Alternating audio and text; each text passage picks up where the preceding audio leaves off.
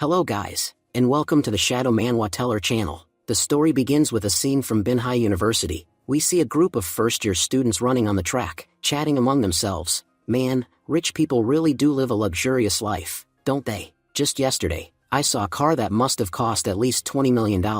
If I ever get rich, I'm definitely buying a car like that. Right then, our main character Chinyuan speaks up. Honestly, cars are just meant to get us from one place to another. Spending that much on a car just doesn't make sense. Everyone starts laughing at Chinyuan. You're absolutely right, Chen. That's exactly why you don't even have a car at home. You always walk to college, remember? Oh right, we almost forgot. You don't even have a place to live. Rich people are such fools, buying huge houses and flashy cars. The only smart one here is you. No house, no car. Another student chimes in mockingly. You know what we call people like you, Chen? Poor. As they're busy mocking Chinyuan, suddenly, a luxury convoy of expensive cars pulls into the university parking lot. Everyone turns, stunned. What kind of person owns that kind of ride? Look at the number plate on that boss car. It's probably worth more than our entire university. Even Chinyuan is taken aback. What are they doing here? From the lead car steps out the richest businessman in the city, Chinhan, surrounded by a team of bodyguards. No way. That's the Chinhan,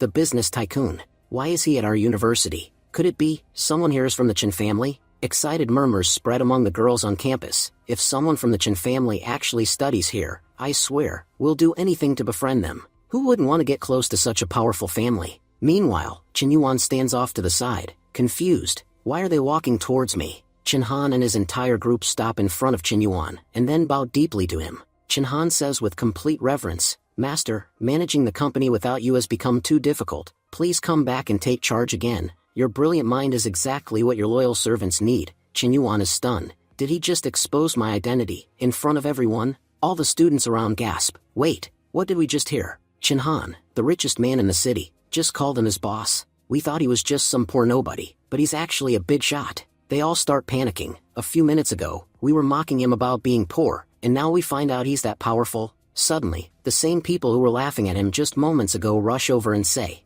Chinyuan, don't forget, we're your true friends. We only tease those we're really close to. Chinyuan smiles to himself. Human nature. People don't care about you, they care about your status. And if this is all about status, then they haven't even seen my true identity yet. With the power of the system on my side, no matter who stands in front of me, they'll have no choice but to bow. But my life wasn't always like this. Everything changed, just a few days ago. A few days earlier, a strange pop-up window appeared in front of Chinyuan. It read, Would you like to join the Life Exchange Club and completely transform your life? Shocked, Chinyuan said, What is this? At that moment, his friend showed up. Chinyuan, you're seriously brave, man. You actually said that to the most dangerous girl on campus. No one else even has the guts to look her in the eye. Let's see what you said. Chin tries to speak up. Guys, can't you see those glowing words in the sky? But his friends ignore him completely. What the hell is going on with me? Did I get cursed or something? Is this some kind of ghost? Meanwhile, his friend reads Chen's chat messages and bursts out laughing. Chinyuan's friend warned him, asking if he even realized who he had just flirted with. He explained that the girl was known as the Ice Queen of Binhai University, a woman so intimidating that even the best professors were too afraid to approach her. And yet, somehow, Chinyuan had managed to flirt with her directly. Chinyuan, visibly shocked, repeated, Ice Queen? Then it hit him. He'd just flirted with Professor Chen. At that point, his other friends joined in, laughing and mocking him. They all said the same thing. Professor Chen was extremely dangerous, and no one in the university had ever dared to talk to her casually, let alone flirt with her. They teased Chinyuan, saying he couldn't even imagine what was about to happen to him now. But Chinyuan, trying to stay calm, shrugged and said, What's the worst she could do to me? Right then, Professor Chen approached the group. In a sharp, commanding voice, she told Chinyuan to come to her office. She reminded him of all the bold things he had said in the chat, and challenged him to repeat those words in real life. She said that this was the first time in the university's history that someone had dared flirt with her, and she was curious to see if Chinyuan truly had the courage to back it up. Chinyuan's friends nudged him, grinning, saying he had caught the professor's attention, and that now was the time to show what he was really made of. Meanwhile, Chinyuan was internally panicking. He thought to himself that someone had told him she was a first-year student. Had he known she was Professor Chinyuro, he would never have flirted with her. Suddenly, a window appeared in front of Chinyuan once again. It displayed the same message. Would you like to join the Life Exchange Club and change your life? Chinyuan thought for a moment. Everything was repeating again. But this time, he felt no hesitation. After all, nothing good was happening in his life anyway. Could it get any worse? He clicked OK. Instantly, he found himself in a completely different place. Stunned, he muttered, "Is this really the Life Exchange Club? Am I dreaming?" A girl suddenly appeared and assured him that he wasn't dreaming. She told him he had officially become a member of the Life Exchange Club, and now had the power to exchange lives with anyone he chose. Chen Yuan, still in disbelief, asked if he could really swap lives with anyone. The girl, who introduced herself as the manager Sue, nodded and explained that the club was filled with all kinds of people, most of them elite models, celebrities, or powerful figures. He could choose anyone whose conditions he liked, and if they agreed, the exchange would happen. She added that joining the club didn't mean he had to keep exchanging lives endlessly. Now that he was a member, he had full control over how he lived his life. Chen Yuan pondered aloud, wondering what would happen if he had a girlfriend and someone else took over his body. Wouldn't that be cheating? Then he smirked and muttered to himself, "Wait, I don't even have a girlfriend. Why am I overthinking this?" Manager Sue smiled and reassured him again. There was no need to worry. When he exchanged lives with someone, he could set specific restrictions. The other person would only be able to access the memories Chen Yuan allowed, and they would be bound by the rules Chen Yuan set. There was no way for them to break them. Chen then asked what would happen if he wanted to return to the club again. Manager Sue told him it was simple. He just had to think about the Life Exchange Club, and he would be brought back. Still unsure, Chen thought to himself, "I'm just an ordinary-looking, broke guy. Why would any rich businessman or celebrity want to trade lives with me?" But he decided to give it a shot. He opened his profile. A system-wide announcement echoed through the club. A new member has joined the Life Exchange Club. Name, Chen Yuan. Status, college student. No money, no house. The moment the announcement was made, everyone around turned to stare at him. One by one, people began to approach him with enthusiasm. A man in a suit said, "Brother Chen, would you exchange lives with me? I'm a rich master, your life seems peaceful." Another chimed in, "I'm a global celebrity with 200 million followers. Please, let's switch lives." Chen Yuan stood there, completely baffled. What's going on? Why do these powerful people want my life? Is being ordinary really that special in this club? As he exited the hall, Chen Yuan said to himself that he wasn't going to do anything without first understanding everything fully. Not long after, Chen Yuan encountered a man named Chen Han. Chen Han told him that exchanging lives with him would be quite entertaining. Chen Yuan recognized him instantly. He thought, "That's Chen Han, Binhai City biggest business icon. I can't believe someone like him wants to trade lives with me. But before I agree, I need to ask him something." He asked why so many people were desperate to switch lives with him. Chen Han replied that the more powerful a person was, the more complicated their problems became. The club wasn't just about swapping lives, it was about solving each other's struggles. He explained that the issues faced by a college student were vastly different from those faced by a high-level executive. No matter how big your problems feel to you, they're still much simpler than ours. That's why everyone wanted your life. It may seem small, but to us, it's a peaceful escape. Chen Yuan stood silently as realization hit him. So that's what this means. I'm a loser, and that's why these powerful people want my life. Chen Han explained that solving each other's problems in the Life Exchange Club would earn them life exchange points. Chen Yuan raised an eyebrow and asked what the points were even good for. To him, this all sounded like some strange video game. Chen Han smiled slightly and replied, "That's exactly what it is. A game, but one that can change your real life.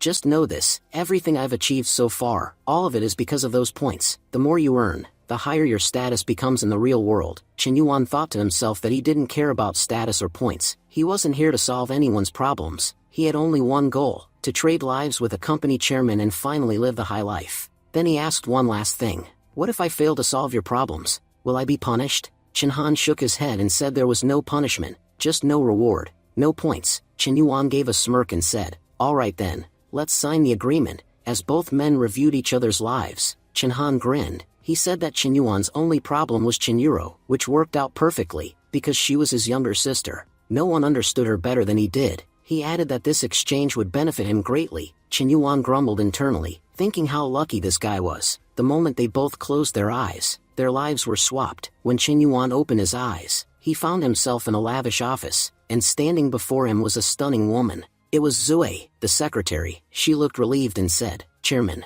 you scared me so much. I thought something had happened to you." Chen Yuan blinked, taking in the luxury around him. So this is what it feels like to be a business tycoon. This life is starting off better than I expected. Zoe explained that when he hadn't responded to her knocking, she had panicked and come in, only to find him unconscious. She had tried everything to wake him up. Chen Yuan, amused, replied that he had never seen anyone wake someone up like that. She looked embarrassed. "I just did what came to mind." Chen Yuan remembered, from Chinhan's memories, that Zue had been working for 2 years as his secretary, and had made several attempts to charm him, but Chinhan had never fallen for it. Wow, if even someone like her wasn't enough to tempt him, that means he had access to even better women in his life. A tycoon's lifestyle really is next level. He chuckled internally and reminded himself, since I'm here now, I might as well enjoy it. Just then, another woman entered the office. She said the board meeting was about to begin and handed over a file containing the day's agenda. But the moment she saw Zue and Qin Yuan standing close together, she froze in place, visibly surprised. Qin Yuan clarified with a smile, I fainted, and Zue was helping me regain consciousness. You didn't misunderstand anything, did you? The woman blushed and quickly reassured him. No, Chairman. It was obvious she was helping. Sorry. She placed the documents down and exited swiftly. After getting dressed, Qin Yuan looked at himself in the mirror and said it was time to head to the board meeting. Based on the memories he had inherited from Chinhan, he knew exactly what was coming today. The board would attempt to strip him of his authority, but Qin Yuan couldn't care less. This life isn't mine anyway. Whether I stay chairman or not doesn't matter. But I'll make sure I have fun while it lasts, and put these arrogant fools in their place. Scene shifted to the boardroom. Since he arrived a bit late, the other shareholders were already murmuring and gossiping. They all noticed that the usually serious Chairman Qin was acting very different today. Qin Yuan entered boldly, walked straight to the head of the table, and plopped into his seat. This chair is so stiff. Next time, get me a proper bed instead. I'm not used to struggling like you people. The entire room went silent. Chairman Hemming leaned forward and said sternly, Chairman Chen,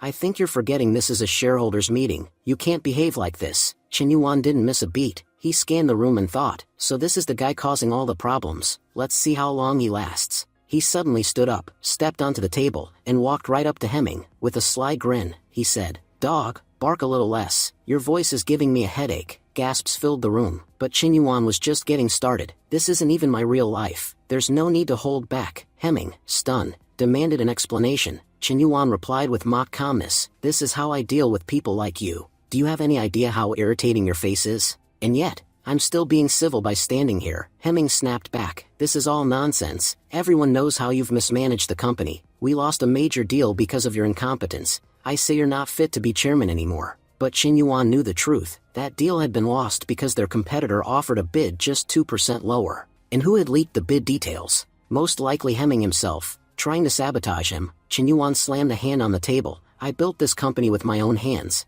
I've fed biscuits to dogs like you before, and now, you want to kick me out for one mistake? Have you no shame? Hemming replied calmly, this isn't your decision to make, the majority will decide. Everyone here knows you're unfit. He raised his hand. All those in favor of removing Chinhan from the chairman's post, raise your hands. And just like that, almost all the shareholders raised their hands. Hemming said that it looked like Chinhan's good days were over, and soon he wouldn't be able to sit in his chair for much longer. Sitting back in his chair, Chinhan replied that he was the face of the entire group. In just 4 years, a very short time, he had built such a massive company, and in a single day he could sell all his shares and destroy the company in just 4 days. If he lost his position as chairman, he would sell every single share he owned. He would still get a huge payout for his shares, but the others wouldn't even get a penny for theirs. Hearing this, everyone in the room was shaken and tried to calm him down. But Chinhan told them there was no point in trying to appease him. If they removed him as chairman today, the company would be gone tomorrow. Some shareholders spoke up, saying they believed Chairman Chen was an exceptional leader. Yes, they admitted, they had recently missed out on 1 or 2 deals, but under his leadership the company had grown tremendously over the past 4 years. For that reason, they would continue to support him. Chinhan said they were making the right choice. As long as they stood by him, the company would keep moving forward. But he warned them, if they ever turned their backs on him, they couldn't even imagine what he might do to them. Hemming shouted that Chinhan was overstepping his authority. Everyone in the company had invested their money, and he couldn't just do whatever he pleased. Chinhan replied that while they had only invested in the company, he was the one who had built it from the ground up. Yet just moments ago, they had been talking about forcing him out of his own company. Then, with a sly smile, he turned to the shareholders and said that the vice chairman's health didn't seem too good. It looked like the stress of his position had gotten to him. His focus was on other people's positions instead of his own work. He suggested giving the vice chairman a break from his duties for a while. Who agrees we should remove him from his position? Everyone immediately voted to remove Hemming as vice chairman. Hemming shouted that he had never seen such disgusting people in his life. Chinhan then ordered his secretary to prepare the documents immediately. Within 5 minutes, all the papers were ready, and Hemming was stripped of his position. Hemming yelled that there was nothing wrong with his health, and accused them of using a ridiculous excuse to remove him. He swore he wouldn't let Chin-han get away with it. The guards and other staff held Hemming back. Chin-han pointed at him and told everyone to see for themselves. Hemming had lost his mind and had just tried to attack him. Who knew who he might attack next? That was why Chin-han had removed him from his position, to let him rest at home. Hemming shouted that he wasn't crazy, he was perfectly fine. But Chin-han smiled and told the others that their vice chairman was leaving, and asked if they wouldn't even say goodbye properly. The shareholders, smirking, told Hemming to take care of his health, and even offered to give him a doctor's number if he needed one. Seeing their hypocrisy, Hemming began coughing up blood. Chin-han then remarked sarcastically that Hemming was the most dedicated man he had ever seen. His health was so bad he was coughing blood, and yet he still wanted to keep working instead of resting. But all the shareholders were thinking the same thing, that Hemming's illness wasn't because of the company, but because of Chin-han himself. By now, everyone in the Han Jian group had learned one thing: Chairman Chin was a monster. If anyone went against him, he would destroy them completely. The secretary informed Chin-han that the vice chairman's position was now vacant. Chin-han said it would remain empty until they found the right person. Many in the room secretly began thinking this could be a big opportunity for them. If they performed well, the vice chairman's seat could be theirs. Chin-han thought to himself that now that everyone's attention was on the vice chairman position, no one would bother going after him. Then other shareholders spoke up, saying they had lost the last deal by just a 2% margin. Somehow, Chin-han Trading had placed a bid 2% better than theirs. They were certain that someone from within their company had leaked their bid details. Otherwise, there was no way the competitor could have beaten them by such a small margin. Chin-han told them not to worry, saying he would handle the matter himself. The shareholders praised him, saying he always took every problem upon himself. In reality, Chin-han didn't care at all who the traitor was. He had only said that to wrap up the meeting quickly. All he really cared about was living a luxurious life. Contracts and deals only mattered to him in terms of profit. He then officially ended the meeting. After everyone left, he told his secretary to cancel all meetings for the next 2 days and to investigate Chin-han Trading. "I know you'll do a thorough job." The secretary smiled and replied, "Chairman Chen, I'd do anything for you." Chin Yuan says, "I had some work today, that's why I'm heading out. Later, I'll definitely check what you can do for me." At the same time, Chin Yuan was thinking, honestly, this secretary is amazing. "Chin-han, I'm sorry, but using your body, I'm going to do something a little wrong." The scene shifts. Chin Yuan arrives at the Binhai International Hotel. "It's always been my dream to come here, but because of my poverty, I could never afford it. Today, I'll finally see how amazing this hotel is from the inside." As soon as he reaches the gate, attendants open it for him. Chin Yuan thought, if I had such an incredible life, I'd never want to exchange it with anyone. Inside, a waitress approaches. "Will your order be the same as always?" Chin Yuan replies, "No, I'm going to order something different today." Before he can continue, Chin Yuro appears. "Brother, what are you doing here?" Chin Yuan's mind races. What are they doing here? Aloud, he says, "Yuro, I just came here to eat, but what about you?"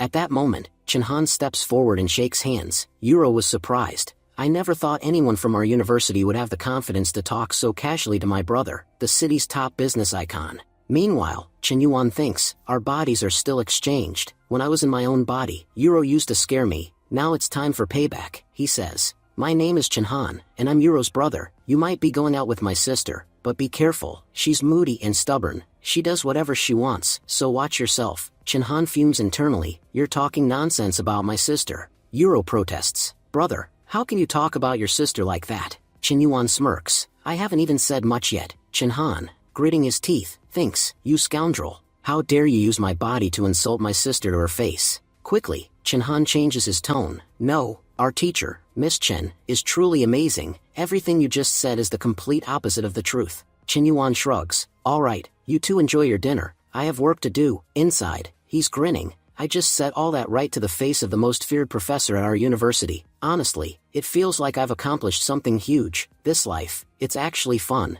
Meanwhile, Yuro comments, "My brother was acting strangely today. Normally, he's never like this. He's always so composed." Chin-han explains, "You still don't understand your brother. Everything he said about you wasn't really about you. It was about me, in his own way. He was warning me to take care of you." Yuro smiles. "Oh, is that so? You're really smart." Chin Yuan, "You understood what my brother meant better than I did. And I'm his sister." In her thoughts, she adds, "Honestly, most people at university like me, but he's the first guy I've actually liked. His personality is so much like my brother's." Inside the dining hall, Chin Yuan finishes his meal. "I'm full. Now, the two of you dance for me. The happier you make me, the more money you'll get." Watching them, he thinks, the life of rich people is incredible. I wonder how my 3 roommates are doing right now. They can't imagine how much I'm enjoying myself here. Actually, my classmates have always mocked my poverty. It's time to show off a little. The scene shifts to the present. Qinyuan smirks. Just because of this body exchange, Chinhan is bowing to me.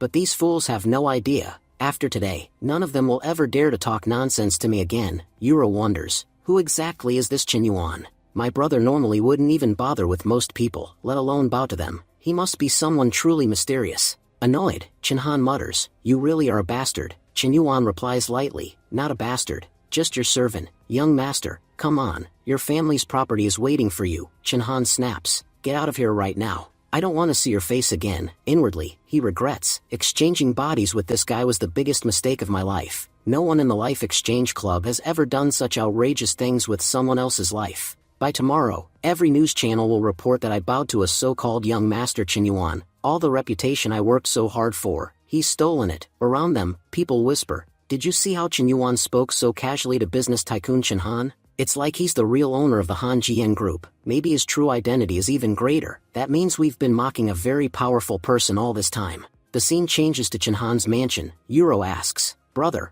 why were you calling Qinyuan young master? Qinyuan said, it's a long story. To keep it short, everything I am today is because of Qinyuan. I'm nothing more than a puppet who carries out his orders. And he's the kind of man who, even though he has everything, doesn't want anything for himself. Yuro listened silently, her thoughts spinning. I always believed my brother was the most extraordinary person, but now I see the truth. The mastermind behind the Han Zian group isn't him, it's Qinyuan. No wonder their speaking styles are so similar. My brother must have learned everything from him. And Qinyuan, he's only 19. He founded the company 4 years ago. Could a 15-year-old really have the brains to build such a massive business? If so, this Qinyuan will go very far. Leaning forward, she said, brother, I want to know more about Qinyuan. Yuan smiled faintly and waved it off. I'd love to tell you, but I'm on my way to a charity dinner. No time for long stories right now. Without missing a beat, Yuro replied, then I'll come with you. You can tell me everything on the way. But Yuan quickly made an excuse and slipped away.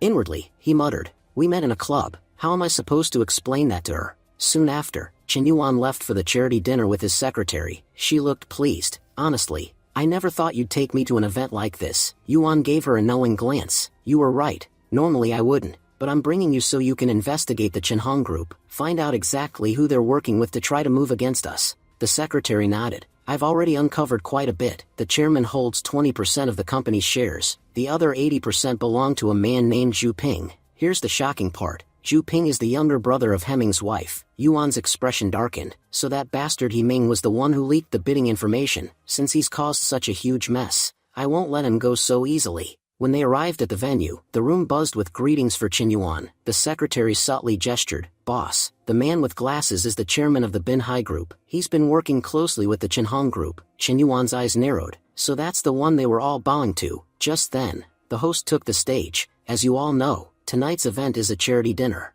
Before we eat, we'll be raising funds for children in rural villages. One by one, the guests announced donations, a few million each from their respective companies. Then Qinyuan stood up. From me, $30 million.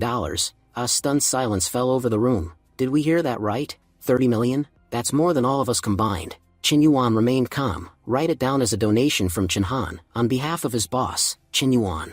Now the shock turned to awe. Who is this Qinyuan? Chinhan himself is a major figure, yet he speaks of him with such respect. This man must be incredibly powerful, someone who prefers to stay in the shadows but whose influence is immense. Qinyuan thought to himself, before I leave this body, I'll build an image so strong that no one in this city will dare challenge me. The host smiled broadly. The largest donation of the night, $30 million, from Mr. Chinhan, on behalf of Mr. Qinyuan. Meanwhile, Lu Hai was quietly assessing the situation. This young master Qinyuan must be a true heavyweight. If he's backing the Han Zian group, its potential is enormous. Maybe I should work with them instead of the Chinhan group. He stepped forward. Mr. Qin, do you remember our $6 billion project? Qinyuan replied evenly, yes. I remember, the project you gave to Chinhan Group over a 5% margin. Honestly, projects like that didn't matter to us. You've seen for yourself. We can donate $30 million without blinking. At that moment, Lu Hai said, who told you we've given the project to the Chinhan Group? Right now, it's nothing but rumors.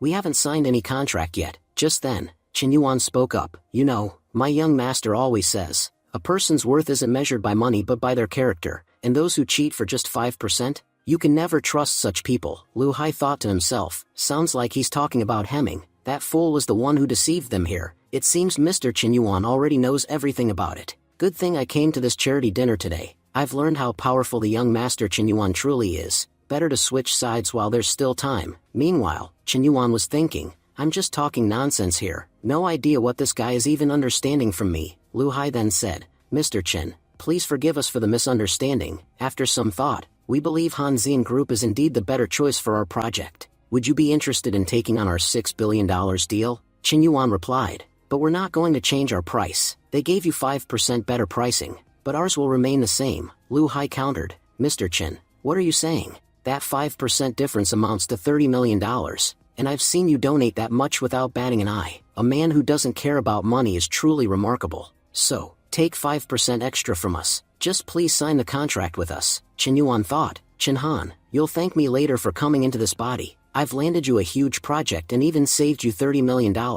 Out loud, he said, don't tell the Chen Han Group you've canceled their contract. I heard they've already arranged a signing party to celebrate. Let's not ruin it for them. Puzzled, Lu Hai asked, Mr. Chen, what do you mean? Chen Yuan smiled, I mean, the signing party will still happen. The cake will be cut, the press interviews will be held, but the signing won't be with Chen Han Group, it will be with us. They shocked us with that 5% undercut, so we should give them a little surprise of our own. Lu Hai thought, his methods are terrifying. Signing with another company right inside Chen Han's own celebration will make them a laughingstock worldwide. Chen Yuan teased, Mr. Lu, why do I see hesitation on your face? Don't tell me you have a problem with this plan, Lu Hai quickly said. No problem at all. If this is young Master Chen Yuan's order, I'll do it. Inside, he reasoned, Hemming is just a small pawn trying to establish himself in this market. Chen Yuan, on the other hand, is a seasoned player. Siding with Hemming might bring short-term gains, but siding with Chen Yuan will mean long-term profit. Chen Yuan concluded, today, you've made the best decision of your life. This cooperation will be extremely profitable for you. Nearby, the secretary thought, if our chairman is this capable, then how incredible must Chen Yuan be, someone who can command him so easily. Just then, Mr. Hari stepped forward and said, I'm the owner of the Hari Group and organizer of this charity dinner. Today, we've witnessed the largest donation in our history, $30 million from Mr. Chen Yuan. I'd like to invite him to dinner to thank him personally. Chen Yuan replied, our young master is extremely busy right now, so unfortunately he won't be able to attend your dinner. People whispered among themselves, Chen Han is truly smart. He doesn't let Mr. Chen Yuan meet just anyone. Meanwhile, elsewhere, Hemming was fuming, that bastard Chen Han. I won't let him go. I worked so hard to convince everyone to remove him from the chairman's seat, but at the last moment, he flipped the entire game. Xu Ping tried to calm him, brother-in-law, why insist on becoming Hanxian Group's chairman? We can just pull all their projects into the Chen Han Group, and you can become our chairman instead. Hemming shook his head, this is a matter of pride. Xu Ping smirked, the day after tomorrow is the signing ceremony. To really get under Chen Han's skin, you should invite him. Everyone knows the Binhai Group's project was huge, especially for Chen Han. It was his dream project. When you sign it as Chen Han's chairman, it'll burn him up inside. And when it does, we'll take photos and make them go viral. Hemming grinned, that's an excellent idea. We'll invite as much media as possible to capture it all. I want to watch Chen Han's downfall start with that signing ceremony. On the other hand, we see that Chen Yuan has completed his spicy moments with the secretary. He thought, the life of the rich is amazing. I say a few random things among them, and suddenly I'm a genius in their eyes. In this life, I have money, cars, women, everything. I don't understand why someone like Chen Han would ever trade bodies. News of Chen Yuan's $30 million donation quickly spread across the university. Students said in awe, Chen Yuan, you're incredible. Yesterday you donated $30 million to charity, the largest in history. Chen sat in class, deep in thought. $30 million in donations. Has Chen Yuan gone mad? Meanwhile, everyone surrounded Chen Han, praising him. You're amazing.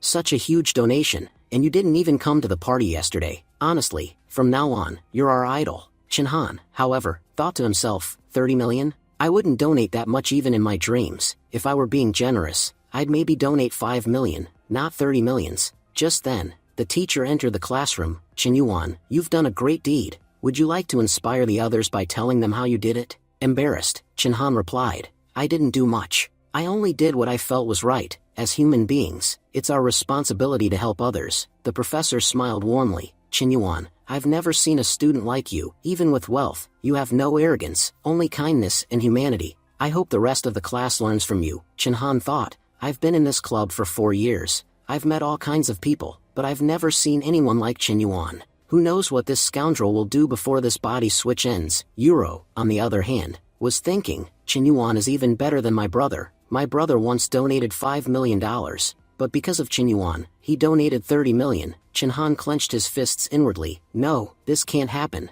Because of that jerk Chen Yuan, Euro is starting to like him. I have to separate them somehow. Elsewhere, Chen Yuan sneezed. Who's thinking about me so intensely? The phone on his office desk rang. His secretary answered. Mr. Chen, there's someone named Zhu Ping here to see you, Chen Yuan said. Let him in. Zhu Ping entered with a mix of curiosity and caution. Mr. Chen Han, your call last night shocked me. I still can't believe you wanted to meet me. Chen Yuan began. I have something to discuss with you. Do you want the 80% shares of Chen Hong Group? Zhu Ping was taken aback. What are you saying? Those shares belong to my brother-in-law. If I fight for them, it would be betraying him. Chen Yuan leaned forward. This isn't betrayal. Everyone knows how much effort you've put into Chen Hong Group. Hemming never contributes to the company, yet he owns 80% of the shares while you have nothing. Zhu Ping shook his head. It doesn't matter. Those shares are, in a way, with my sister and nephew. Chen Yuan replied. There's a difference between in a way and truly yours. What if Hemming divorces your sister tomorrow? You'll be left with nothing. Zhu Ping paused.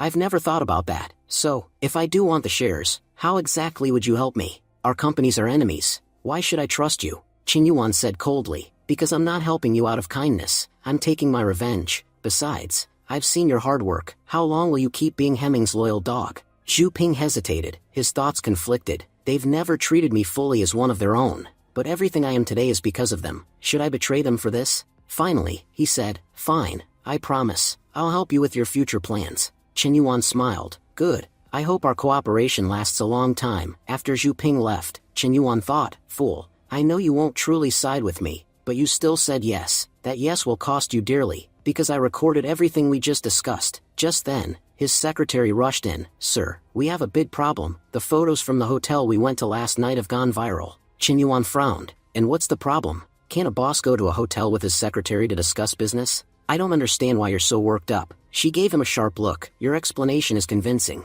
But do you really think your wife will believe it? Shocked, Chen Yuan asked. Wife? What wife are you talking about? She said. Sir, how could you forget your own wife? Inside, Chen Yuan's thoughts raced. Wait, is this Chen Han married? In his memories, I found nothing about a wife. Could it be that he erased all memories of her in the agreement? Then he shook his head. Why am I panicking? This isn't my body or my life. He looked up and said calmly. Zoe, don't worry, this is a small matter. I'll handle it. To calm himself, Chen Yuan put on his headphones and started listening to music. Chen Yuan was thinking, Chen Han, forgive me, for your sake. I've created such a big problem that now even God won't be able to save you. The secretary said apologetically. Boss, please forgive me. Chen Yuan replied calmly. Don't worry at all. No trouble will come your way. I've already spoken to my boss, Chen Yuan, about you. Soon, you'll be working under him. Just then, Chen Han's phone started ringing. It was his wife calling. Nervously, Chen Yuan reminded himself, first thing, don't panic. When he answered, Chen Han's wife immediately started hurling insults at him, cutting her off. Chen Yuan said sharply, hang up for now. I'm in a meeting and you're disturbing me. Whatever it is,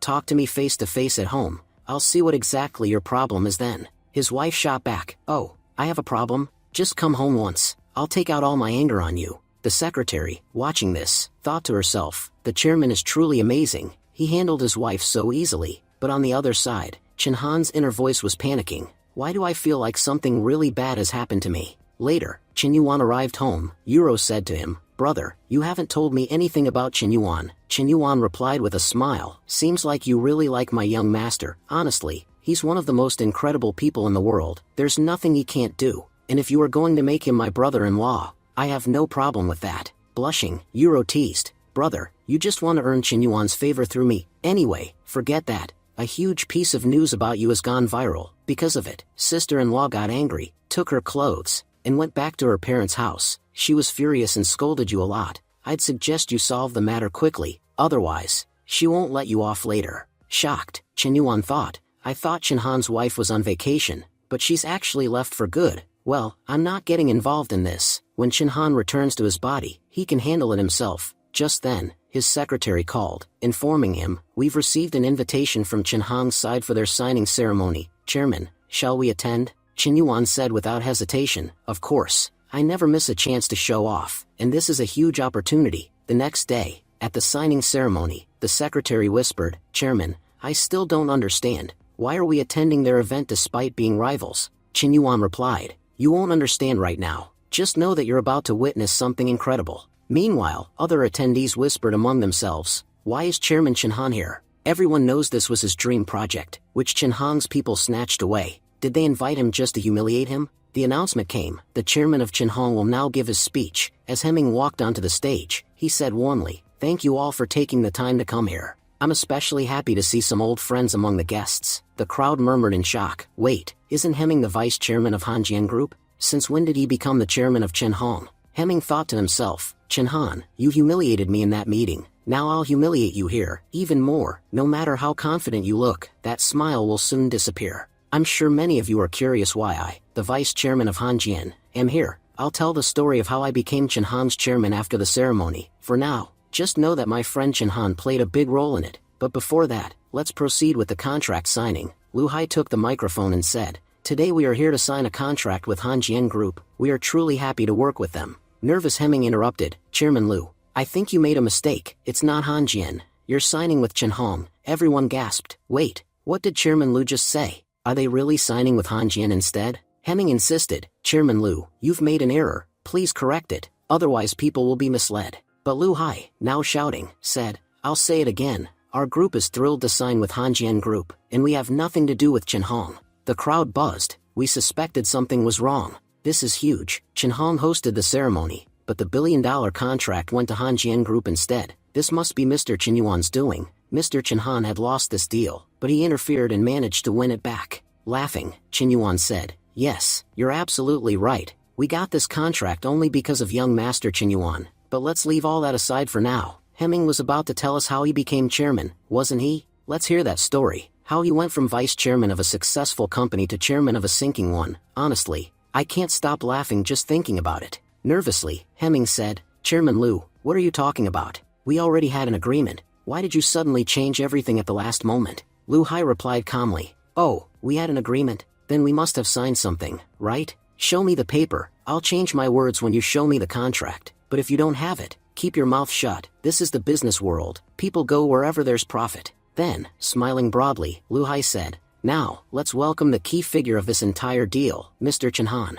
Dancing his way in, Chen Yuan spoke cheerfully. First, I'd like to thank, not our partner Bin Hai Group, but Hemming himself. He threw such an amazing party for us, for free. It's truly a pity he left our company after doing so much for us, but there's no point talking about someone who's already gone. Instead, let's talk about young Master Chen Yuan. To be honest, I had already lost this contract with my own hands, but young Master Chen Yuan insisted that we win it, and let's face it, whatever he wants, happens. He even told me personally that he'll put his full focus on Hanjian Group, and pay less attention to his other billion-dollar companies. Just imagine, when all his resources are poured into our company, how far we'll go. He also said that any rivals who stand against us will be crushed. So, invest your money carefully. The businessmen around him murmured in excitement. This is huge news. If young Master Chen Yuan can secure a $6 billion project without even appearing in person, there's nothing he can't do. If he's shifting his full attention to Hanjian, then we should invest everything there. We need to earn his favor, and, most importantly, cut all ties with Chen Hong Group. If we stay linked to them, young Master Chen Yuan might turn against us. Hemming snapped angrily. Chen Han, you're talking nonsense. You're simply trying to destroy our company. Chen Yuan retorted. Destroy? Was it me, or was it you? As vice chairman, you looted us more than anyone, and I know it better than anyone else. Hemming shot back. You see? He's spouting lies just because I left his company. What proof does he have that I betrayed Hanjian? Just then, a voice interrupted. Even if Chairman Chen Han has no proof, I do. Everyone turned. It was Zhu Ping. He spoke firmly. Hemming, you siphoned money from Hanjian Group and Chen Hong Group. I've reported everything. Before meeting Chairman Chen, I didn't know you were betraying both companies. At that moment, an officer arrived and said, Hemming, you're accused of theft. You need to come with us to the police station. Hemming shouted furiously, You bastard, Zhu Ping. Every theft I committed, I gave you and your sister a share. Without me, you'd still be a poor farmer. Only because of me are you sitting here as the owner of a major company. And now, when you have the chance, you betray me? Zhu Ping thought to himself, It's true, we committed every theft together and always shared the risks equally. But for all that, I never got 50%, only 20%. Now that you're out of the way, my sister and I will own 100%. Why should I give you anything?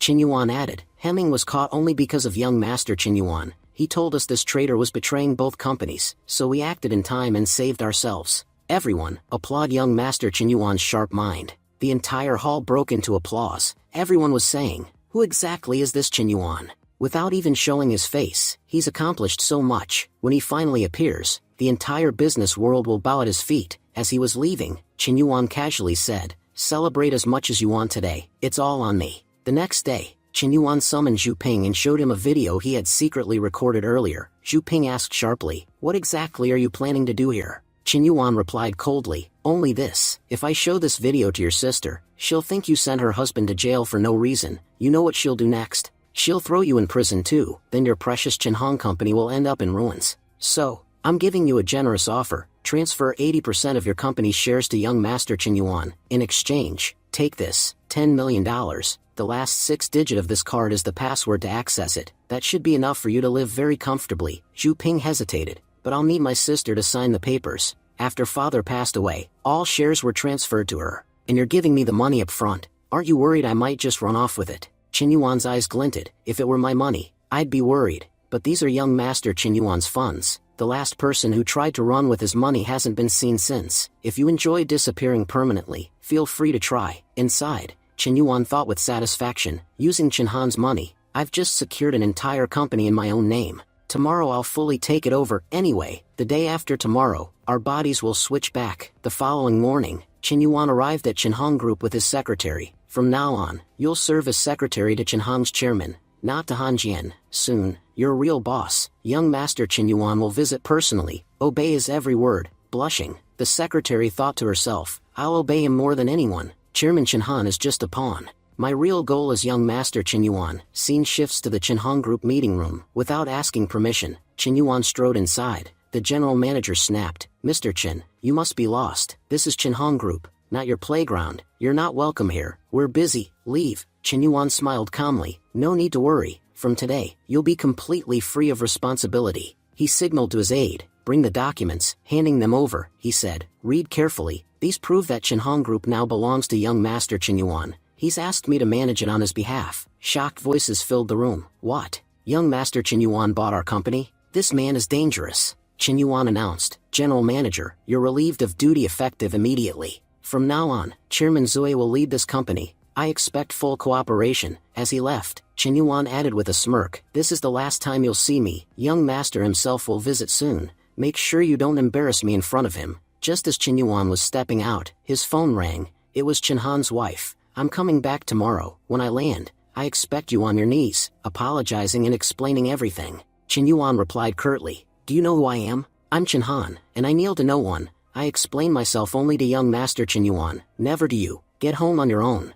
I'm not picking you up, and don't call again. I have more important matters. Hanging up, Qinyuan thought, Brother Qin, I've solved every single problem in your life. I kicked out your company's biggest traitor, made a nice profit for myself, and, best of all, I've secured your dignity as a husband. Your wife will respect you now. When you meet me tomorrow, you'll thank me. The next day, Qinyuan arrives at the Life Exchange Club, stepping into his own body again. He says with a satisfied smile, it feels great to be back in my own skin. Just then, Chinhan walks in, glaring, you bastard, finally, I've found you. Qinyuan replies casually, I hope you had a spectacular week. Chinhan sneers, I've swapped lives with plenty of people before, but I've never met someone as devious as you. You look so innocent on the outside, but inside, you're cunning to the core. Qinyuan chuckles, I'll take that as a compliment, though I'm not used to hearing so much praise. Anyway, let's skip the small talk. I'm new here. Tell me, how many members does this club have, and what exactly goes on here? Chinhan snaps,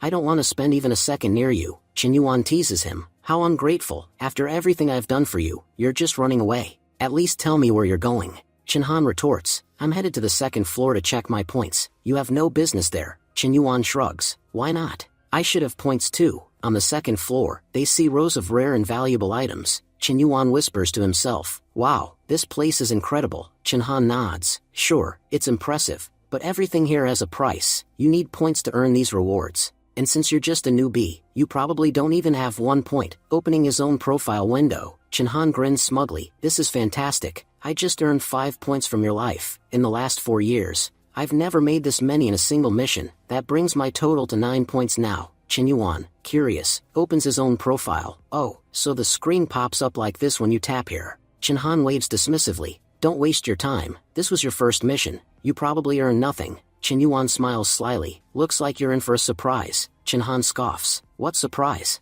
If you're lucky, you might have scraped together a single point. Even the top members of this club only earned 1 or 2 points from their first mission. Honestly, I expect you to have 0. But as soon as Chen Yuan's window opens, Chen Han was stunned. What? You're a newbie. How did you earn 10 points in one go? The system announcement explains. Chen Yuan secured a massive project for the Hanjian group, something Chen Han could never have achieved, even in his dreams. He protected Chen Han's position as chairman, which Chen Han himself was incapable of saving, and he exposed and removed the company's most dangerous traitor, whom Chen Han mistakenly believed to be utterly loyal. In short, Chen Yuan transformed a donkey named Chen Han into a thoroughbred horse. Mission reward, 10 points. Furious, Chen Han exclaims, so not only did you earn 10 points, but even the system is calling me a donkey now. You're just a newbie. How did you pull this off? Do you have any idea how hard it is to earn even 1 point? Chen Yuan smirks. Oh, you're absolutely right. Earning points is tough, but for a genius, life is a different game entirely. What you see as your biggest problems, I consider child's play. Irritated, Chen Han muttered, you must think you're some kind of genius. Chen Yuan grinned. Correct, I've been one since childhood. I just never had a chance to show it. At that moment, someone passing by interrupted. Why are you making such a fuss? The kid just has 10 points. Don't be jealous. Try to match him instead. Chen Han shot back. If I tell you who he is, you'll be jealous too. He's a complete newbie, and he earned this on his very first mission. The crowd gasped. A newbie? How can a newbie be that good? Soon, everyone gathered around Chen Yuan. Yeah, we remember. He came here just a week ago and swapped lives with businessman Chen Han. Did he really earn so many points from just one mission? It usually takes us 4 or 5 missions to get that many. Someone laughed. Looks like the Life Exchange Club has found its strongest newbie yet. Chen Yuan waved them off. Thanks for the compliments, but don't overdo it. Honestly, I didn't even try. I just used some basic skills. If these so-called tough challenges are all it takes, then they're not tough at all. If you guys ever get stuck, come take lessons from me. I came here planning to stay low profile, but you know how it is. Even behind dark clouds, the moon still shines. I just can't hide my greatness. Annoyed, Chen Han snapped. Get out of here. I've never met anyone more insufferable than you. Feigning innocence, Chen Yuan replied. I know, ordinary people like you are always jealous of geniuses. But do you think being a genius is easy? It's a lonely life at the top. You meet thousands like yourself, but people like me never meet another of our kind. Even with the pain, we push forward. We work hard too, but our hard work begins when yours ends. Chen Han thought to himself, this guy is so good at acting and bragging. No wonder he earned so many points. As Chen Han walked away, Chen Yuan called after him, Brother Chen Han, where are you going? I still need to ask you about the club, especially what I can buy with these points. Just then, Manager Su approached. You can buy anything you want with points. Chen Yuan greeted. Manager Su, you're here? I heard a very talented newbie appeared, so I came to see for myself. Honestly, I had a feeling it would be you. Chen Yuan chuckled. I've stayed low profile so long that no one ever suspects I'm a genius. But I'd like to know more about the club. Manager Su smiled. In that case, I'll give you a full tour and explain how it works. The first floor is the exchange hall, where people swap their lives. The second floor is the points mall. You can check your balance and buy skills there. The third floor is our dining area. On the fourth floor, you can purchase entertainment. The fifth floor has living quarters for players. The sixth and seventh floors are restricted to staff only. On the second floor, you can rent almost anything. And yes, you can buy anything using points. Each floor has its own staff to assist you. As they reached the fifth floor, someone jeered. Manager Su, you're only in charge of the first floor. Why are you personally escorting this guy around every floor? Manager Su replied casually, because I really like this strong newbie. He joked, but didn't you say you only liked handsome guys? Manager Su smiled. Chen Yuan is both strong and handsome. Chen Yuan took the opportunity to ask, so, how many members does the club have? Manager Su admitted, I'm not sure. People come and go all the time. Personally, I hope you stay here for a long time. Chen Yuan grinned. Don't worry, I'm in it for the long haul. Later, Chen Yuan headed to the Points Mall. I've already taken control of the Chen Han group, so money won't be an issue. What I need now is to work on my physical body. He purchased a body strengthening serum. Even though I've spent 5 points, my body will become much stronger, and I really need that strength, because once Chen Han finds out what I did with his life, he definitely won't let me off. I need power to handle his anger. Scene shifted to Chen Han. He was muttering to himself. It's been an entire week. I still haven't spoken to my wife. I should call her and ask her to come back home. But when he reaches for his phone, he notices something shocking. His wife's number has been deleted. Chin-han frowns, thinking, why would that scoundrel Chin-yuan delete my wife's number? Did he do something to her? No, at least I still remember her number. I can still call her. He dials, and the moment his wife picks up, she explodes in anger. Chin-han, looks like you've grown bold. First you block me, now you dare to call me? I thought you'd erased my number completely. This whole week you've been unbearable, and I'm still furious. Tomorrow I'm coming home, and I'll use every bit of my martial arts training on you. Be ready, I'm breaking your legs. She hangs up abruptly. Chin-han stares at his phone, muttering, that bastard Chin-yuan. Why would he block my wife's number? That man is truly bizarre. Just then, Euro enters the room. Brother, what's wrong? Why are you yelling in the middle of the night? Chin-han groans. Tell me honestly, Euro, what have I done in the past week to make your sister-in-law so angry? Euro shrugs. Nothing major, brother. Chin-han sighs in relief. Well, that's good to hear, but Euro adds dryly, you didn't do anything small either. You did something so big she might actually break your legs. Chin-han stiffens. Euro, stop joking. Just tell me what I did. Euro crosses her arms. Brother, you forget things too quickly. I'm sure you've forgotten that secretary you took to the hotel. Your photos went viral. Sister-in-law saw them. I told you this the very same day, but instead of explaining, you arrogantly said, I'm Chin-han. I don't need to explain myself to anyone. Do you really think she wouldn't be angry after that? Chin-han clenches his fists, fuming. Chin-yuan, you bastard. What the hell did you do to me?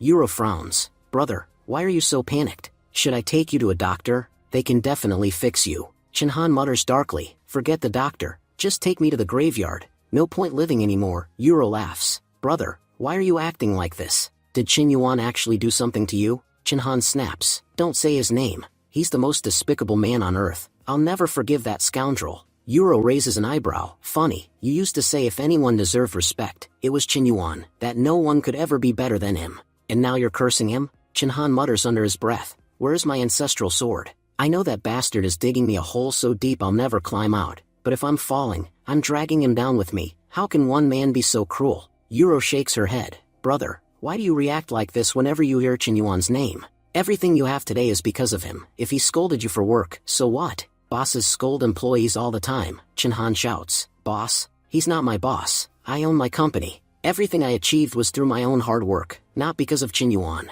Euro giggles. Brother, you're hilarious. Do you think I'll believe that just because you deny it? Everyone saw how you used to bow to Chin-yuan at school, calling him young master. If you two have a little spat, it's no big deal. Don't take it so personally. Meanwhile, Chin-han thinks bitterly. Everything's going wrong. My life's credit stolen in an instant. By that bastard Chin-yuan. Elsewhere, Chin-yuan is still at the club. He thinks, everyone here is a stranger. This is not the perfect place to take the serum. I should return first, then take it. With that, Chin-yuan leaves and reappears in the real world. Looking around, he murmurs, this is behind our campus. I went from the classroom straight into the Life Exchange Club. This must be where Chin-han entered it. Suddenly, someone confront him. Hey, what are you doing here? Chin-yuan answers casually, just standing around. Whatever shady stuff was happening, that was you guys. Not me. Relax. I didn't see a thing. His friends pass by and call out, Chin-yuan. Teacher Jing is sick. Because of that, Teacher Euro will be taking class today. Even knowing that, you're still hanging out here instead of going to class? Looks like you're not afraid of punishment anymore. Chin-yuan smirks to himself. Oh, so Euro's teaching today. No point rushing. I can't get there in time anyway. I'll just stroll in at my own pace. Meanwhile, Euro is glaring at Chin-yuan's friends. Why are only you guys here? Where's Chin-yuan? Fatty nervously replies. You won't believe me, but Chin-yuan is standing by the broom closet, staring at something amazing. Fatty was thinking, my friend Chin-yuan, forgive me, to save myself. Today we're setting you up. Euro interrupted him sharply. You're talking nonsense. I know Chin-yuan. He'd never do anything improper. Now, both of you, stand outside for half the class. As they left, Fatty muttered to Euro, looks like you've started to like Chin-yuan. If I'd known earlier, I'd have walked in with him myself. Euro turned and snapped. And why were you too late? They both answered sheepishly. We just didn't wake up. Annoyed, Euro scolded. If you're gaming past midnight, how will you ever wake up on time? You two will stand outside too. Without punishment, you'll never learn. Just then, Chin-yuan walked up. Why aren't you all going inside? Fatty replied. We're being punished for being late. The four of us will just stand out here together. Euro turned to Chin-yuan. And why were you late? Chin-yuan shrugged. I just overslept. Inwardly he thought, everyone knows Euro is the strictest teacher in the entire university. She never reduces anyone's punishment. If I'm going to be punished anyway, why lie? But Euro surprised everyone. I'm sure you stayed up late studying or working hard. That's why you overslept. You need to give your body some rest. Come on, get to class. You don't need to stand outside with them. His friends were stunned. All around, students whispered, "What's going on here?" Professor Euro let Qinyuan off. Looks like his background is way more powerful than we thought. Qinyuan smirked inwardly. All my previous efforts are finally paying off. Just then, his phone rang. It was Zue. Qinyuan reassured her, "Don't worry, I'll visit the company tomorrow and handle everything." Then to himself, he thought, "The time has come to make myself rich." One annoyed student pointed him out. "Teacher, look, Qinyuan's taking a call in class. He's disturbing everyone." Euro corrected him calmly. "I'm here teaching business theory, while Qinyuan is out there practicing real business. He's not wasting time. He's probably negotiating a huge deal. He's working harder than anyone here." The class snickered, muttering curses and jokes. Everyone knows the Ice Queen likes Qinyuan. Later, Qinyuan looked straight at Euro and said, "Teacher, you're really kind. In business studies, I have a major question I can't ask in class. Are you free tonight? We could discuss it over dinner." His classmates gasped. He's gone too far this time. What if she throws him out of class? But Euro simply said, "I don't have time. My brother called me to discuss something important." As Qinyuan left, he murmured reassuringly, "Don't worry, he won't be free tonight either. He doesn't even have time to breathe." A moment later, Euro changed her mind and nodded yes. She even let Qinyuan's 3 friends back into class. His friends beamed. "Brother Chen, if we've ever done one good thing in life, it's becoming your friends. That Ice Queen who ignores even the principal agrees with your every word. Honestly, we're jealous, but so proud you're our brother." Scene shifted to Chenhan at the office. Chenhan muttered to himself, "I hope that Qinyuan hasn't caused any trouble in my room." Looking around the office, he thought, everything seems normal. As he entered, the secretary greeted him. "Lu, what are you doing here? Where's Secretary Zue?" Inwardly, he thought, if Zue is missing, Qinyuan must have stirred up serious trouble. "I'll have to create a cover story with her and tell the same story to my wife. That way, her anger will cool down, and everything will be fine." But Lu replied, "Chairman Chen, Zue has left the company, and she took several of our staff with her. But why are you asking? You approved it yourself." Chenhan froze. Where did she go? He thought bitterly. I knew it. If he caused problems in my personal life, why wouldn't he sabotage my company too? Lu continued, "Many of our employees have joined the Chenhan group. You personally told them to assist young Master Qinyuan. You even assigned me Secretary Zue's position." Chenhan snapped. "Who exactly did she take with her?" Lu said, "All of our best people, the ones who kept the company running smoothly. You could say every second important employee is gone." Chenhan ground his teeth. "Damn you, Qinyuan, I've never seen a more despicable man in my life. Zue leaving doesn't bother me as much as losing all those others." Lu asked cautiously, "Chairman, is there some conflict between you and young Master Qinyuan? If there is, please apologize to him. Without his support, our company won't survive." Chenhan sneered. "So without Qinyuan, I'm nothing? If he's so great, go ask him for a job yourself. You're fired." Lu, crying, says, "But what was my fault?" Just then, Chenhan gets a call from his driver. "Sir, your wife has arrived at the airport, and she looks furious. You'd better hurry." Chenhan, running, fumes. "Qinyuan, you've really crossed the line this time. First, I'll clean up the mess you made for me, and then, I'll destroy you. No enemy could treat me worse than you just did." The scene shifts to the Chenhan Group headquarters. Secretary Zue and the staff are waiting for young Master Qinyuan. Everyone is gossiping excitedly. "I've heard he's got such an impressive personality. I bet he'll arrive in an insanely expensive car, maybe even something none of us have ever seen before. Or maybe he'll fly in by helicopter." Right then, Qinyuan makes his grand entrance in a taxi. He thinks smugly, "Look at them all, lined up to welcome me. Now I finally know what it feels like to be the boss." But the staff are stunned, whispering to each other. They try to make sense of it. "Looks like our young master prefers a simple life. Otherwise, he could have arrived on an elephant if he wanted, but he chose to come in a taxi instead." Zue steps forward. "Young Master Chen, I'm Zue. I've been managing the company in your absence." Later, in his office, Zue asks politely, "Would you like to review the company's documents first?" Qinyuan waves it off. "Forget the documents. Go buy a huge house, and a good car too, both in the company's name." Zue nods quickly. "No problem. I'll make sure everything matches your status." Feigning nonchalance, Chen adds, "You know, my family has a rule. We can't own property until we're 20. Luckily, I just turned 20 yesterday, so now I can buy whatever I want." He thinks to himself, "If I seem too eager to spend money right now, she'll get suspicious. Better pretend I have personal reasons for all this." Zue comments with admiration, "So until now, you weren't even using your full family power." You built that massive company entirely on your own intelligence. People like you, you're really different from the rest of us. While ordinary families dream of working in big companies, you people are busy building them. Well, we'll need that power now. Chinhong is facing a serious crisis. Chinhan asks, what kind of crisis? Zui replies gravely, the kind that could destroy us completely. Chairman Han has suddenly cut all ties with us. Every project we had came from him, and now he's even using his own company's power to crush Chinhong. Chen Yuan thinks, so, this Chinhan really is capable. No wonder he built such a massive empire in just 4 years. Zui shakes her head. I just don't understand why Chairman Han turned against us. Our entire business depends on him. If this continues, surviving will be almost impossible. Chen Yuan smirks. Impossible? If I weren't here, don't worry, nothing's too hard for me to handle. By the way, we still have enough cash for a house and car, right? Zui reassures him. Oh yes, we're still in profit this month. Losses will only start showing from next month. Good, transfer $1 million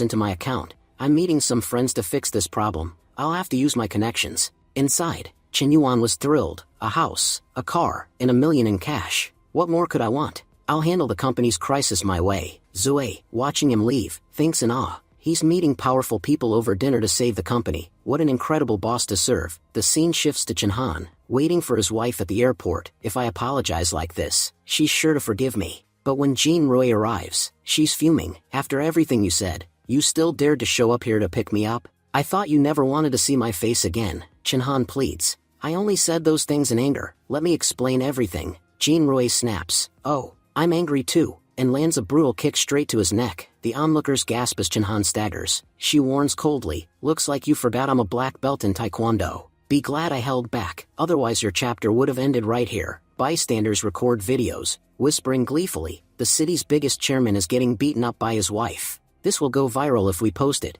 Jean Roy turns to Chinhan. Come home with me, you're getting a kick for every single word you say. As she drags him away, Chinhan seethes inside. Chen Yuan, I swear you're my worst enemy. If I don't bankrupt you, my name isn't Chinhan. Meanwhile, we see Chen Yuan having dinner with Euro. Euro says, you were absolutely right. Brother called me later and said he was very busy today. Chen Yuan smiles. See? I told you. I'm never wrong. Wanting to impress her, Chen Yuan orders everything Euro likes. Surprised, she asks, how do you know all my favorites? He chuckles. Honestly, these are all my favorites too. Looks like we have similar tastes. Inwardly, he thinks, actually, I saw all this in Chinhan's memories. Euro studies him carefully. No wonder you're so successful at such a young age. Tell me, Chen Yuan, how exactly did you first meet brother? Chen Yuan smoothly begins narrating a story, but somewhere in the restaurant, a man watches them from afar, thinking, Chen Yuan, quite an impressive rookie, sitting here without realizing the danger closing in on him. Boy, say all you want, because today is your last day alive. The dinner continues pleasantly. Euro says warmly, I really enjoyed having dinner with you. Chen Yuan replies, it's getting late. If you like, you could stay at my place tonight. She shakes her head. Not tonight. Maybe some other time, he says. Fair enough. I'll drop you home. On the way, Euro says, it's late. The streets are getting deserted. Chen Yuan reassures her. Don't worry. As long as I'm here, nothing will happen. But suddenly, a group of thugs surrounds them. Hand over the money if you want to leave alive. Chen Yuan smirks inwardly. Looks like heaven itself is helping me. Time to play the hero in front of Euro. Out loud, he says, stay calm, Euro, I'll handle this. But Euro isn't so sure. Is this really a coincidence, or did he hire them just to show off? The thugs grow impatient. You're taking too long. No one's escaping now. As one lunges forward, Chen Yuan dodges and knocks him out cold with a single vicious kick. The others panic. Did we just mess with a martial artist? But before they can flee, Chen Yuan pummels another one. The last thug tries to run, stunned. He looked like a normal high school kid, but he's insanely strong. Chen Yuan catches him easily. Euro, watching in awe, thinks, he's beating them so badly. Hired thugs never take hits like this. She asks, Chen Yuan, are you okay? He grins. Worry about them, not me. I hit them hard enough they won't forget this beating. Grabbing one thug by the collar, Chen Yuan growls, talk. Who sent you? Another thug, hiding nearby, watches nervously. I thought he was just a rookie, but he's a real monster. Chen Yuan threatens, open your mouth before I crack your skull open. The thug slashes at him with a knife, forcing Chen Yuan to step back, tears streaming down his face. The thug screams, get away from me. My body, it's moving on its own. Chen Yuan knocks him out cold. Spectators whisper, is that guy fighting all alone? Look at how many men he took down. Chen Yuan tells Euro, we're being followed. We need to get out of here, fast. Finding a side street, he mutters, Walking isn't safe, let's grab a taxi. They hop in a cab, Chinyuan says. Take us to Imperial Garden. But suddenly, the driver speeds up erratically. Yuro frowns. I think you took the wrong turn. We should have gone left. The panicked driver blurts out. I don't know what's happening. I can't control my body. Chinyuan snaps. Stop the car, now. The driver cries. I can't. My body's moving on its own.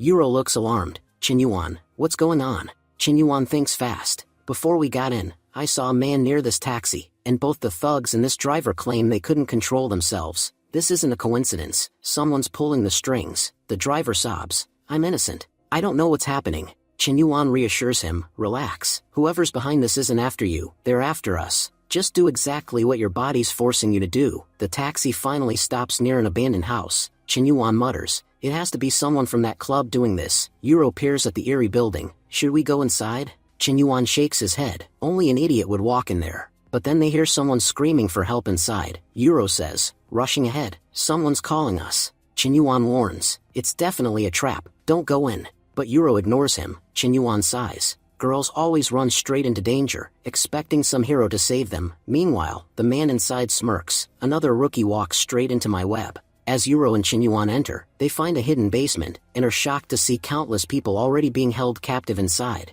The girls were saying, finally, someone's here to save us. At the same moment, Yuro warned, all of these chains can only be opened with its key. Without it, opening them is nearly impossible. But when she checked her phone, there was no signal. Suddenly, a pack of wolves attacked. Chinyuan fought them off with ease. Chinyuan scoffed, is this all you've got? If you plan to catch me, you could have at least made a better plan. Just then, Yuro lunged at him with sharp needles. Chinyuan dodged and saved himself in time. He said coldly, so it's you behind all this. Honestly, I noticed you back at the restaurant, staring at me. The man smirked. I have to admit, you're far more interesting than the rest. That's why you earned so many points so quickly. Chinyuan replied sarcastically, thanks for the compliment. But did you drag me here just to flatter me? If you only wanted to talk, we're done. Let me go. The man shook his head. No, I said you're clever, but don't think I'm a fool either. Next month, the club is hosting a month-long point competition. Players can trade or steal points from each other. I'm an old player. No matter how strong you are, you can't stop me. I'll take every single point you've earned. Chinyuan dodged another barrage of needle attacks with ease. You really think you can beat me with these cheap tricks? The man grinned darkly. No, I can't beat the strongest newbie. But that girl with you, she's easy to control. I'm going to give her something that will kill her in seconds. By the time Chinyuan turned around, it was too late. Yuro had already drunk the entire bottle. The man taunted. So, Chinyuan, what will you do? Watch your girlfriend die in front of you, or become my servant. I treat my servants very well, you know. Chinyuan snarled. I don't care about the others, but you're not leaving alive tonight. Even if I die, I'll take you with me. The man attacked again, but Chinyuan slipped past every needle and closed the distance instantly. Shocked, the man thought, how can he be this fast? I really messed with the wrong guy, the strongest newbie. Chinyuan landed a crushing punch. Give me the antidote, now, or you can't imagine what I'll do to you. The man coughed. Relax. I didn't poison her. She'll recover on her own in a while. Looking at Yuro, Chinyuan judged he was telling the truth, but just in case, he pinned the man down with an iron pipe. Whatever you gave her, I want the antidote anyway. If you don't give it to me, you won't walk out of here. The man quickly handed over the antidote. Chinyuan gave it to Yuro and growled.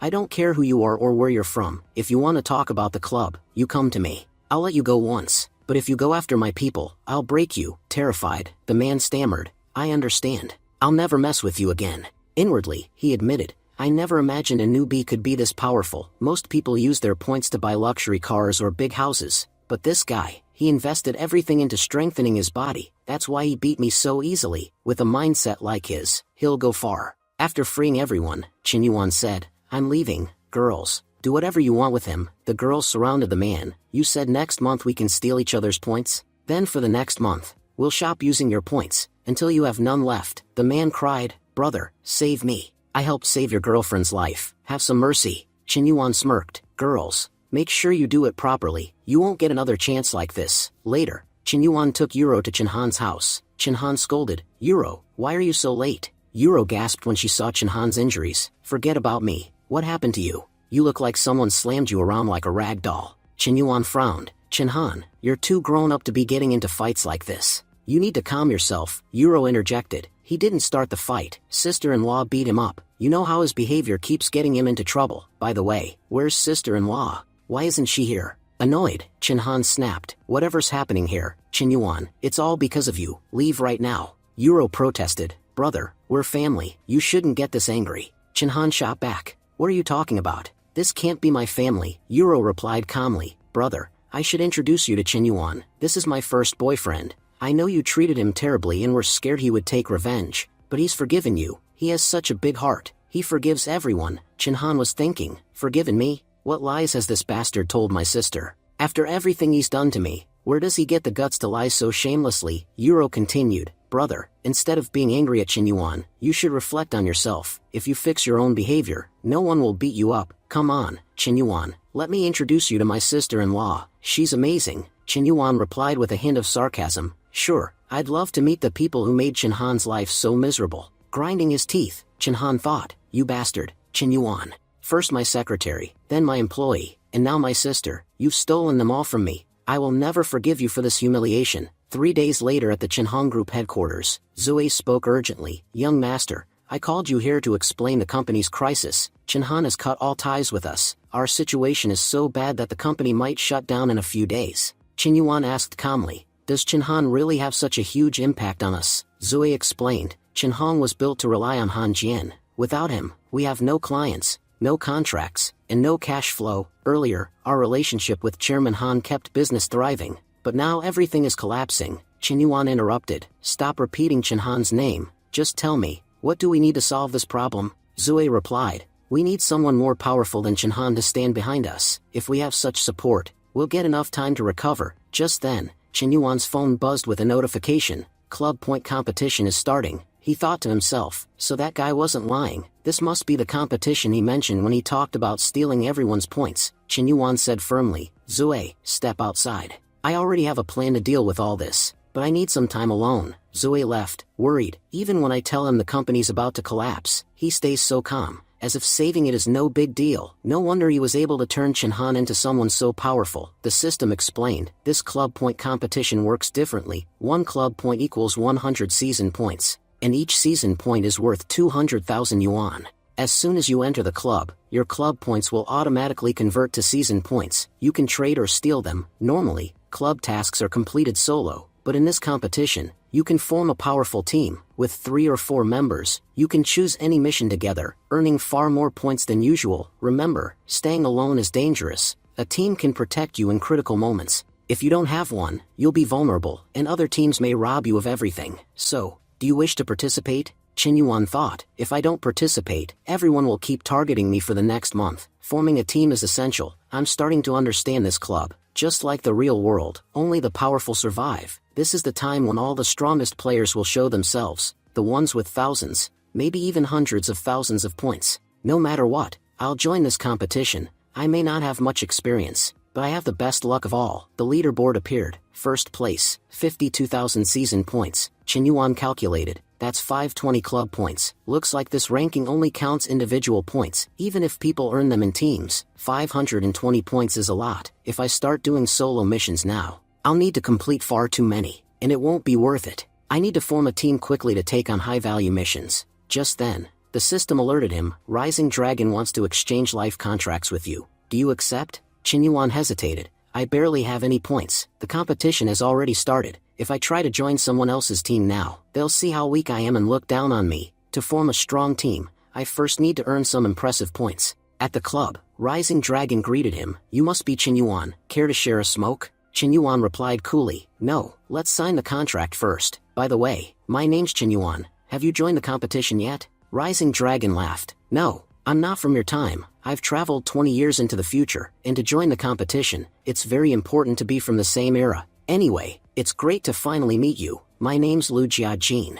Qinyuan, visibly shocked, asked, "Did you really join the club 20 years ago? If Chinhan became such a big shot in just 4 years, then you must be some kind of heavyweight. Why have I never heard of you?" Rising Dragon replied, "To tell you the truth, even though I'm already in the club, my fate is sealed. Manager Su told me that if I don't earn enough points soon, I won't live long. That's why I rushed here." Qinyuan thought to himself, this guy's life is in real danger, and judging by his face, he's under tremendous pressure. His problems might turn into my opportunities. Qinyuan then asked aloud, "I'm really curious, why did you choose me? If your life is on the line, shouldn't you have gone after someone more powerful?" Rising Dragon explained, "That's exactly why I chose you. Manager Sue said you have the highest potential out of everyone in the club. If they're donkeys, you're a thoroughbred. That's why I'm betting everything on you. Plus, earning points through you will be easier. Don't forget, I told you, if I run out of points, I'll die soon. A college student's life is nothing compared to mine," Qinyuan mused. So being a loser in the club is a really big deal. Half an hour later, both of them began writing down roles. Rising Dragon, shocked by Qinyuan's long list, asked, "What on earth did you write in all these pages? Feels like you're restricting me from everything." Qinyuan smiled. "Nothing like that. I'm just being extra cautious." Rising Dragon chuckled. "Looks like the next generation is way sharper than I thought." Reading through the mission details, Qinyuan thought, "First, I have to crush Yushin's gang. Then, I need to give my brothers a better life." Rising Dragon said his life is in danger. "Now I see why. This man Lu Jiajun, an undercover police officer currently working for a gang. This is going to be interesting." The scene then shifts to Lin City. 20 years in the past, Qinyuan, now inside Jiajun's body, sifted through memories. Jiajun grew up in the slums, teaching himself to fight until he became an exceptional fighter. Later, when he joined the police, his rough past led them to make him an undercover agent. Jiajun worked for his boss, Huang Gufeng, a man with ties to both sides of the law. Gufeng used Jiajun as a pawn, fully aware of his dirty deeds. To get Jiajun killed, Gufeng first sent him to infiltrate the brutal gang of Crazy Guy. But Jiajun turned the tables, bringing Crazy Guy down. When that failed, Gufeng assigned Jiajun an even deadlier mission: infiltrate the gang of the city's most powerful boss, Jushin. They say even 10 men like Crazy Guy couldn't stand against Jushin's cunning and wealth. Jiajun and his 4 sworn brothers had been working under Jushin for a month, yet they hadn't met him in person. After absorbing all this, Qinyuan thought, "This mission is insanely dangerous. First, I have to stay off my own boss's radar. Second, I need to spy on Jushin while convincing both him and Gufeng I'm loyal to them, and while doing that, I need to secure a better life for my 4 brothers. Never thought my second mission would be this intense." Just then, Jiajun's brother Li entered the room. "Brother Jun, Boss Jushin wants to see you." Qinyuan grinned. "Finally, after a whole month, I get to meet him." As he stepped outside, Qinyuan said, "Brother Jushin, I've been working for you for a month and finally we meet. You know what happened with our old boss, so I hope you'll keep me and my brothers safe under your wing." Jushin replied warmly, "You were Crazy Guy's right-hand man. Everyone here knows your name. If I don't value you, who will?" After Guy's arrest, fear spread through the whole community. "That's why I stayed out of sight." "Nothing personal," Qinyuan responded. "Tell me what to do, Brother Jushin. You know we street guys can't sit idle for long." Jushin smirked. "Don't worry, I've got a big job for you. But first, take a look at this photo. This lady is Huawan King, daughter of the richest man in Lin City. She's sitting on assets worth millions of dollars." Qinyuan remarked that it seemed to be Brother Shin's new target, while simultaneously thinking that he needed to report this to his boss. Just then, Jushin said aloud, "Who told you this is my target? Just say you're out of work. Here, take this job from me. Go catch Wan King. This mission will be handled only by you and your men, and if you pull it off, be ready to become my right-hand man. A very bright future is waiting for you." Qinyuan thought, "So, this guy's testing my loyalty. Well, that was bound to happen. Crazy Guy was our boss, and he got caught. If the boss falls while the men stay free, who's going to trust us?" Jushin looked at him sharply. "Why do I see fear on your face?" Qinyuan smirked. "Fear? That word doesn't exist in my dictionary. If you say you want Wan King, you'll have Wan King. This is Jiajun's word, and Jiajun never goes back on his word." As Jushin left, he said, "That's exactly what I expected from you. I hope you'll bring me good news soon. I'm leaving one of my men, Dao Biao, with you. He'll stick with you on this mission. Tell him whatever you need, he'll make it happen." Dao Biao smiled. "Brother Jiajun, I've heard a lot about you. I hope I'll get to learn from working with you." Qinyuan replied warmly, "Brother Dao Biao, no need to praise me. If we're on the same team, we're brothers, and brothers do everything they can for each other." But inwardly, Qinyuan was thinking, Jushin is cunning. First, he gives us an impossible task to see if we panic, then he plants his own spy among us. Jushin, you've played all your games, but you have no idea what I've planned for you. You're about to meet the storm called Qinyuan, and no one's ever survived it. Later, Qinyuan and one of his men arrived at the Thai club. Qinyuan's man said to the staff, "Where's your boss? Go tell him Brother Jiajun is here." The nervous waiter stammered, "Please sit down. I'll call Brother Quang Long right away," and rushed off. Meanwhile, inside, Quang Long grumbled, "Don't bother me. I'm busy with something important." Just then, Qinyuan kicked the door open with a loud crash. Inside, Quang Long was lounging arrogantly. He glared, "Who's got a death wish?" Qinyuan stepped forward. voice calm but cold. Kwang Long, it's been a while. Seems like your courage has grown quite a bit in that time. Kwang Long forced a smile. Brother Jiajun is here. You must be joking with me. No matter how powerful I get, I'm nothing compared to you. You know the saying, the master stays the master, the disciple stays the disciple. Please, sit down. I didn't know you were coming. Chen Yuan sat casually. Kwang Long, will you really sit with me at the same table? I remember you used to jump to your feet the moment I walked in. Kwang Long chuckled, hiding his discomfort. Brother Jiajun, I've got a terrible stomach ache. I can't stand up right now. I hope you won't take offense. But in his mind, Kwang Long sneered. Who are you that I should stand for you? I used to respect you only because you worked under Crazy Guy. I didn't have the guts to cross him, but now you've got no master, no protection. You're like a stray dog. You're not even on my level, let alone above me. Chen Yuan leaned forward. Alright, let's talk business. Before Brother Crazy Guy was caught, you borrowed some things from us. I'm here to collect. Why didn't you send it all back on time? Kwang Long smirked. Brother Jiajun, you must be joking. Haven't you heard the rule of Lin City? If the lender is gone, the debt is gone too. If Crazy Guy were here asking, I'd pay him, but he's not. So who are you to demand anything from me? I'm not giving you a thing. Chen Yuan's eyes narrowed. So you plan to steal from us? Your courage really has grown. Kwang Long shouted. Yes, it has. Luo Jiajun, let me tell you exactly who you are. You were Crazy Guy's dog. You barked when he told you to. The only reason we feared you was him. But now he's gone. You're nothing more than a stray mutt. Don't think you can scare me by acting tough. At a signal, Kwang Long's men swarmed in, surrounding Chen Yuan. They sneered. Who's this fool who came here to die? Boss, just say the word. We'll cut him into 1,000 pieces. Kwang Long taunted. Just 2 of you? What did you think? This is some action movie where one hero beats 50 men. In real life, one man can't even take on 2. Chen Yuan smiled coolly. Looks like you've been watching too many movies. If you'd paid attention, you'd know. You don't need muscle to kill, you need guts. And if we're talking guts, all of you together still don't match me. Let's get started. With that, he flipped the table over, slamming it into Kwang Long's men and knocking several down instantly. Meanwhile, Dali had taken Kwang Long at gunpoint. Kwang Long then asked, in disbelief, if he was really going to be taken hostage inside his own club. Chen Yuan stepped forward calmly. Hostage? You've got it all wrong. We only sat you here to watch how one man can beat 50. Kwang Long's men jeered. Is this guy insane? Does he really think he can take all of us alone? Kwang Long laughed and turned to Dali. Is your boss out of his mind? You had the perfect chance to grab me. Why waste time fighting? Dali thought to himself, honestly, I'm wondering the same thing.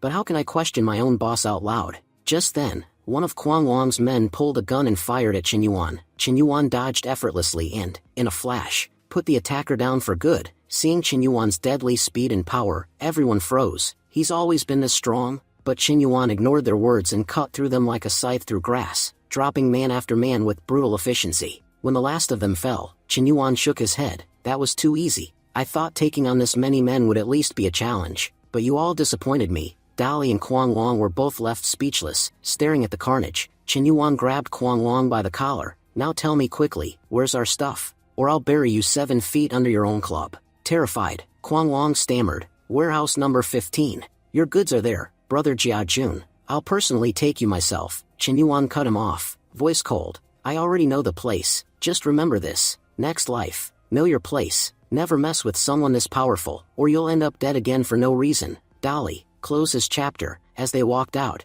Chen Yuan pulled out his phone and called Gufeng. I've wiped out 19 men at the Thai club. Handle the cleanup. Gufeng shouted in fury. Are you insane? You're an undercover agent, not a gangster. Why kill so many people? Have you lost your mind? Chen Yuan replied calmly. Boss, no need to get angry. I've got news that'll knock you off your chair. You know Hua Wan King, the richest man's daughter in the city? We're about to capture her. Gufeng's voice exploded through the line. Idiot, do you even know what you're saying? Have you gone mad? You're talking about kidnapping Wan King, Chen Yuan said. The order came from Jushin himself. He's testing my loyalty. He wants me to grab Wan King so we can demand 20 billion from her father. Gufeng fell silent for a moment, then spoke more carefully. So that's the game. Fine, you can proceed. But at least tell me, when and where will you do it? Chen Yuan chuckled. Sir, seems you've forgotten I'm undercover. I have to earn Jushin's trust. If I tell you every detail, you'll send officers to shadow me. If they see us catching Wan King, they'll suspect we're agents. Then one of us will end up dead. That's why I can't share the location. Just know this, Wan King will soon be in our hands. Gufeng says, you know what really bothers me? Sometimes you just don't understand me at all. You're an undercover agent sent by me. Do you really think I'd ever let anything happen to you? To be honest, I actually like your plan even more now. Just remember this, your plan also includes Wan King herself. The one you're trying to capture will actually cooperate with you. Qin Yuan replied. If that's the case, I'm sending you the location right now. Gu Feng thought to himself. Jia Jun, you've walked right into my trap. No one else knows you're an undercover agent except me. I'll help you catch Wan King, so you completely win Jushin's trust, and then, at just the right moment, I'll strike both you and Jushin and save Wan King. The world will never know about your efforts. After all, you're just an undercover agent. I'll rescue Wan King easily and take all the fame, every bit of credit, every promotion. It'll all come to me. Meanwhile, Qin Yuan had his own thoughts. You scheming snake, Gu Feng, you want to steal the reward for my hard work? I know exactly what you're planning. You want me to catch Wan King so you can swoop in and save her. You'd get the promotion, the money, everything, while anyone who knows the truth conveniently ends up dead.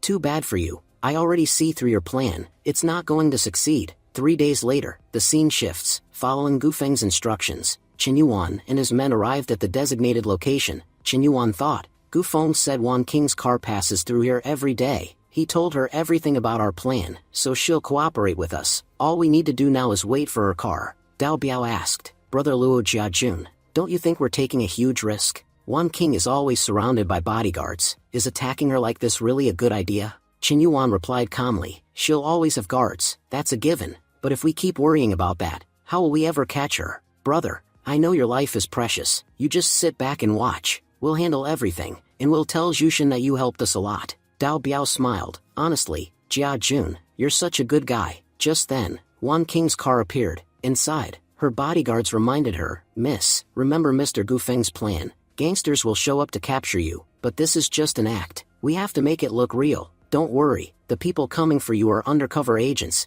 As the car passed, Qin Yuan blocked the road. The bodyguards stepped out, whispering to each other, Stay sharp, everyone, make sure the act looks real. Shocked, Dali asked, Brother Luo Jiajun, what are these bodyguards even doing? Qin Yuan calmly replied, You have only one job right now, fire your guns, but into the air, make it look like you're shooting at the bodyguards without hitting them. Dali protested, But brother, how will we capture the target without actually harming them? Still firing his gun, Qin Yuan reassured him, Don't worry, just trust me. Acting out the ambush, all the bodyguards dramatically fell to the ground. Seeing this, Dao Biao was stunned. He muttered, Brother Shin, everything we heard about Jia Jun was true. No, he's even beyond that. Some people have courage, but this man, he was born for greatness. I've heard many are brave, but this is the first time I've truly seen it, and our suspicion that he might be an undercover agent. Nonsense. Government agents can't go around acting like gangsters, they're too restricted. But I've seen Jia Jun kill dozens of Quan Long's men without hesitation. He's insane. Jushin smirked. Sounds like you're very impressed. Fine, when this is over, bring him to me. Elsewhere, as they opened the gate, Jia Jun told Wan King, Miss, you have nothing to fear. I'm the kind of kidnapper who's only interested in the money. Nothing else matters. Wan King replied calmly, Mr. Undercover, I know everything about you. I even know your real name, Luo Jiajun. Your boss, Huang Gufan, told us everything. In fact, I was the one meant to handle this deal. Hearing this, Jia Jun thought, she knows my entire background. If I don't take her to Jushin, I'll be in trouble. But if she opens her mouth, I'm finished. What do I do? Wan King gave him a choice. You have two options. Cooperate with me, or I'll expose your identity. Qin Yuan replied, All right, I'll cooperate, but not here. This isn't the place for that discussion. Then, without warning, he taped her mouth shut, thinking, I hope this girl turns out to be a blessing, not a curse. Compared to my last life, this one is far more complicated and interesting. An undercover agent dealing with both cops and criminals. The cops don't really trust me, and the underworld certainly doesn't. And now this girl knows everything about me. Despite being the most powerful woman in the city, she's willing to risk capture just to strike a deal. Fine, this isn't my life anyway, so I'll live it with a king's mentality. Doesn't matter who stands in my way. If anyone talks nonsense, I'll personally handle them. With that, Qin Yuan took Wan King away. Back on the roadside, the bodyguards picked themselves up, groaning. Even if it was all acting, it still hurt a lot. At least Dao Biao didn't realize we were faking. One of them reported, Sir Gu Feng, mission accomplished. Later, Jia Jun arrived at his base with Wan King. He dismissed the others. Leave us. I need to talk to Miss Wan King alone. He asked her directly, So, tell me, how do you know everything about me? And what kind of deal are you offering? Wan King revealed, I overheard my father talking to Gu Feng. That's how I learned you're his undercover agent. Everyone knows what happens to his agents. They all die in one mission or another. In the end, Gufeng takes all the credit and no one else survives to share it. So, if you're really undercover, you already know what's coming for you. Now, here's my deal. If you help me, you won't just survive. I'll help you become police chief, and free you from Gufeng forever. Qin Yuan was skeptical. Miss Wan King, what are you saying? I may not be the most educated man, but I'm not stupid. How am I supposed to believe that a girl currently my prisoner has the power to take down Gufeng? Your own father handed you over to thugs. If your life means so little to him, why would I think you can challenge someone like Gufeng? Wan King responded coldly. My father is exactly the reason I'm doing all this. He's not a good man. My mission is to destroy him. Fortunately, I'm his only heir. I inherit everything. With his resources under my control, there's nothing in Lin City I can't do. Hearing this, Qin Yuan thought, if she's telling the truth, this girl could be my trump card. With her, I can take down both Zhu Xin and Gufeng. When this mission is over, she'll become one of the city's most powerful figures, and I'll have nothing to worry about. Qin Yuan said, I'm ready to make a deal, but first, I have a few questions. Wan King replied, ask whatever you want. Qin Yuan leaned forward, you're Hua's daughter, the richest man in this city. Why on earth would you want to kill your own father? Wan King's expression hardened. My parents' marriage was nothing more than a business arrangement. Before my father came to power, my mother's family was the most influential in the city. He lured my mother into his trap, and not long after I was born, he wiped out her entire family in a carefully planned move. He took control of all their wealth and property, so you could say everything my father has actually belongs to me, because he stole it from my mother. I only learned the truth a few years ago. That very day, I swore I'd avenge my mother, but until now, I've had no chance to act. Qin Yuan nodded slowly. All right, fair answer. But here's my second question. Aren't you afraid I'll tell your father everything? I could destroy your entire plan if I wanted to. Wan King gave a faint smile. You know as well as I do, we both hold secrets about each other, and you're not the kind of man who betrays his allies. I didn't trust you blindly. I investigated you thoroughly. If you didn't betray a snake like Gufeng, you have no reason to betray me. Besides, I know one of your secrets. Qin Yuan's thoughts raced. Secret? Is she talking about the Life Exchange Club? But she already knows almost everything about me. If she knew about the club, there's no way she'd trust me, especially now. During the competition, she'd be trying to steal my points, not make a deal. So, no, she doesn't know. Out loud, he said calmly, fine, tell me what you want me to do. Wan King then laid out her entire plan to him. Scene shifted. Dao Biao entered the room nervously. Brother, now that we've captured our target, what should we do next? Qin Yuan grinned. What else? We'll demand money from her family. Dao Biao hesitated. Brother, we're talking about the Hua family, the most powerful family in the city. Are we really just going to walk up to them like this? Qin Yuan frowned. What's the problem? Dao Biao, don't tell me you're scared. Flustered, Dao Biao stammered. No, I'm not scared. But inside he was thinking, when I meet the boss, I'm telling him I can't stay with this lunatic. He's going to get himself killed, and he'll drag me down with him. Scene shift to Hua Mansion. Inside, Hua Qi sat thinking, Gufeng's plan is flawless. By using my daughter, I can show the world that the Jushin gang crossed the wrong man. Now, Gufeng and I have the perfect chance to destroy Jushin. Once that bastard is gone, Lin City will be ours. And after that, I'll get rid of Gufeng too. He knows far too many of my secrets. Just then, a maid entered. Sir, 2 men are here asking to meet you. They say they're friends of Miss Wan King. Hua Qi nodded. Let them in. But in his mind, he recalled Gufeng's warning. His undercover agent will likely arrive with Jushin's men. I need to be very careful. Trapping this agent would destroy the entire plan. When the visitors arrived, Hua Qi said, I know all of Wan King's friends, but I've never seen either of you before. Luo Jiajun stepped forward with a polite smile. My name is Luo Jiajun. Wan King is a close friend of ours. She owes us some money. We figured we'd settle the debt with her father. Hua Qi raised an eyebrow. Oh, my daughter borrowed money? How much are we talking about? Qin Yuan said casually. Not much, just 50 billion. Hua Qi shot up from his seat. What? 50 billion? Are you insane? Hua Qi thought to himself. Gufeng told me his agent would only demand 20 billion, and with some bargaining he'd settle for 5. But this man is asking for 50? Qin Yuan spoke coldly. Do I look like I'm joking? Transfer 30 billion into our account immediately, and give us the remaining 20 in cash. If you value your only daughter's life, you have 5 hours to make it happen. After that, I can't guarantee my men will control themselves. Hua Qi scowled. Gathering 20 billion in cash in 5 hours is impossible. Qin Yuan smirked. Fine, I'll give you a discount. Give us 15 billion in cash now, and transfer 20 billion to our account. That'll be enough. For now, Hua Qi growled. First, I need to see Wan King. Qin Yuan shrugged. See her? You can even talk to her if you want. A short while later, Hua Qi called for his butler. bring them every bit of cash we have, and transfer 20 billion immediately. The butler hesitated. Sir, you're about to give them everything you own, Hua Qi snapped. Don't question me, just do it, now. Chen Yuan turned to Dao Biao. Brother, you should go with them, the butler is old and slow. Make sure the transaction goes smoothly. Dao Biao nodded quickly. Don't worry, I can handle one old man. But inside, he muttered to himself, better him than me staying here with these maniacs.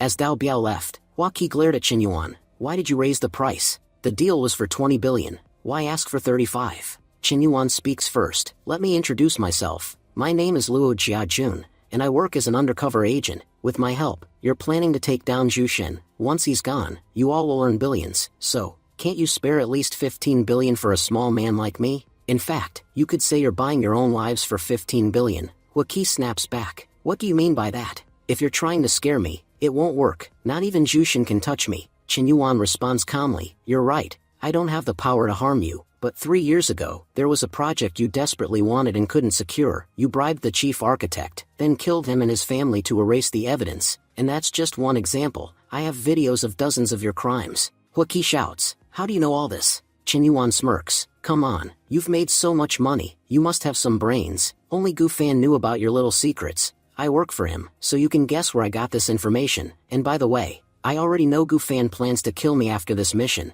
just like you probably do. But here's what you don't know. After me and Zhu Shen, Gu Fan's next target is you. Do you really think he wants to hand you this city on a silver platter? No, he's building it for himself. With your money and Zhu Shen's underground power backing him, no one will be able to compete. So think carefully, 15 billion, or your life. Don't doubt my abilities. I've survived working under Gu Fan all these years. That alone should tell you how many ways I have to stay alive. Hua Qi clenches his fists in anger. Gu Fan, that dog. I've fed him so many biscuits. Every time he opened his mouth, I handed him a fortune. But now he wants not just a piece, but everything. And you know what happens to greedy men? They only get one thing, death. Later, at Chen Yuan's base, Chen Yuan mutters, time to take Wan King and meet Zhu Shen. Meanwhile, Dao Biao reassures Zhu Shen. I've been with Jia Jun all this time. There's nothing suspicious about him. Zhu Shen nods. Good, that makes things smoother. Now bring them all to me. Inside, Dao Biao informs Jia Jun. Brother Jia Jun,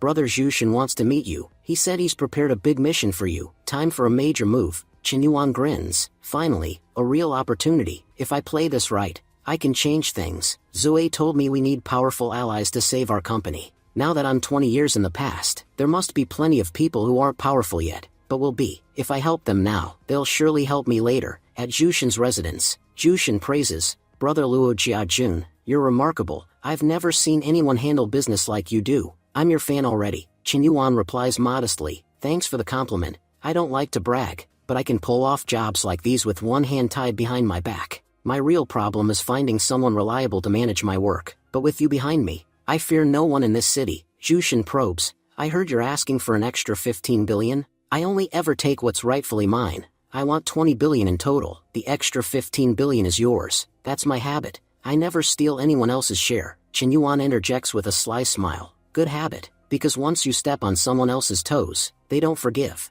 Zhu Shen continues. You were right, capturing Wan King was easy, but the next job I have for you, if it succeeds, Lin City will be yours. Chen Yuan raises an eyebrow. We made 20 billion from Wan King's deal. What could possibly be bigger than that? Zhu Shen grins mysteriously. You'll find out soon enough. 3 days from now, bring your people to my house. I'll reveal my real plan. And don't worry, if I'm giving you a mission this big, the party afterward will be just as grand. Chen Yuan thinks to himself, I don't know what's coming in 3 days, but I do know this. I'm enjoying every second of this game. Later, on the rooftop, Chen Yuan calls Gu Fan. Zhu Shen invited me to meet him in 3 days. I'll finally learn his main plan. Gu Fan replies, good, it means he trusts you. 3 days from now will be Zhu Shen's last day. When I send my men to attack, I'll tell them not to shoot you. Chen Yuan reminds him, you promised to clear my undercover identity after this mission. I expect you to bring the uniform along with your men. Gu Fan reassures him, relax, your new uniform is already ready. At that moment, while ending the call, Gu Fan was thinking that his own men would be the first to open fire, and their first target would be him. He wondered if all the work done as an undercover agent would ever come to light. His dream of wearing a police uniform would remain just a dream. In fact, he suspected that his hard work would only lead to someone else receiving spectacular promotions. Meanwhile, Chen Yuan was having his own thoughts. He was certain Gu Fan believed he was fooling him, but Chen Yuan knew exactly what was going on. He could read Gufan's entire plan, and it amused him to no end. Just then, Dali arrived, announcing that he had hired the men Jia Jun had requested. Chen Yuan asked if they could really trust those men. Dali assured him that they had been paid so well they would never even dream of betrayal. Money bought loyalty, and plenty of it. Chen Yuan replied, "Good, distribute the payment among yourselves. From now on, none of you need to bother with petty tasks. I want you all to live a good life. This will be our gang's final mission." At the same time, Chen Yuan was thinking that the time had come to solve his personal problems. He knew he would need help 20 years in the future to handle his company's crises, and only a powerful billionaire could provide it. Suddenly it struck him. He already knew who would help. He went to the hardware university, where he found Little Cooker. "Why are you wasting your talent on these trivial projects? You're a genius. Your life deserves a greater purpose." Little Cooker admitted that he knew he had a purpose, but he hadn't discovered it yet. Chen Yuan told him he would provide one. "You must build an app called Facial Book. People will upload videos and posts, and the whole world will see and share them. We'll be making media social. Call it social media." Little Cooker was astonished. "That's brilliant. But who are you, and how did you come up with this idea?" Chen Yuan said, "It doesn't matter who I am. Just remember this favor. 20 years from now, if you meet a man named Chen Yuan who needs help, help him. And here's one more piece of advice. Someday you'll get a chance to buy a company. Don't hesitate. That company will bring you huge benefits." Chen Yuan then thought to himself that if he had traveled 20 years into the past, why settle for just one ally? He could secure several backups. Next, he visited a man named Little Lei. "How long will you keep working for this company, making profits for them? I know you love building phones. You should make your own, and call it You and Me." Lei was skeptical, but there are already huge brands. Most people use Nokia phones. Why would they ever use mine? Chen Yuan told him, "Don't rush. Right now people are using button phones. But a revolution is coming. Let's just say that a half-bitten apple will change the entire industry." Lei narrowed his eyes. "Do you think I'm stupid? How could you possibly know the future?" Chen Yuan said with a mysterious smile, "You'll see for yourself, and if you ever feel like thanking me, 20 years from now, find a man named Chen Yuan and help him if he needs it." After that, Chen Yuan met Mr. Mob. "You want to do something big? Why not build a phone without any buttons? Just a full touch-screen device?" Mr. Mob was stunned. "That would be revolutionary. How did you come up with such an idea?" Chen Yuan replied, "Who I am isn't important. Just take care of your health. You'll face some serious medical issues soon. Get regular checkups." Mr. Mob asked in alarm, "Am I really going to fall sick?" Chen Yuan said, "That you'll find out after a checkup. But if my warning saves you, remember me 20 years from now. If you meet Chen Yuan, help him." Finally, Chen Yuan approached Mr. Tusk. "I believe you should invest in electric cars. Your investment could make you the richest man in the world." Mr. Tusk admitted, "That's an incredible plan. I never thought about it before. Can you tell me anything else about the future?" Chen Yuan said, "You'll fail many times trying to reach space. But don't give up. On your last attempt, you will succeed. And if you ever feel grateful, find Chen Yuan 20 years from now." As Chen Yuan walked away, he thought, "I've spoken with everyone who will become a big shot in the future. Now it's time to finish Zhu Shen's mission." 3 days later, Chen Yuan met Zhu Shen. Zhu Shen declared to his men, "We embark on our biggest mission ever. Let me explain what we must do. We're going to steal a metal worth 200 million per gram. With it, we can put all of Lin City at our feet." Dali gasped, "This metal is unbelievably expensive. Are we going to sell it?" Zhu Shen replied, "No, we've already negotiated with a powerful organization. If we hand it over, they'll make sure Lin City belongs to us. Trust me, they're so influential they could take over this city, or even the whole country. And no one will suspect us. I've already spread word to the police that unless they deliver 10 billion within 2 hours, we'll kill Wan King. Every officer is now searching for her, leaving our path completely clear." Chen Yuan was thinking,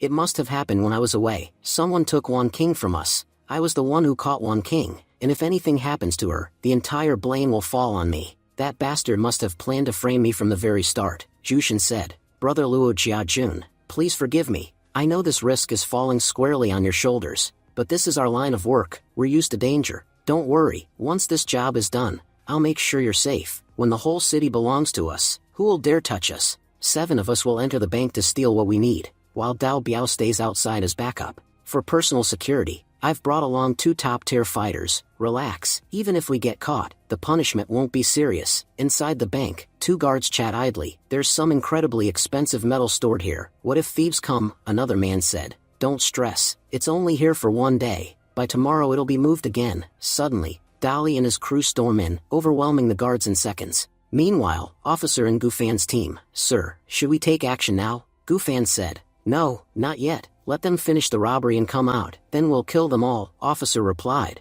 But Jia Jun is with them. If we attack recklessly, he could die too, Gufan said. Jia Jun has changed. He's no longer one of us. We'll eliminate him along with the rest. Inside the vault, as the group cracks open the lock, Jushin thinks to himself, Jia Jun is impressive. I never imagined this heist would be so easy, but someone this skilled is dangerous. If he gains real power, he could dethrone me. That's why I brought the city's strongest fighters, to make sure Jia Jun and his team never leave alive. When Jushin enters, he warns his men, you know what to do, none of them can leave alive. The two elite fighters immediately point their guns at Dali and Qinyuan's men, but Qinyuan intervenes in time, saving them. The attackers are stunned. How is he this fast? He even evaded our sneak attack. We underestimated him badly. Qinyuan confronting Jushin. I knew you'd betray us, but to kill me, you hired only 2 men? I'm offended. No one has ever underestimated me so badly. The assassins open fire, but Qinyuan evades every shot effortlessly. First fighter admitted, you're faster than I'd heard, but don't forget, we're the most famous fighters in the city. Guns may fail, but no one survives a Morgan brothers attack. Both brothers charge, and Qinyuan realizes their strength. These two are no joke. He asks, are you 2 members of some club? The Morgans scoff. What club? Is there a new one in town? The second brother snaps, forget talking, just kill him. The first brother lunges again, but Qinyuan defeats him with ease. The second rushes forward, shouting, you killed my brother. That was a big mistake. Qinyuan drops him with a single punch as well. Qinyuan orders, finish them off. If even one of these pests survives, they'll cause us serious trouble. Meanwhile, Jushin retrieves the precious metal from the vault. Grinning, Morgan brothers, did you take care of those pests? I'm so pleased, I'll give you an extra 100 million. But then he finds them dead, and freezes in shock. Qinyuan steps forward. What's wrong? Scared now? Hand over the metal immediately, or you'll end up like the Morgans. Jushin laughs bitterly. I'm the most powerful gang boss in this city. Do you think taking anything from me is that easy? Qinyuan cuts in, stopping Jushin's attack. You have some skills, sure, but only enough to scare a child. To fight me, you'd need at least 100 years of training. With that, Qinyuan lands a devastating blow, dropping Jushin. This metal belongs to me now. I know you have information on every major figure in this city. I want evidence of their crimes, and tell me where you've hidden Wan King. Do this, and I'll spare your life. Jushin gasps, why should I trust you? Qinyuan replies with a smirk, good point. You can't trust anyone in this world. Dali, start beating him. After taking a heavy beating, Jushin finally breaks. Alright, I'll tell you everything. In my office, there's a vase. Inside, you'll find a flash drive with dirt on every powerful person in this city. And Wan King? He's locked up on my yacht. Yacht number 3. Qinyuan says calmly, you've revealed everything. That's why I'm letting you go. Jushin replies, surprised. So you really are a good man after all. They break through a wall and escape. Qinyuan orders, you drive. I don't trust your dog Dao Biao at the wheel. Jushin remarks, looks like you had everything planned from the start. Qinyuan smirks, you think I didn't know your intentions? I used to work under Crazy Guy. He was far worse than you, but in the end, he got destroyed. Not me. Meanwhile, Gufeng, watching from a distance, wonders aloud, why have the explosions stopped? Something's wrong. Let's finish them off now. When the police arrive, Dao Biao tries to flee but is immediately taken down. As Gufeng attempts to storm the building, he's shocked to see that Qinyuan has already escaped through another wall. Damn it, they slipped out first. Hurry up, if we're late, we'll lose everything. Gufeng's men begin searching and switching vehicles. Qinyuan instructs, after the next right turn, stop the car. Jushin protests, the police are on our tail. Qinyuan cuts him off. Just do as I say. They stop the car. Qinyuan steps out. We'll hold them off. You leave now. You won't get such a perfect chance again. Jushin thanks him. Thank you, Jia Jun. You're truly a good man. Qinyuan mutters as Jushin drives off. You're praising me for nothing. Do you really think I'd help you out of kindness? Soon, police cars surround Jushin. Exiting his car, he shouts, I'm ready to surrender. Gufeng calls out, Jia Jun, come out now. I know you and your men are inside that car. We've got you surrounded. There's no escape. But at that moment, Jia Jun detonates the vehicle, furious. Gufeng orders, what's going on in there? Check how many bodies are inside. A police officer reports, only Jushin came out. No one was inside. We've checked thoroughly. Gufeng growls, that bastard tricked us. But at least he hasn't left the city yet. Lock down every exit. Nobody gets out. Search every building. I want Jia Jun alive. I'll kill him with my own hands. Scene shifts to yacht number 3's hideout. Wan King's captors mutter nervously, we haven't had any new orders from the boss. He told us if 2 hours pass, we should kill her, and it's almost time. Another thug grins wickedly. She's such a pretty girl. If we have to kill her, why not have a little fun first? Boss never said we couldn't. The first man nods. You're right. They move toward her. One of them calls to brother Sun. Why are you just standing there? No need to be shy. But to his shock, brother Sun is already lying dead, killed by Qinyuan. Before the thug can react, Qinyuan takes him out as well. Wan King, trembling, asks, where is Zhu Shen? I heard him say he'd frame you for everything and attack your people, Qinyuan says. Miss Wan King, I'm sorry you had to go through this because of me, but don't worry, Zhu Shen is exactly where he belongs. I've erased that disease from this world. As for Gu Feng and your father, they'll soon meet the same fate. Wan King nods slowly. Looks like everything is going according to plan. Qinyuan adds, to be honest, I was away for 3 days on business, and Zhu Shen used that chance to kidnap you, but it's all under control now. There's only one problem. I still need evidence against your father. Wan King says firmly, you saved my life twice. I'll give you every piece of evidence you need. Oh, and one more thing. My name isn't Hua Wan King, it's Yi Wan King. Qinyuan's eyes widen. What? Yi Wan King, the mysterious boss of E Group? In 20 years, E Group will rule all of Lin City under your leadership, though no one knows who you are. So, you're the one? Wan King frowns. What are you talking about? What group? What future? Qinyuan smiles cryptically. Let's just say I've seen your destiny. Name your company E Group. It'll suit you. But you mentioned evidence. Where can I find it? Wan King explains. I've been collecting this evidence for years. I was planning to hand it over to the police, but before I could, my father allied with Gu Feng, leaving me no way to approach law enforcement, so I hid it inside a vase in the living room, where no one would suspect. Qinyuan says, you should come to my place. My men will protect you there. Once I teach that bastard Gu Feng a lesson, I'll help you take your revenge for sure. Later, our scene shifts to Qinyuan arriving at the Hua mansion, looking shocked. Waki exclaims, they're searching for you all over the city. What are you doing here? Qinyuan replies calmly, I had some business. As he speaks, he smashes a vase and pulls out a hidden pen drive. Waki frowns. What's this? Qinyuan answers casually, nothing much, just evidence of all your dirty dealings, enough to put you behind bars for life. But, if you help me destroy Gu Feng, I can destroy this drive instead, otherwise, I'll destroy you. Waki agrees quickly. If it's about Gu Feng, I'll help. Inwardly, he thinks, Zhu Shen's problem is already solved. Now only that bastard Gu Feng remains. I was planning to get rid of him eventually, and now I've got an ally to do it with. Qinyuan continues, I'm not finished. This drive only gets destroyed when Gu Feng is completely out of the picture, and when I've become the next police chief of this city. Waki hesitates. It's not that I don't want to help you. The Hua family name carries weight here, but reputation alone can't make you chief. If you just wanted to become an officer, that would be different. Qinyuan replies, I know you're not the only one with power, that's why I've gathered evidence against some very powerful officials. Your money plus their influence will do the trick. Help me become chief, Mr. Waki, and I'll put this entire city at your feet. Waki smiles. I like your plan, and thanks for handing me the drive. Qinyuan thinks privately, I've still got that metal piece for the organization. Once I deliver it, I'll become the city's true underworld king. With all this evidence, I'm about to become police chief, and when I help Wan King, I'll have his full support too. When Jia Jun gets back to his body, he'll be shocked to see how much power I've put in his hands. The next scene shows Qinyuan meeting members of the organization. They greet him warmly. We don't care who did the job, whoever got it done, we'll make him the boss of this city. Don't worry, Jia Jun, we've got your back now. If you ever face trouble you can't handle, just call us. We'll solve everything. Qinyuan asks, by the way, what exactly is this organization? One man replies, the organization is like an abyss. If you try to peer inside, it will destroy you, but if you work for it from the outside, it's like a vault that always pays off. You're a smart man, you know what I mean. Qinyuan thinks to himself, this man's aura is dangerous. Could he have connections to the Life Exchange Club? Anyway, my time in this life is almost up. I won't create extra problems for Jia Jun. First, I need to eliminate that bastard Gu Feng. The scene shifts again to Gu Feng visiting Director Lin. Gu Feng pleads, Director Lin, why won't you understand? Jia Jun is no longer our undercover agent. He's betrayed us, and you stopped us from hunting him down.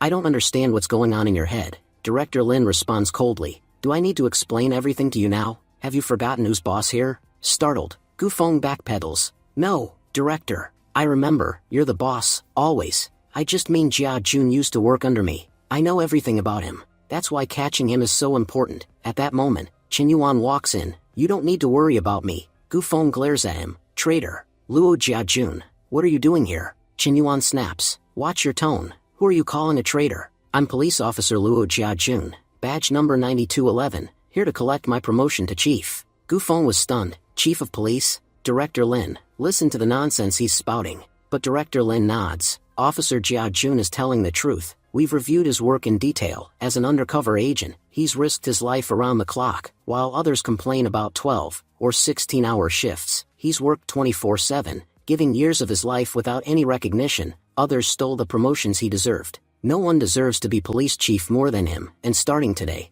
I appoint Officer Luo Jiajun as the new chief of police. Gu Feng was left speechless. But, how is that possible? Yesterday he wasn't even in the force. Aren't there rules that a chief needs at least 5 years of service? Director Lin warned. Stop worrying about the rules now. That shouldn't be your concern. What you should worry about is getting arrested. Gu Fan froze in disbelief. Director Lin, what are you even talking about? Why would I get arrested? I haven't done anything wrong. Qin Yuan stepped forward. Haven't you? Let me remind you of the biggest sin of your life, crossing me. Every crime you've committed is documented. I've already handed the evidence directly to Director Lin. That's more than enough to lock you away for life. Director Lin narrowed his eyes. Gu Fan, I always knew you were rotten. If Chief Luo Jiajun hadn't stepped in, I'd still be in the dark. Officers, take him away. I don't want to see his face again. The officers dragged Gu Fan out, leaving behind an uneasy silence. Once the room cleared, Director Lin turned to Qin Yuan. So, what do you think? I handled the situation well, didn't I? Qin Yuan gave a slight nod. Yes, I'm satisfied with your performance.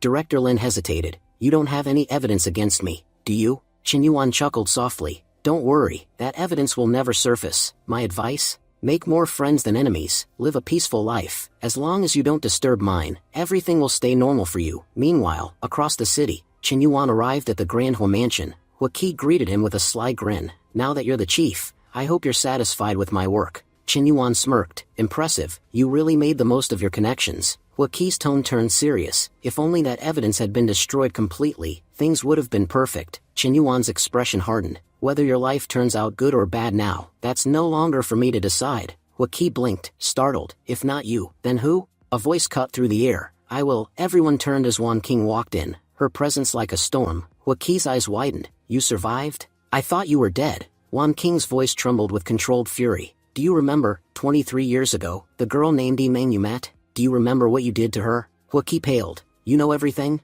Wan King replied bitterly. I've known for a long time. It just took time to prepare for this day. Hua Qi gave a dry laugh. Do you think I didn't see this coming? I've been preparing too. Wan King shot back. Prepare all you want. You already destroyed my family. What else could you possibly take from me now? At that moment, Hua Qi's men dragged in several hostages, Wan King's relatives and friends. Hua Qi smirked. Recognize them? These are the people who told you the truth. Yes, I treated your mother horribly, but I always saw you as my daughter. Killing you was never my plan, but your choices brought us here. If you want to take your mother's revenge out on me, do it. But if you try, these people will die first. Wan King spat. You dare call yourself a father? You disgust me. You've been waiting 21 years, waiting for me to inherit my mother's 80% share of the family business. That's the only reason you kept me alive. Hua Qi smirked. So you figured that out too. I was hoping, at the end, I could at least act like a decent father, but I'll give you one last offer. Gu Fan is gone. Jia Jun is the only obstacle left. Destroy him, and the city will be ours. We'll live like kings. From the corner, Jia Jun's voice rang out. You filthy old man, trying to shift your fight onto me? Wang Qing raised her gun. Let my friends and Jia Jun go. Do that, and I'll do whatever you ask. Hua Qi smirked. Impressive. You really care for him. Qin Yuan's voice cut in. She's not sacrificing herself for me. She's making the smartest move. She knows that anyone who stands with me never loses. Watch how I turn this game around. In less than 4 minutes, you'll be on your knees begging for forgiveness. If not, I'm no Luo Jiajun. In a flash, Qin Yuan hurled a cup at one of the guards, knocking him out cold. Chaos erupted as bullets flew, but Qin Yuan moved like a storm, taking them all down one by one. Chen Yuan laughed triumphantly. See what happens when you choose the right person? Wan King turned the tables, and you lost even after winning. Before Hua Qi could react, Wan King snatched up her gun and fired. Hua Qi collapsed to the floor. Wan King said, Thank you for helping me. Qin Yuan smiled faintly. Partners don't need thanks. Helping each other, that's our duty. Though, Miss Wan King, I did help you a lot. Don't you think I deserve a special reward? She smirked. You do, but not here. Qin Yuan chuckled. There's plenty of space upstairs. Before either could move, Dali and his men stormed in. Brother Luo, we're officers now. Don't worry, we'll handle everything here. Later, Qin Yuan and Wan King's spicy moment is over, Qin Yuan said. it's time for me to go. Remember, what you see now isn't the real me. This body may belong to Jia-jun, but the soul inside is Qin Yuan. My name is Qin Yuan, and I came from 20 years in the future. Wan King frowned. What are you talking about? Future? Missions? Are you telling me a movie story or something? Qin Yuan replied calmly. Just remember one thing. My name is Qin Yuan. Got it? I have to go now. Wan King, still stunned, muttered. So, you were a member of some club? At that moment, Qin Yuan and Jia-jun both appeared inside the club. Qin Yuan said with relief, finally, back in my own body again. Jia-jun added, Mr. Qin, that mission was incredibly tough. You didn't run into any trouble, did you? Qin Yuan smirked. We'll only know once we get to the second floor. Let's see who earned how many points. Jia-jun's face darkened. I've got some bad news for you. Your company is about to go bankrupt. Qin Yuan shot back. And you didn't put in any effort to save it. If you had, you'd have earned points too. Jia-jun protested. I wanted to, but you filled an entire restriction book. Aside from your name, I couldn't learn a single thing about you. How was I supposed to help? Qin Yuan thought for a moment. He's right. I probably wrote too much. When Qin Yuan revealed his points, Jia-jun's eyes went wide. Manager Su said you were a newbie. How can you have this many points? Qin Yuan replied calmly. Manager Su also said I had exceptional potential. You should have listened to everything she said. The system displayed Qin Yuan's record. He had assisted the police in taking down criminals, eliminated Gufeng, and risen to power both underworld and in law enforcement. His mission was originally worth 15 points, but because of his outstanding performance, he was awarded 20. And since the competition period was active, his points were doubled, 40 club points, convertible into 4,000 season points. Jia-jun stared in awe. You solved the biggest problems of my life.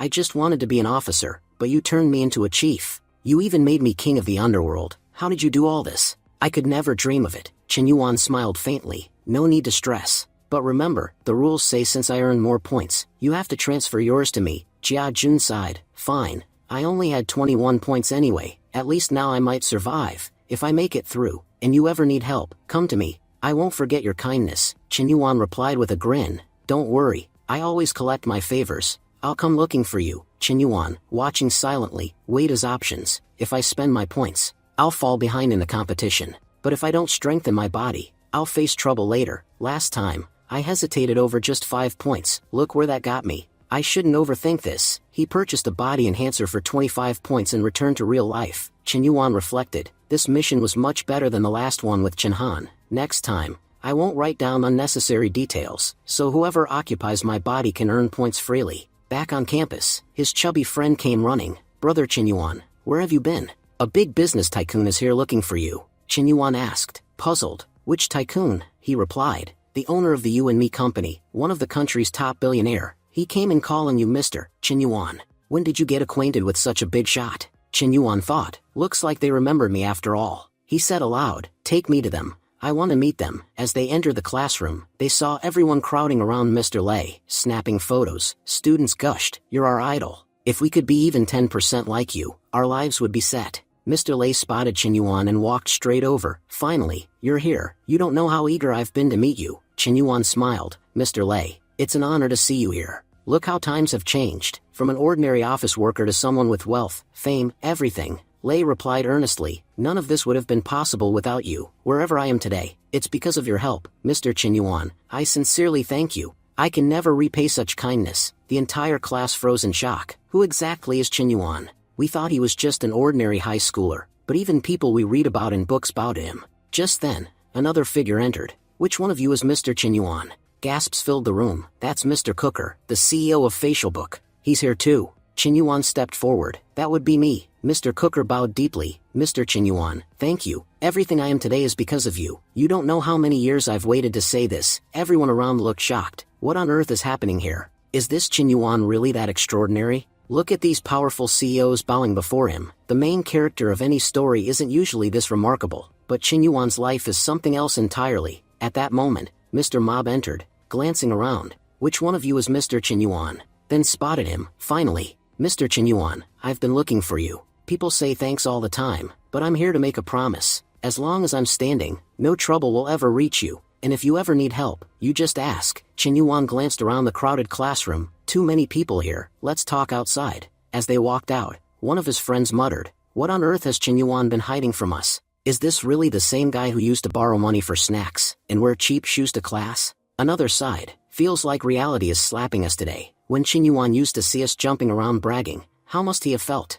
He could have bought our 7 generations without a second thought. A third added quietly, I used to mock him for being poor. Now, standing next to him, I feel lower than a beggar. Qin Yuan led the 3 of them to a private office. I called you here because I'm facing a problem, and I hope you'll help me solve it. All 3 spoke at once. Mr. Qin Yuan, with us here, no problem will ever touch you. Point it out. We'll handle it. After their talk, Qin Yuan returned to his company. Inside, Zoe was in tears. I tried everything, but day by day our company's value is falling. If this continues, we'll go bankrupt within a month. Young master, you trusted me, but I've failed. Since you left, things have only gotten worse. We can't compete with Han Jian Group. Qin Yuan said calmly. Why panic? We'll handle it. Just then, Qin Han stormed in. Handle it? You can't handle anything. Young master Qin Yuan, such a great name. Can't even deal with a small rival company? This is what real power looks like. Remember how you ruined my life? My own wife treated me like a dog because of you. How does it feel now, watching your empire crumble? Qin Yuan said lightly.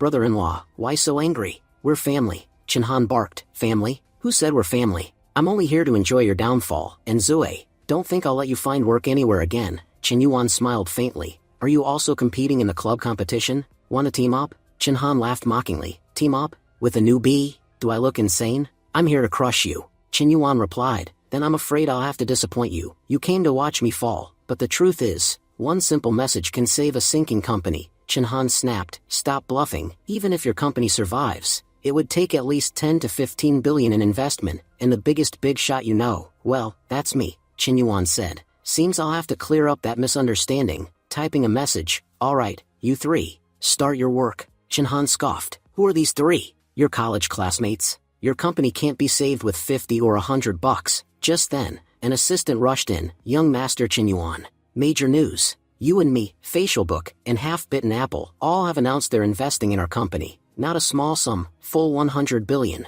Qin Han and Zoe stood frozen in shock. What did you say? Qin Yuan says. Why are you acting as if this is some huge news? Friends help each other. As soon as mine heard I was in trouble, they invested. Qin Han barked. Stay in your lane. You're just a student. I own a huge company and can't reach these giants. Yet you claim they're your friends? You're a good actor, and you've taught your employees to act well too, but you won't fool me. Qin Yuan replied evenly. Believe it or not, I know bigger players than you can imagine, and honestly, why would I bother showing off to someone like you? Qin Han challenged. Fine, prove it. Call one of these so-called big shots here, right now. If anyone of my level shows up at your invitation, I'll admit you're the real deal. At that moment, Wan King walked in. I'm here for Qin Yuan. Will you count me as a big shot? Qin Han's face went pale. Miss Wan King? The richest businesswoman in the city? One of the country's most influential people, someone whose single call can shake parliament, and you're here for him? Wan King smiled warmly. Young master Qin Yuan, it's been a long time. Qin Yuan grinned. Wan King,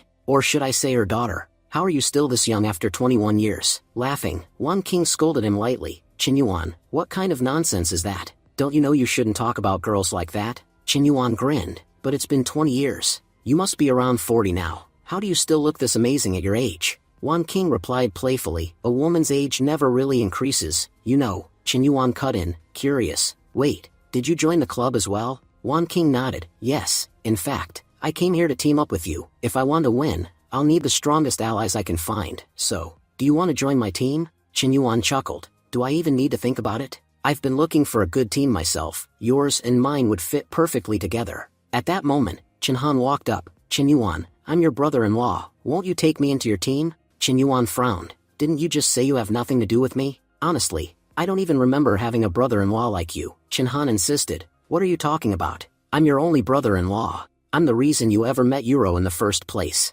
Things inside the club are dangerous right now. If you don't take me in and something happens to me, Euro won't take it well, and you know you can't afford to offend her. Qin Yuan sighed. Fine, you're in. But Wan King, you must have joined the club a long time ago, right? Wan King confirmed. Yes, the last time you mentioned the club, I signed up immediately. Now I've got a small team of 5. Qin Yuan thought to himself. Good, with Wan King already having a team, we'll be able to rack up plenty of points by entering missions together. Out loud, he asked. Wan King, I've been meaning to ask you, what exactly is a multiplayer mission? From the name, it sounds like members of a single team are sent on linked tasks. Wan King said. You guessed right. I've already participated in one, so I know exactly how it works. If the 3 of us accept such a mission, We'll be sent to a location where we have to cooperate completely to survive. Most of these missions take place on isolated islands, where we must complete a specific task, Chinhan muttered. Sounds extremely dangerous. Qinyuan smirked. If it wasn't dangerous, why would it be worth so many points?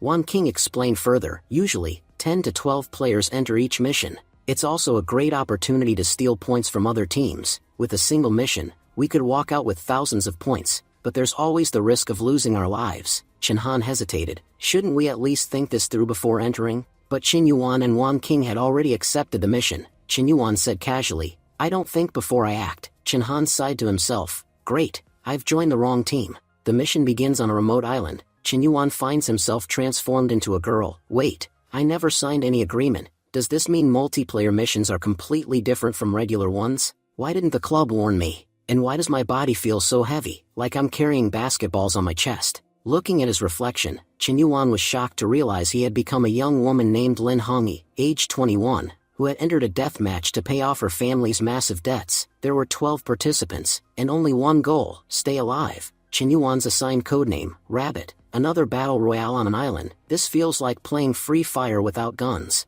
Still, this body is incredible, strong, agile, and, well, I have to admit, I'm kind of adorable. Just as he was getting used to the situation, the wall in front of him began to crack and crumble. As Qinyuan stepped outside, he thought to himself that something was definitely about to happen here. This was a survival game. Someone was surely coming to attack him. But without fully understanding how the game worked, he decided not to make any reckless moves. Just then, Tiger burst through the wall and entered the room. Player Rabbit is fast. She jumped away just in time. Qinyuan noted how physically strong the attacker was, and realized that everyone in this survival game must be equally powerful. His decision to avoid fighting seemed completely justified. As he moved forward, he noticed a large group of people gathering. Qinyuan thought, only elite players were supposed to be here. What are so many people doing in this place? From across the area, a girl sitting on a chair called out, someone's watching us. Catch them, now! Instantly, the crowd rushed after Qinyuan. He wondered bitterly, whose life have I stumbled into?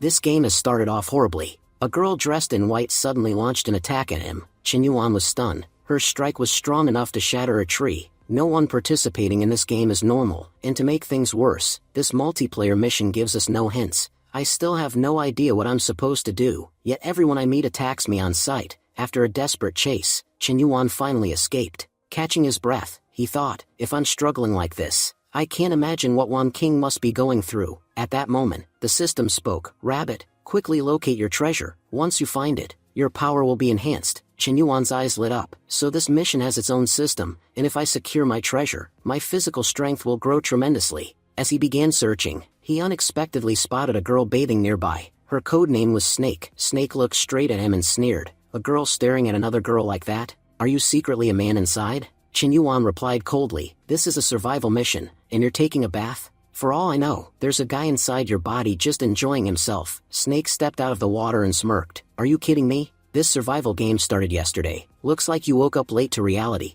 Qinyuan frowned. Is this Lin Hongyi crazy? The game has been running for an entire day, and she hasn't even found her treasure yet. Only when her life was at risk did she bother to swap bodies. Snake introduced herself. My codename is Snake. What's yours? Qinyuan answered, I'm Rabbit. By the way, are you Chinhan or Wan King? Snake narrowed her eyes. So you entered this mission with your teammate. Too bad for you. I'm not your ally, which means I'll be earning my first diamond from you. With that, she lunged and struck from the side. Qinyuan thought, barely dodging. What the hell is going on? 2 minutes ago, she was talking casually with me, and now she's trying to kill me. If I hadn't moved in time, I'd be a corpse already. Qinyuan took off at full speed, but Snake relentlessly pursued him. How can these people have so much power? He muttered. Leaping into a waterfall to escape, Snake hissed in frustration. If that waterfall hadn't been there, I'd already have my first diamond. Qinyuan wondered as he swam away. What diamonds is she talking about? And whose body did I end up in?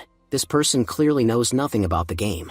Meanwhile, elsewhere, Lin Hongyi, now inside Qinyuan's body, regained consciousness. I was forced into this life and death game, because they shoved me in against my will. I passed out before I even heard the rules. But how did I end up inside a boy's body? And where on earth am I? Back at the waterfall, Qinyuan emerged, still thinking. My system said I need to find my treasure to gain a special power. Looks like everyone else already has theirs. Snake had a spinner. She probably modified it. That must have been her treasure. If I find mine, I'll be just as powerful. The system suddenly chimed in. You have discovered your treasure. It is within 50 meters. Chen Yuan thought. Finally, my power is within reach. Not far away, a man called Goat lay in wait. Rabbit, I've been watching you for an entire day. Now you'll fall right into my trap. Chen Yuan soon spotted his treasure lying openly on the ground, marked only with his code name. Around it were scattered corpses, so there was a fight here, but no one claimed this treasure. That means only the rightful owner can open it. A rabbit can't open Snake's treasure, only Snake can. As Chen Yuan stepped forward to claim his prize, Goat suddenly attacked, but Chen Yuan reacted instantly,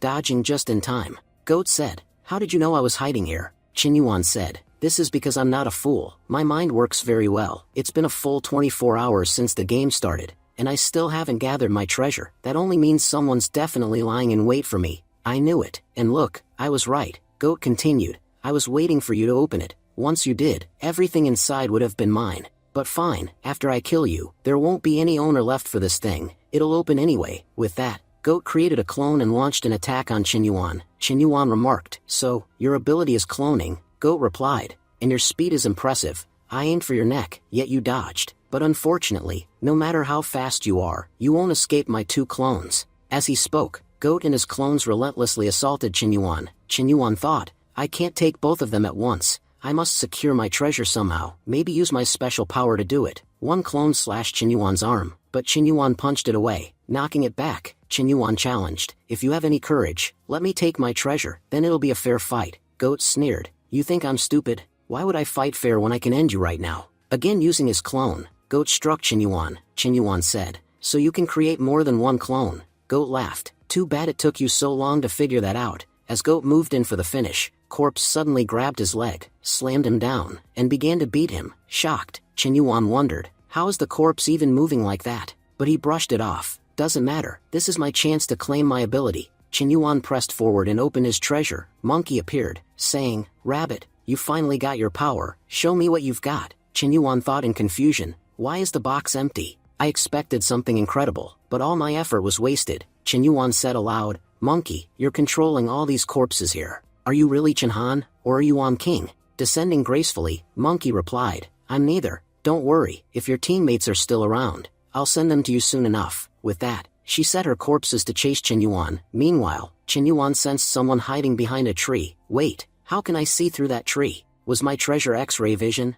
And I can hear distant sounds too. Even my sense of smell is sharper. Looks like my main power is sensory enhancement. My treasure has boosted all of my senses." Monkey, startled, thought, "How does this rabbit know I hid someone there?" As Chen Yuan ran, he analyzed. Monkey has at least 3 corpses. First, the tiger that attacked me. Second, that guy with the bull helmet hiding behind the tree. Third, the one with cloning powers. If I want to survive, I need to stay far from her. Facing her head-on would be foolish. Still, these sensory powers will help me track all players on this island. It's not that large. I can see what they're all up to. Chen Yuan climbed a mountain, thinking, my X-ray vision is just like Superman's. I can stand here and clearly see distant things. Suddenly, he spotted 2 figures in the forest. I have a feeling it's definitely Chen Han and Wang King. The scene then shifts, revealing Chen Han, who has inhabited the body of a child. Chen Han asked, "Sister, can I touch your body?" Wang King smirked, "Try it, then I'll tear your body into little pieces." Chen Han retorted,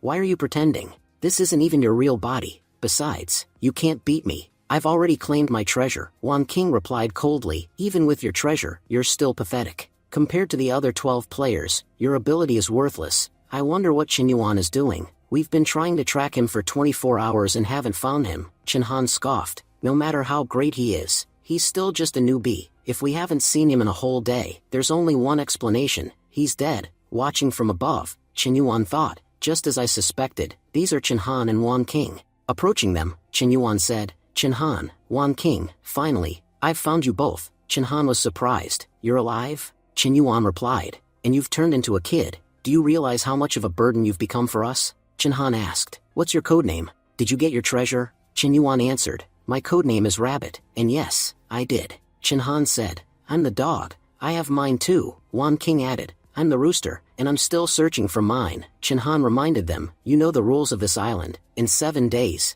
only 2 people will make it out alive. There are 3 of us here, so which one of us is going to die?" Wang King and Chen Yuan both said, "Do you even need to ask? Obviously, it'll be you." Chen Han snapped, "Stop wasting time. I wanted to ask, who have you encountered so far?" The more we know about our enemies, the better for us, Chen Yuan replied. Chen Han, you're not exactly a saint. We're talking about whether we should kill you, and you're worried about sharing enemy intel? Fine, tell me, what's going on in that small brain of yours? Are you secretly planning to strike at one of us the moment you get a chance? Flustered, Chen Han said quickly. No, nothing like that. Chen Yuan added. I hope you're not planning to betray us. On my way here, I first ran into a massive guy, ridiculously strong. Then I found a squad of enemies, plus a girl who could transform weapons. I also encountered another girl who controls corpses. She's commanding 3 or 4 other players. He asked, who have you two met so far? Wan King replied, we've run into 2 people. One calls himself a moral cultivator. Chen Yuan was stunned. Immoral cultivator? Chen Han explained, that guy can fly on his sword and use every technique we studied back at novels. Wan King added, his codename is Dragon, and he's probably the strongest among all of us. The other one we met is Pig. Honestly, I didn't find him that dangerous, Chen Yuan said. But Wan King, you were one of the earliest to become a player. How are they still stronger than you? Wan King replied, if this were an individual mission, I could use my full power, but in multiplayer missions, we're only allowed to bring our physical abilities. We can't use any abilities we purchased from the club. Chen Yuan thought, that's good for me. I've invested all my points into physical ability. That's why my body's naturally the strongest here. If I'd invested elsewhere, I'd be in real trouble. Chen Yuan ordered, Chen Han, you'll lead the way. To be honest, I don't trust your intentions. A little further ahead, Chen Yuan spotted Wan King's treasure. There it is. But someone might be lying in wait. Wan King asked, Chen Yuan, do you see any danger here? Chen Yuan replied, within a meter radius, nothing, even underground seems clear. Wan King remarked, looks like you can see through things. Chen Han cut in, enough talk, let's grab that treasure. Whoever's in front, move fast. I'll cover you. If there's trouble, I'll handle it. Chen Yuan scoffed, cover us? You're the front man. With that, he shoved Chen Han straight toward the treasure. Chen Han yelled, Chen Yuan, how can you be such a jerk? You almost got me killed. Chen Yuan barked, stop whining and check the area. See if there's any danger. Chen Han grumbled, can't you see there's nothing here? All the other players have cleared out. Who'd be sitting here waiting for treasure? As Chen Yuan and Wan King moved forward, Chen Yuan suddenly sensed something underground. He grabbed Wan King and leapt aside just as a volley of iron arrows shot up from below. Thanks to his reflexes, Chen Han transformed to protect himself and dodged. Wan King, startled, asked, how did this attack happen? You said there was no enemy nearby. Chen Yuan replied, looks like they're underground. I can't see there. The only way to get you that treasure is the same way I threw Chen Han. This time, I'll throw you. Whether you make it out alive depends on your luck. If you gain a good ability, you'll escape easily. If not, who knows what'll happen. Wan King said calmly, as a player, I've learned to trust my luck. Don't worry, everything will be fine. Chen Yuan hurled Wan King straight onto the treasure, smashing through all obstacles. She reached it and opened the chest. Inside was a single pill. Swallowing it, Wan King murmured,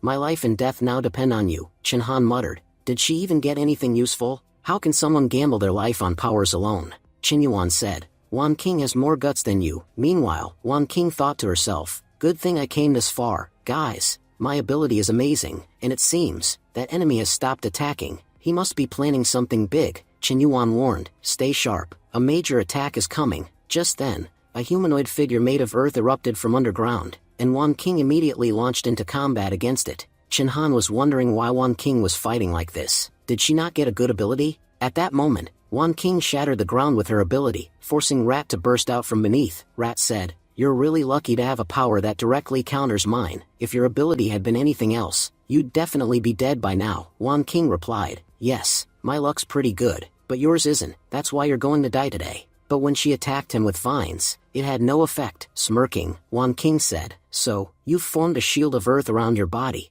Do you really think that will protect you forever? Chen Yuan said, even if we can't break his defense, there's still a way to kill him. His ability only works when he's touching the ground. If we cut him off from it, he's finished. Wan King, you've already got him suspended in the air. If we just set those vines below him on fire, he'll roast alive. Chen Han added, good thing I've still got my lighter. Rat shouted, are you people monsters? How can you even think of something so cruel? Fine, I give up. Just let me go. Chen Yuan said coldly, giving up won't help you. In the end, only 2 players will survive. Keeping you alive would only create more competition, nothing else. Rat yelled, wait, I know a huge secret. I have a way to defeat the immoral cultivator dragon, one of the strongest among us. If we can't beat him, he'll kill us all anyway. Everyone was shocked. Does he really know how to kill the dragon? Chen Yuan glared at him, you look like a scumbag. Why should I believe a word you say? Rat protested. Don't judge me by my face, my heart's pure. There's a special treasure hidden somewhere on this island. If you get it, you can ask the witch for help. She's the only one who can kill the immortal cultivator.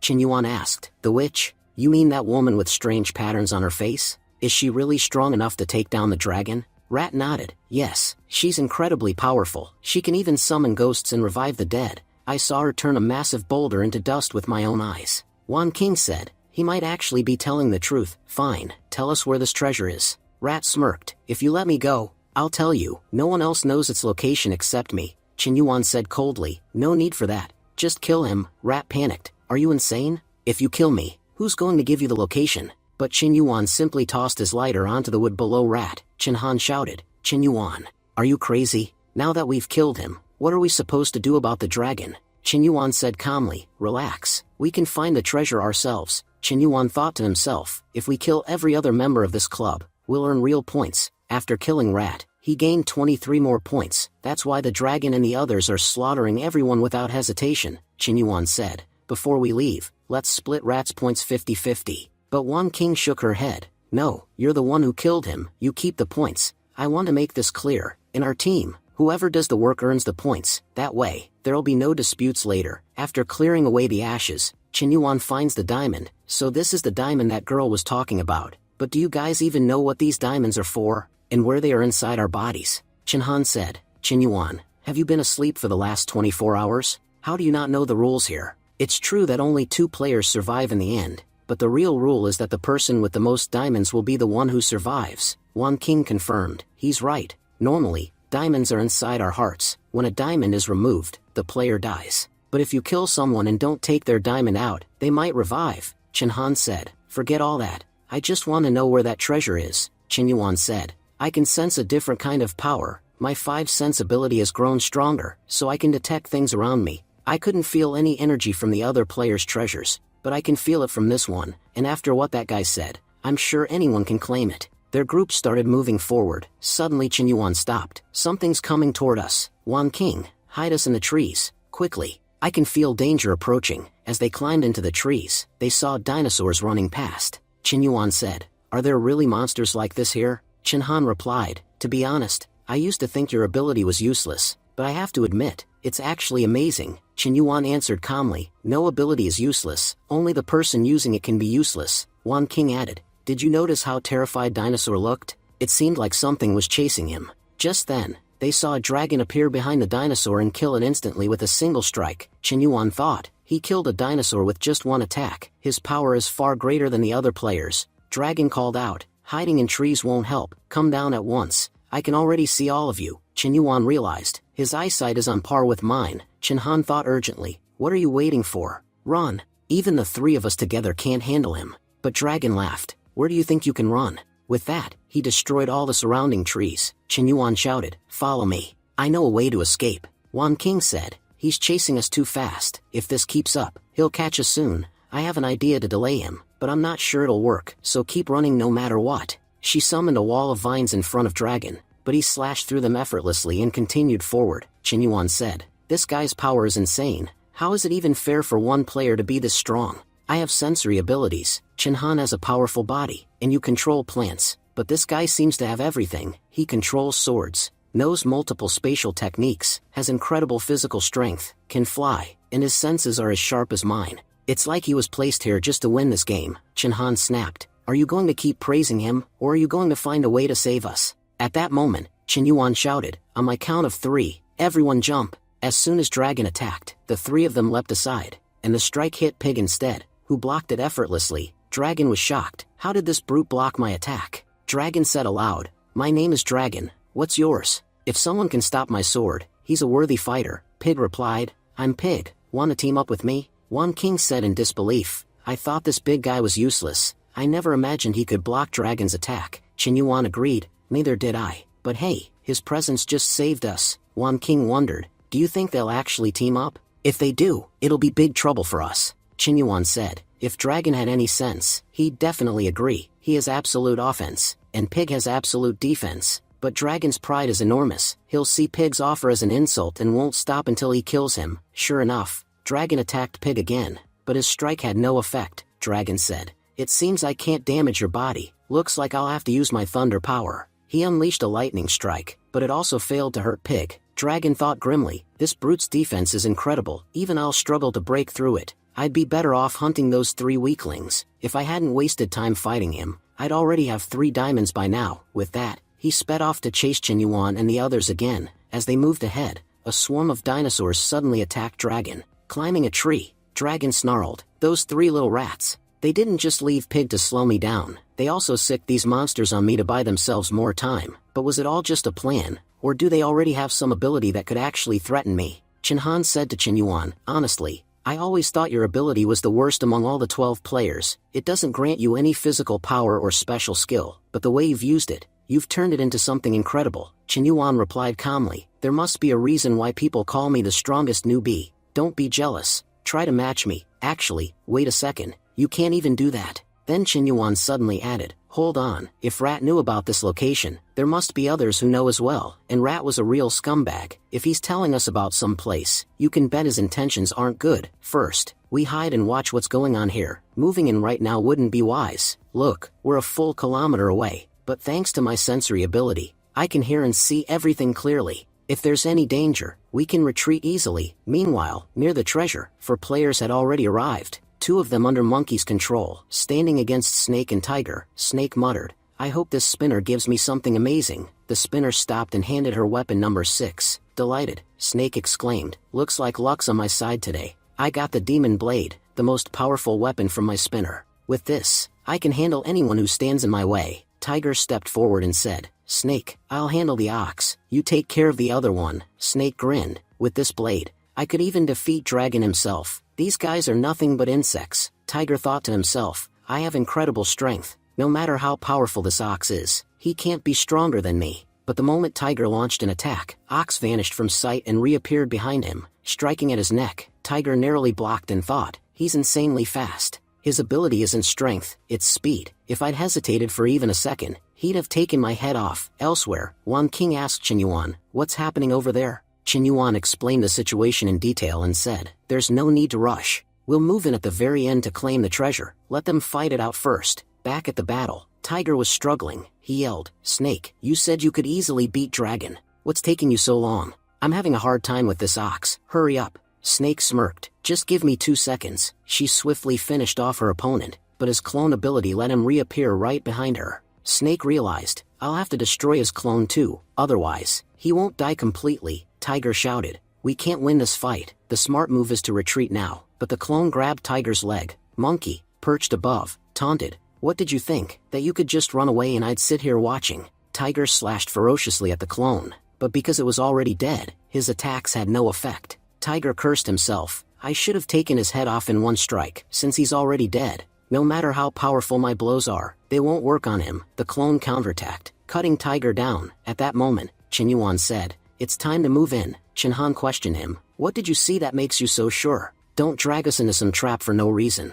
Meanwhile, Snake thought, Tiger's dead. Before Monkey controls Tiger as well, I need to get out of here. Monkey grinned, trying to run? I've got a new toy I haven't tested yet, and you're not leaving until I do. Snake glared at her, so you're the one controlling all these corpses? Monkey laughed, corpses? Call them my toys, and soon, you'll be on that list too. Snake thought, against this many enemies, I don't stand a chance. At that moment, Qinyuan and his team charged forward at incredible speed, entering the cave. Snake took the chance to slip away. Monkey muttered, those 3 blew in like a storm and vanished like a hurricane. Aren't they worried about getting out of that cave? Forget Snake, let's focus on them. Once they join up, even Dragon won't be able to touch us. Inside the cave, Qinhan asked Qinyuan, you're sure this plan will work? We're inside now, but they're blocking the exit. If we don't find anything worthwhile, we won't leave alive. Qinyuan reassured him, relax. I scanned the entire cave with my ability. The amazing thing is, there may be only one way in, but there are 1,000 ways out. Look, the treasure's right there. Wan King noted, every other treasure had the owner's name written on it, but this one says life.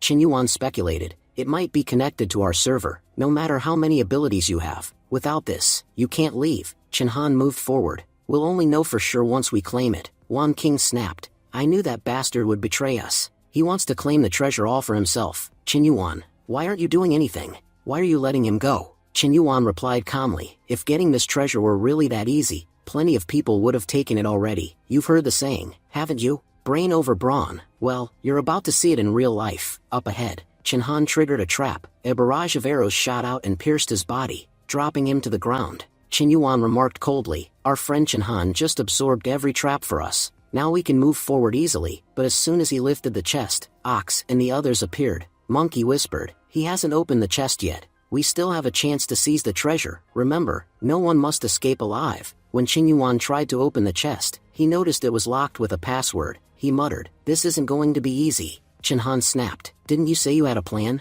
Instead, you've dragged us into a trap. Now tell us, what do we do? Qin Yuan, already running, shouted back, what's there to think about? We run. They sprinted through the tunnels until they stumbled into another cavern. Chinhan warned, choose the right path this time. Ahead of them lay several passages. Qin Yuan said calmly, this is where we can escape. I'm using my sensory ability. I can see through these caves, and I know which path leads outside. By the time Monkey and the others arrived, Qin Yuan had already slipped away. Monkey hissed, those rats are lucky. If I'd caught them, they wouldn't have left alive. Wan King turned to Qin Yuan, you planned everything perfectly, didn't you? Qin Yuan shook his head, not planned, predicted. Everything has gone exactly as I expected. Soon, they emerged from the caves. Chinhan smirked, I hope Dragon and Monkey fight each other. Wan King replied, you're absolutely right. They're evenly matched. If they clash, they'll weaken each other, and we can take advantage. Qin Yuan frowned. Don't count on it. They're not stupid enough to fight unless it's the very end. If they join forces, we're in serious trouble, because only two people can survive this game. If they put aside their pride and team up, they'll be unstoppable. We can't face either one of them alone,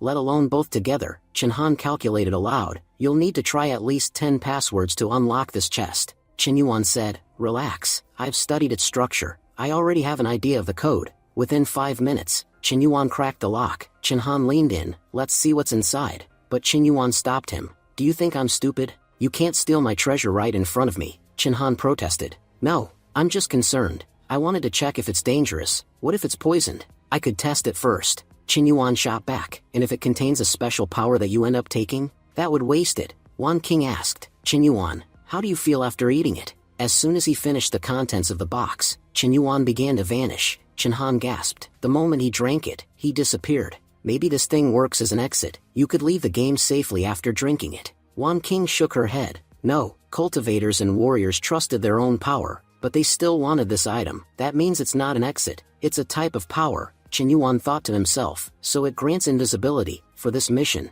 that's incredible. Even if Dragon stood in front of me, I could handle him easily. Qin Yuan reappeared moments later and reassured them, relax, I didn't leave the game. It's just an invisibility potion. Chinhan grinned, that's amazing. With this, we could sneak into the girls' bathhouse. They'd never even see us. Qin Yuan glared, even now, that's what's on your mind? No wonder your wife beat some sense into you. Just then, Qin Yuan noticed movement. Someone's coming toward us. Let's hide and see who it is. 2 girls dressed in white appeared. The first said, there are so many outsiders on our island. Do you think any of them will actually find the treasure the witch wanted? The second girl replied, the witch worked hard to locate that relic. If even she couldn't obtain it, how could any of these strangers hope to? Chinhan whispered, Qin Yuan, they're talking about the thing you ate. Qin Yuan admitted, I was thinking the same. Whatever I consumed is making me their target. Wan King concluded, in a way, it's good you ate it. If we'd given that treasure to the witch, what guarantee was there she'd help us? For all we know, she would have killed us before even fighting Dragon. Qin Yuan said,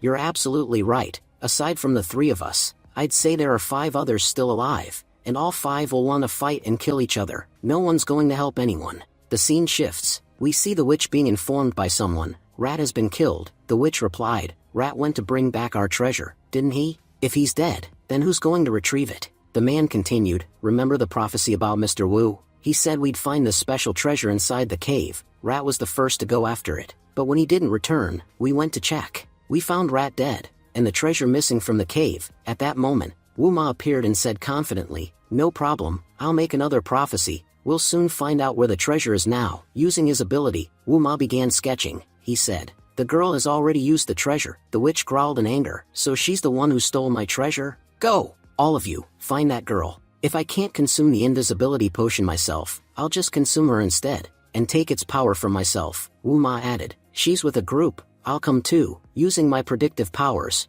I can track their exact location so they won't escape. He thought to himself, as long as the witch is with me, I don't need to fear Dragon. she'll kill him easily, and because I've helped her from the very beginning, she and I will leave this place without a problem. The scene changes again. A surge of energy erupts from the forest. Chinhan asked, Qinyuan, why is light coming from inside the forest? Qinyuan replied, it's because the two strongest fighters are clashing. Chinhan said, that means Monkey and Dragon are fighting at full power. The scene cuts to the battle itself. Dragon is single-handedly fighting everyone from Monkey's crew, and even alone, he's overpowering them all. Dragon taunted, girl, even if you have 3 corpses at your command, you still can't beat me with them. Monkey shot back, do you think I can only control corpses? If that's what you believe, you're dead wrong. You haven't seen my real power yet. She transformed and charged at him. Dragon thought, she's physically strong too. Monkey sneered, what's wrong? Shocked by my power. You assumed I'm weak just because I control corpses? Idiot. Did you ever wonder how I killed those corpses in the first place?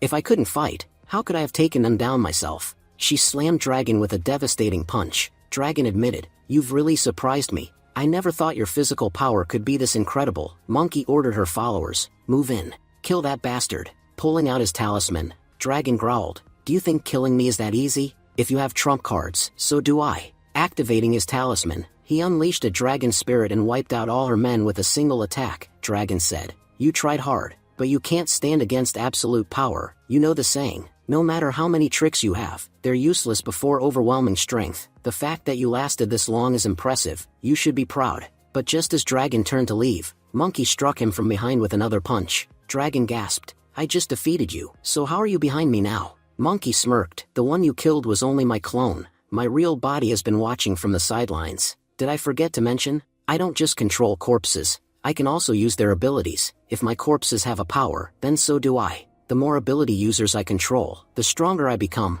Dragon acknowledged, your ability is truly remarkable, but if I'm going to die here, I'll take you with me. He self-destructed, causing a massive explosion. Monkey cursed, you bastard. What did you gain by doing this? Dragon's voice rang out faintly, a warrior's death. At least I didn't kneel before my enemy. Meanwhile, Wan King asked, Qinyuan, what's happening over there? After that explosion, it's gone completely silent. Qinyuan replied, it's because both of them are badly injured. Chinhan said, then what are we waiting for? Let's move in and finish them. Qinyuan shook his head. Others are already ahead of us, and to be honest, something feels wrong. The most powerful fighters don't die this easily. Meanwhile, on the other side, Snake and Pig arrive near Dragon and Monkey. Snake says coldly, we'll have to kill them. What an incredible fight they had. Both were worthy of praise. Too bad they both died fighting. But now all the profit is ours. Pig sneers, Snake, you really think I'll let you take all the profit while I'm standing here? You think I'll let you just walk away this easily? Snake replies, seems like you're underestimating me. Her weapon spinner lands on number 4. Snake thinks to herself, number 4, the weakest weapon. With such trash, I can't beat Pig. Fighting now would be stupidity. Out loud, she says,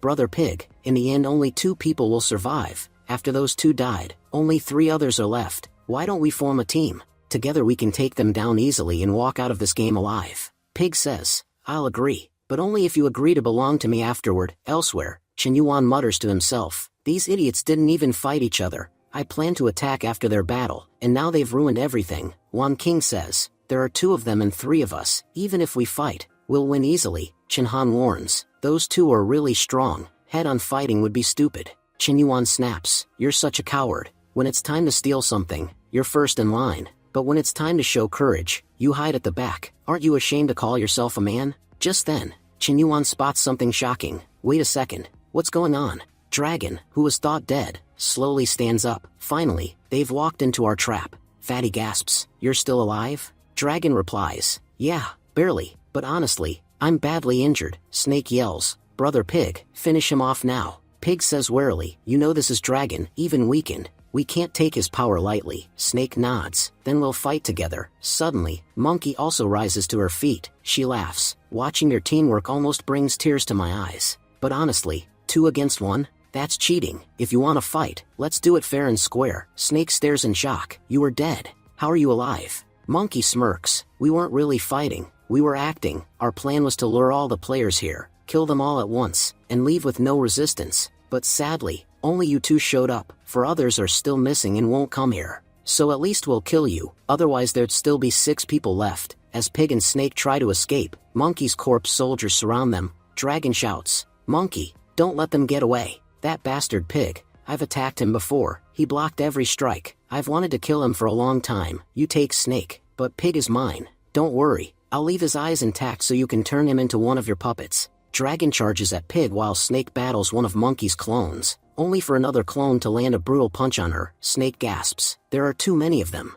Even if they're just corpses, they're still players. We can't use our full power against this many. Meanwhile, Wan King uses her vines to trap Tiger. Snake, surprised, says, "There are more fighters here." Good, at least someone's helping. I couldn't handle all these enemies alone. But when she looks at Qinyuan, she asks, "Why are you helping me? I tried to kill you earlier." Qinyuan smirks. "Who said I'm saving you? This isn't some romantic movie where I spare your life out of kindness. I'm here to kill you." He wraps her in vines. Qinyuan steps forward. "I'll finish her and take her points." But Snake slices through the vines and attacks Qinyuan. Qinyuan grits his teeth. "I admit my ability's weak, but not that weak. I can still finish you easily." Before he can strike, Qinyuan leaps forward and kills Snake himself. Qinyuan says, "You were so close to getting the points. If you'd just moved a little faster, they'd have been yours." Qinyuan snarls. "Qinyuan, you're such a bastard. Teaming up with you was a huge mistake. You're hogging all the rewards. What have I gained from this multiplayer mission?" Qinyuan replies coolly, "From the way you're whining, teaming with us must feel awful. If you hate it so much, go join Dragon. I'll tear up our contract." Just then, Tiger rushes in to attack them. Qinyuan says, "Look, your opponent's here. Go fight him yourself. Since we're no longer teammates, why should I protect you?" Qinyuan panics. "Brother-in-law, I didn't mean it. I spoke out of anger. Please help me. Only you're strong enough to fight these monsters. They'll roast me alive in 2 minutes." Qinyuan snaps, "Idiot, there are 6 powerful fighters here, and only 3 of us. If we fight now, we'll definitely die. Our only option is to run, as fast and as far as we can." As they run, Qinyuan shouts to Qinyuan, "Do you even have a plan? Or did you drag us here blindly like last time?" Qinyuan cuts in, "I've got a great plan. We're all fighting hard out here while someone's been hiding just to rack up points. We're pushing forward only to expose that guy. If you want any profit, you'll have to fight for it yourself." Qinyuan yells, "Old man, come out right now, or I'll drag you out myself." Wu Ma, hiding behind a tree, thinks nervously, "How the hell did he see me? I was perfectly hidden, and according to my ability to see the future, this guy should have been dead already. How is he changing his own future? Not just his own, he's even altering the future of the people around him. Those 2 teammates of his should have died long ago, but they're alive only because of his insane luck. Can anyone really be this lucky enough to rewrite fate itself?" Monkey grins. "Looks like we just got a free bonus. If this old man's their target, taking him down should be no problem." While running, Wu Ma shouts angrily, "You're such a bastard. I was hiding peacefully in the woods, and you dragged me right into their sight. But don't underestimate me because of my age. I'm fast enough to outrun you all and escape." Qinyuan smirks. "Thanks for telling us. Otherwise, we have thought you were weak and wouldn't have bothered stopping you. But now that you admit you're fast, stopping you is more important than ever." Just then, Wan King uses her vines to grab Wu Ma's foot. Wu Ma growls, "You brat, I'm old enough to be your father. At least show some respect for my age." Realizing he's trapped, Wu Ma thinks, "These people aren't going to let me go. Looks like I'll have to call Witch for backup." He fires a signal into the sky. Seeing the flare, Witch thinks, "Looks like he's found all the players, especially the one who can turn invisible." Meanwhile, Qinyuan and his team reach the edge of a cliff. Qinyuan panics. "What now? The road ends here. Do we just wait to die?" Qinyuan replies calmly, "Not while I'm here. Don't worry, this is part of my plan. Just close your eyes and jump. Nothing will happen to you." Trusting him, everyone jumps. Monkey watches from afar, fuming. These 3 are useless, their abilities are garbage, yet they still keep slipping away. If I could control them, I could even take down Dragon easily. That girl rabbit must have some incredible ability. He keeps sensing danger in advance and escaping every trap. Qinyuan and his team swim to a nearby cave. Qinyuan says, "We'll need to stay here a while. It's too dangerous to go up right now. That flare the old man fired will bring Witch here." With Dragon, Witch, and Monkey, 3 powerful players in one place, facing them right now means digging your own grave. We'll attack them later, and we'll make it a deadly attack, but only when we find their weakest point. Qinyuan said, "You're really amazing when it comes to planning." Qinyuan replied, "Talking about it now won't help. Honestly, I don't even know what's going to happen next. The best case scenario is if they fight and eliminate each other. If they accidentally team up, we'll be in big trouble." On the other side, we see Dragon saying, "Old man, your senses are impressive. Even at your age, you're dodging my attacks so easily." Monkey added, "Dragon, I'll take care of him. Taking out a weakling like this won't benefit you." Then she sent Tiger and Ox to attack Wu Ma. Wu Ma thought, "Why hasn't the witch arrived yet? If she delays, I won't survive." Goat rushed forward and landed a devastating punch on Wuma. While Tiger prepared to launch a fire attack, Wuma realized, depending on the witch was a huge mistake. She won't reach me in time. But just then, the witch appeared and saved Wuma. From inside the pit, Chen Yuan and his team were watching everything. Chen Yuan said, "I told you there's a way out through this cave," the witch demanded. "Where's the one who has the power of invisibility?" Wuma assured her, "Don't worry, my lord, I've already tracked his location." Chen Yuan thought, "Why do I feel like they're talking about me? After all, I'm the only one who can turn invisible," the witch said. "There's no point wasting time with these fools. Let's move." Wuma thought, "Dragon and monkey won't let me leave. When they try to stop me, she'll fight back. That way, my chances of surviving this competition will increase." As they blocked him, Dragon said, "Girl, you're truly powerful. Honestly, I've never had to use my full strength against anyone until now. You feel like a worthy opponent," the witch replied. "But you don't feel worthy to me. Fighting you would just waste my time," Monkey said. "Girl, hand over that old man to us. We know you're not really a player, so we have no quarrel with you. We just need to kill him to clear our path." The witch released her demons and said, "Seems you've got some courage. In 1,000 years, you're only the second person to even try blocking my path." Dragon said, "You didn't even announce a fight before starting. I don't like that attitude." He began cutting down all of the demons. Monkey ordered her corpses, "Go forward. Kill that old man at any cost. He must not survive." Terrified, Wuma shouted, "My lord, save me." As Ox lunged forward to attack, the witch incinerated him instantly. Shocked, Monkey thought, "What kind of power is this?" She didn't even move an inch, yet burned Ox alive, and speed was his greatest strength. The witch then summoned the god of death and attacked Tiger with a deadly strike. Chen Han said, "This girl's powers are unbelievable. Looking at them, I feel like we have the worst abilities in the whole game." Chen Yuan said, "At first, I thought Dragon and Monkey were the biggest threats. But now, I honestly hope they kill the witch together. We can take down Dragon and Monkey someday, but killing her is completely impossible." Then Dragon advanced, destroyed the god of death, and attacked the witch directly. His lightning strike filled the area with smoke. The witch emerged and said, "Nice attack. If you'd met me 1,000 years ago, you might have been able to defeat me. But now, with this power, you can't even scratch me." Dragon replied, "We'll see about that. You haven't even seen my real power yet. Using my blood body, I can control all 5 elements around me, and my strength multiplies tenfold." As he powered up, the witch smirked. "Looks like I'll have to get serious. Honestly, it's been years since I've had this much fun in a fight." Just then, Monkey stabbed Dragon from behind and said, "Finally, you're mine." Dragon spat, "You traitor."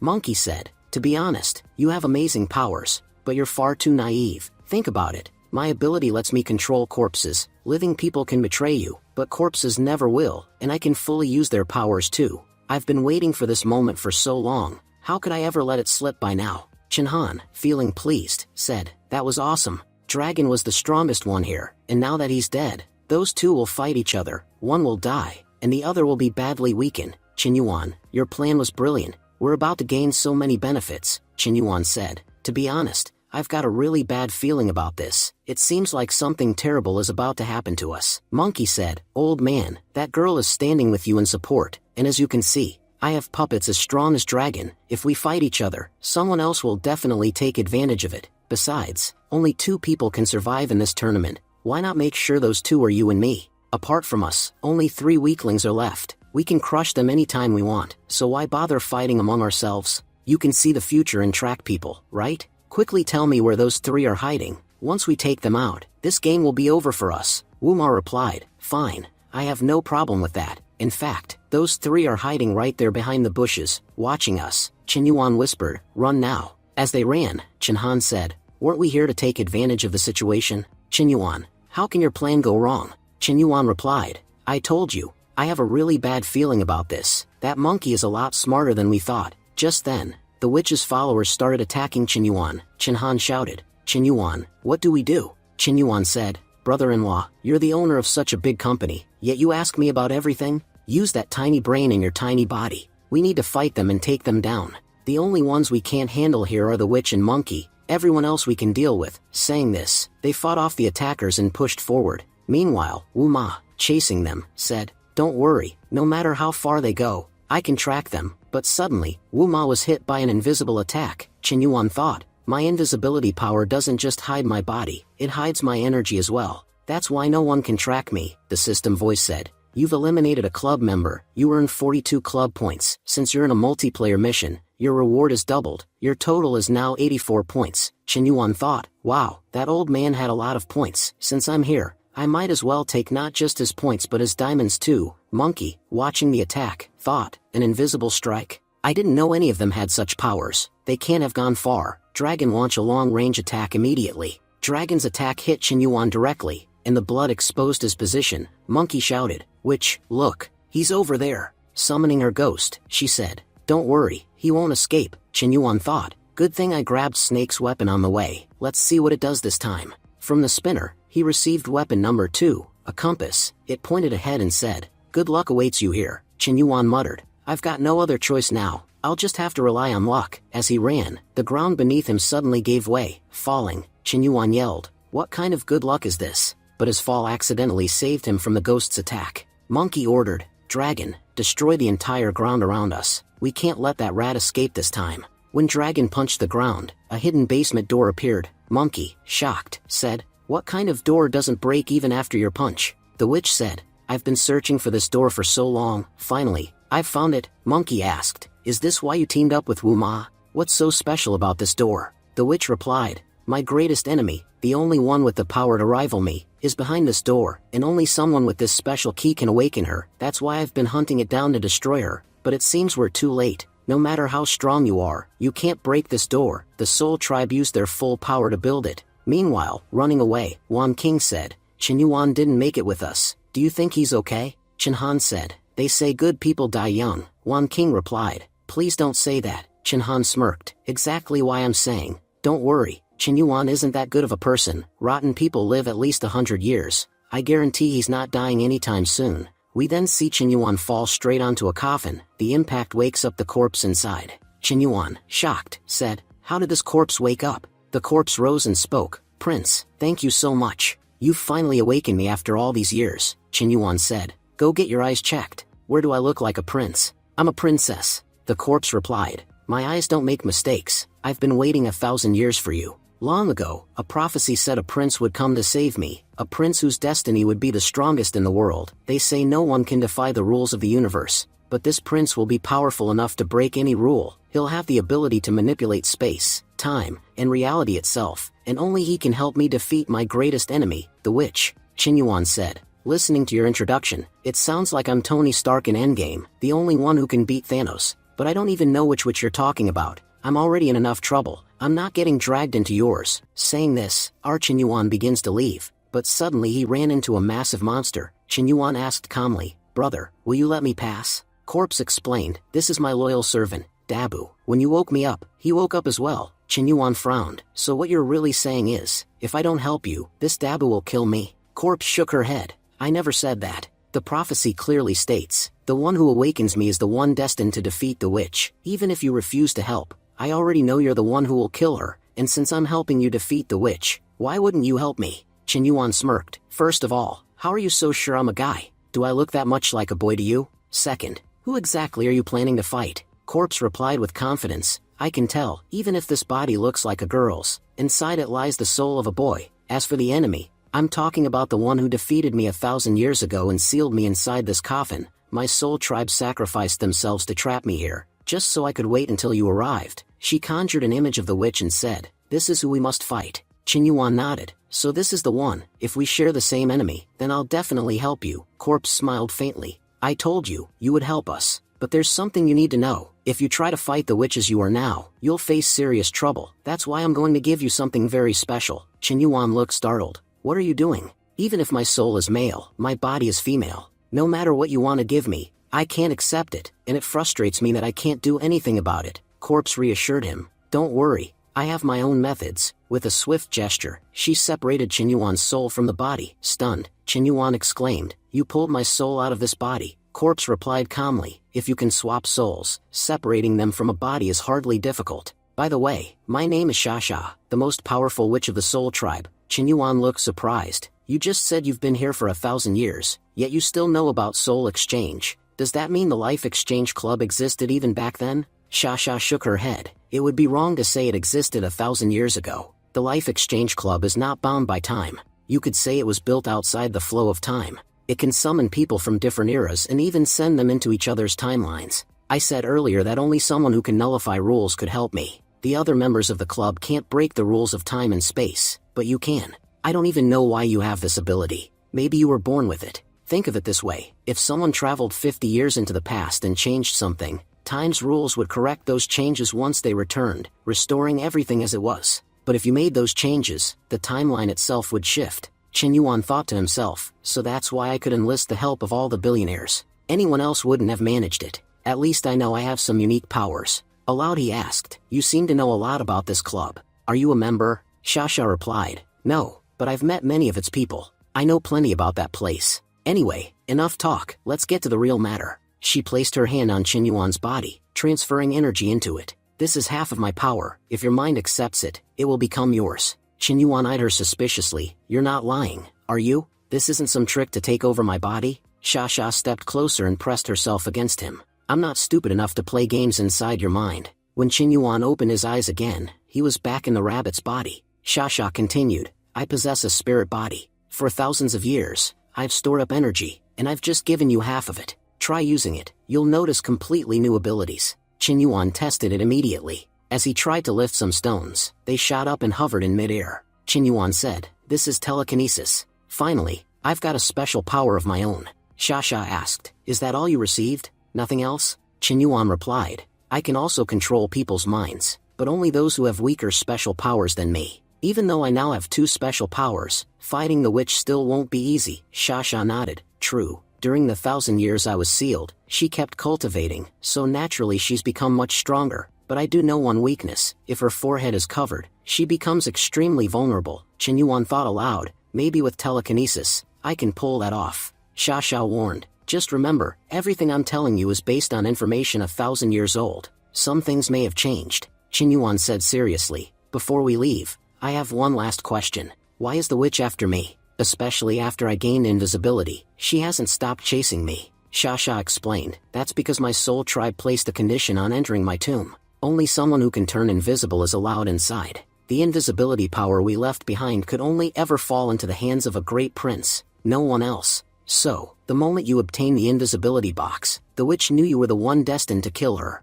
That's why she's been hunting you. Also, if we manage to defeat the witch, we'll be able to absorb her power. Chen Yuan grinned. Even better. So what are we waiting for? Let's go finish her. Scene shifted. We see Chen Han saying, Wan King, we need to think of a plan. Wan King shook her head. We don't have any option except to wait. We're already far away from both the witch and monkey. There's no need to keep running. Once Chen Yuan comes close, he'll sense us anyway. So waiting here is perfect. Just then, a club notification appeared, announcing, this competition will end within 24 hours. Only 4 contestants remain. Chen Han looked shocked. Rabbit is still among them, which means Chen Yuan actually survived. But what if he's teamed up with Monkey to kill us so he can win? Wan King snapped, I trust Chen Yuan. He'd never do that. If we were talking about you, maybe I'd believe it, but Chen Yuan would rather die than betray us. Chen Han muttered, easy to say, but when people face death, even the strongest kneel. You don't know Chen Yuan's true nature, he's not as noble as you think. At that moment, a hand landed on his head. Chen Yuan's voice came from behind, talking about me? Startled, Chen Han stammered, I was just saying that my brother-in-law is the best person in the world. Sometimes I feel terrible for treating such a good person badly. I wasn't saying anything bad about you. Dabu growled, good, if you'd insulted our prince, I'd have eaten you alive. Leg piece first. Shocked, Chen Han asked, Chen Yuan, who is this? Chen Yuan smiled, this is Dabu. He's with us, so don't worry about him. Anyway, I've got an important job for you. I heard every word you said about me, so now, you're going to toss a small bomb at the witch. That way, we can test just how strong she really is. Chen Han yelled, are you insane? The witch will kill me. Chen Yuan reassured him, relax.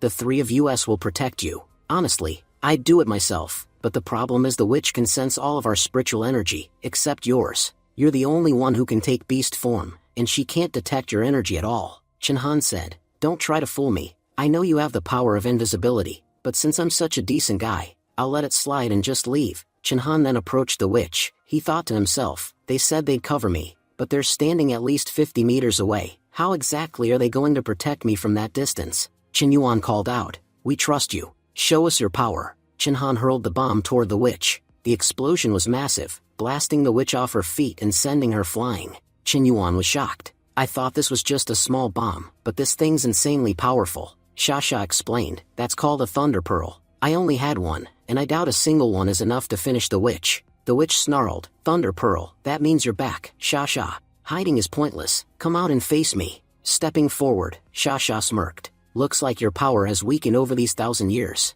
Fighting you won't be as fun as it used to be. The witch replied coldly. I'll admit, this boy's persistence is impressive. Even after all my efforts, he still reached you. Shasha glared. Because of you, I've lost my clan in 1,000 years of my life. Today, I'll take revenge for every single one of them. Everyone charged into battle. From the side, Monkey shouted, Witch, you handle those two. I'll take on these 3 by myself. She sent her subordinate goat charging at Chinhan. Meanwhile, Wan King fought Pig, and Dabo clashed with the dragon. Dabo growled, this one's tough. He blocked my strike without any effort. Chen Yuan advanced toward the monkey to attack. Monkey eyed him and said, So, you're their leader? Without you, those 2 are nothing but clowns. Join me, let them die, and afterward, we'll both be winners. Chen Yuan sneered. I've seen how you treat your allies. I have no interest in working with you. He unleashed his mind control ability on her. Monkey winced, clutching her head. What's this pain? What did that brat just do to me? Chen Yuan took advantage of her distraction and attacked, but Monkey used Pig's ability to dodge effortlessly.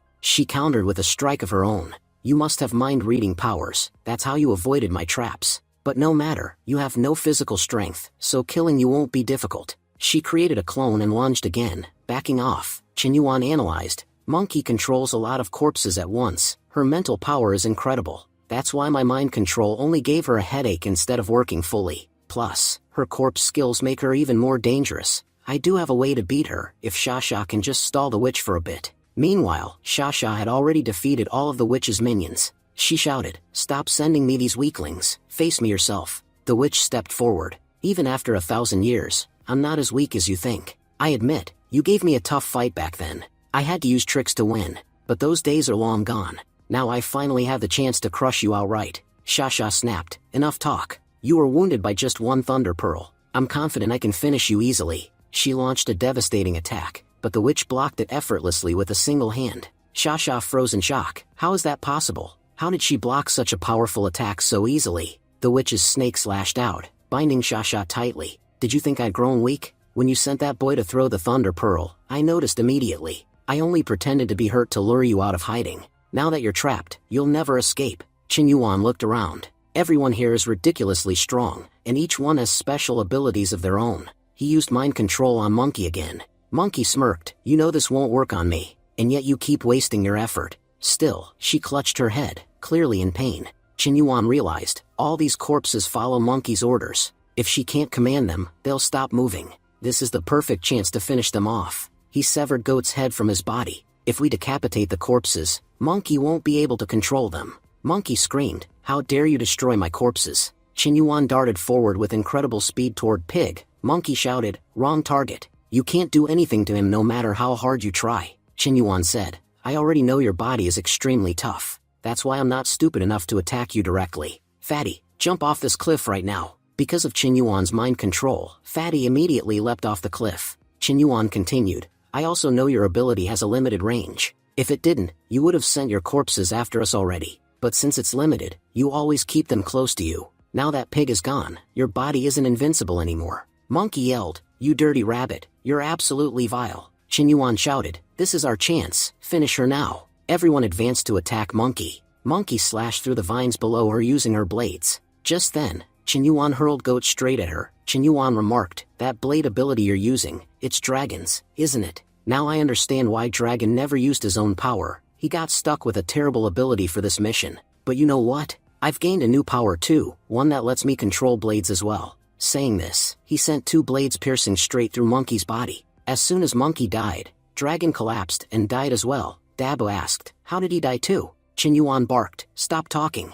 Everyone, move toward Shasha right now. She's in serious danger. Meanwhile, the witch sneered at Shasha. What was the point of waiting 1,000 years? If you'd died back then, you wouldn't have to die now. Your people predicted a prince would come to save you. I don't see any prince here. Did he run away and leave you? At that moment, Chen Yuan charged toward the witch to attack. Blocking his strike, the witch laughed. Ah, I almost forgot, you're the prince. So, is this the power you think can kill me? Releasing her energy, the witch continued, For 1,000 years I couldn't sleep. I always feared the prince would come to end me, but honestly, seeing you today makes me happy. With such a pathetic power, you couldn't kill me even in 36 lifetimes, Chen Yuan shouted. Everyone, attack together. As they rushed forward, Chen Han slipped into hiding. He called out, "Don't worry, I'm covering you all from the back." Meanwhile, Chen Yuan thought bitterly, this guy is such a coward. Every time danger comes, he hides. Chen Han, I'll make you pay for this. We then see the witch easily blocked Abu's strike. She destroyed his hammer and kicked him hard, then sliced through Wan King's vines effortlessly with her blade.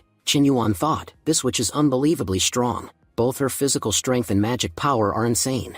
How are we supposed to beat such a powerful villain? In a single punch, the witch shattered Chen Yuan's blade. She mocked, I never expected a princess to show up instead of a prince. So you're the one who's been haunting my destiny. Once I kill you today, I'll finally sleep in peace. Meanwhile, Chen Yuan spun his weapon spinner. Please give me something useful. Even if I get something powerful, it'll never be strong enough to defeat the witch. And why is this thing spinning so long without stopping? Finally, the spinner stopped. On 0, Chen Yuan was stunned. Wait, the spinner only had numbers from 1 to 6. 1 means the weakest weapon, 6 the strongest. So what does 0 mean? Does that mean I get nothing? Suddenly, a girl appeared from the spinner. Chen Yuan gasped. So 0 means a person? But the spinner's power was supposed to give weapons. Where did you come from? The girl said, actually, I am a weapon. I take whatever form my master imagines. And since your heart and mind are always full of pretty girls, I appeared like this. Chen Yuan protested. Hey, you make me sound like a total creep. The weapon laughed. Is that even a question? I was literally created by your thoughts. Just look at me. I'm exactly what you imagined. Anyway, the stronger your mental power grows, the stronger I'll become too. One day, I'll even be able to appear in the real world beside you. Chen Yuan replied. We'll talk about all that later. For now, can you fight this witch? Show her how powerful you are. The weapon stepped forward confidently. Defeating her will be easy for me. She unleashed a devastating attack, blasting the witch so hard that she went flying and crashed to the ground. The witch was thinking, how can she possibly be this strong? I couldn't even handle her pace. She sent me flying with just 1 blow. The weapon said, I'm not done yet. I still have plenty of attacks left. Then she beat the witch relentlessly and finished her off right there. Chen Yuan, shocked, said, you're absolutely incredible. As long as you're with me, I don't have to worry about anything.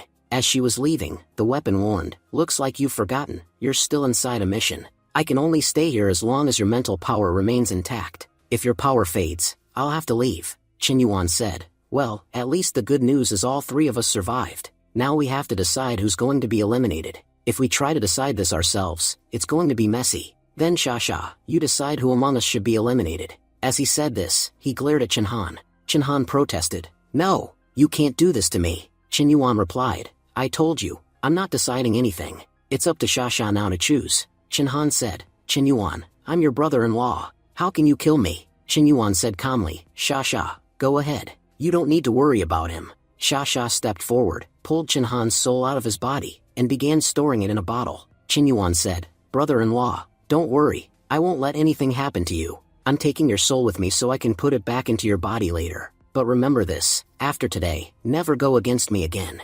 Otherwise, your soul might not be found in one piece next time. Chen Han replied, don't worry, I'll never forget this help you've given me. Just then, the system announced, this game ends here. Rooster and Rabbit, you have both won. As a reward, you will receive a soul-enhancing serum. Chen Yuan said, this will greatly boost our soul power. Even during missions, we'll be able to use the rest of our abilities. System really gave us an amazing reward. As soon as they drank the serum, their physical attributes doubled. Chen Yuan said, I thought this soul serum would make my body stronger, but the best part is that it gave me a special soul power. Now, just by looking at someone, I can make them gain a huge amount of weight. For most people, this power would be useless, but I know exactly how to use it. Chen Yuan asked Wan King, what soul power did you get? Wan King replied, after drinking it, my physical stats increased by 30%. What about you, Chen Yuan? Chen Yuan said, my physical power doubled too, and I also got a special soul power. Just by looking at someone, I can make them much fatter. Turning his face sharply, Wan King warned, I worked hard to maintain this figure. If you make me fat, I won't spare you. At that moment, a portal opened in front of them. Your mission is complete. You may exit now. As they stepped out, Chen Yuan said, this is our world. Wan King replied, you could say this was a path through the secret realm. Chen Yuan asked, do secret realms actually exist? Wan King explained, yes. They're like separate dimensions connected to our world. Honestly, I've only been inside one secret realm once in my life. To enter one, you need a special power or ability. The club keeps sending us into these realms, but entering on your own is risky, even though it gives more power. Qinyuan said, have you noticed something? Our bodies haven't changed back yet. Once the mission ends, our souls are supposed to return to our own bodies. So what's going on here? Wan King explained, we were supposed to finish this mission in 7 days, but we completed it in 6 days and a few hours. Until the full 7 days pass, our bodies won't change back.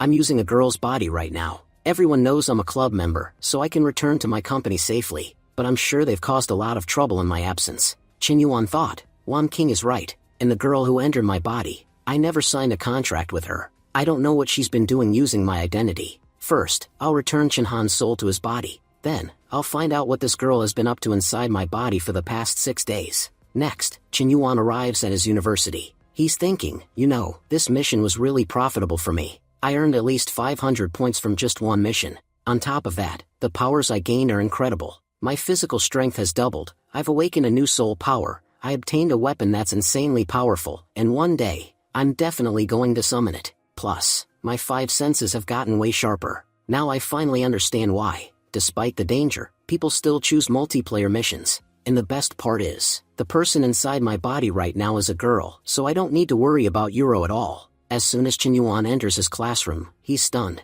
He sees Honglei, using his body, talking very closely to a guy. Qinyuan thinks, no way, did she start dating someone using my body? My entire reputation's ruined. Euro will leave me for sure. Shocked, Honglei says, wait, you're me, how did you get here? Meanwhile, the guy she's talking to frowns and says, Qinyuan, how can you talk to this girl like that? If you're into girls, that means you're not into me. You traitor. I'll never speak to you again. Qinyuan glares at Honglei. Tell me the truth. What did you do while using my body? Honglei replies, I didn't do much. I know this is your body, so I only talk to boys. Whatever you're imagining, I didn't do anything like that. Just then, Qinyuan's classmates gather around. Qinyuan, why are you acting shy in front of your girlfriend? We'll tell her exactly what you've been doing. You've made our lives miserable these past 6 days with your antics. If she's your girlfriend, she'd better control you, because you're slipping out of hand. At that moment, Fatty steps up. Guys, we're being unfair. Let Qinyuan like whoever he wants.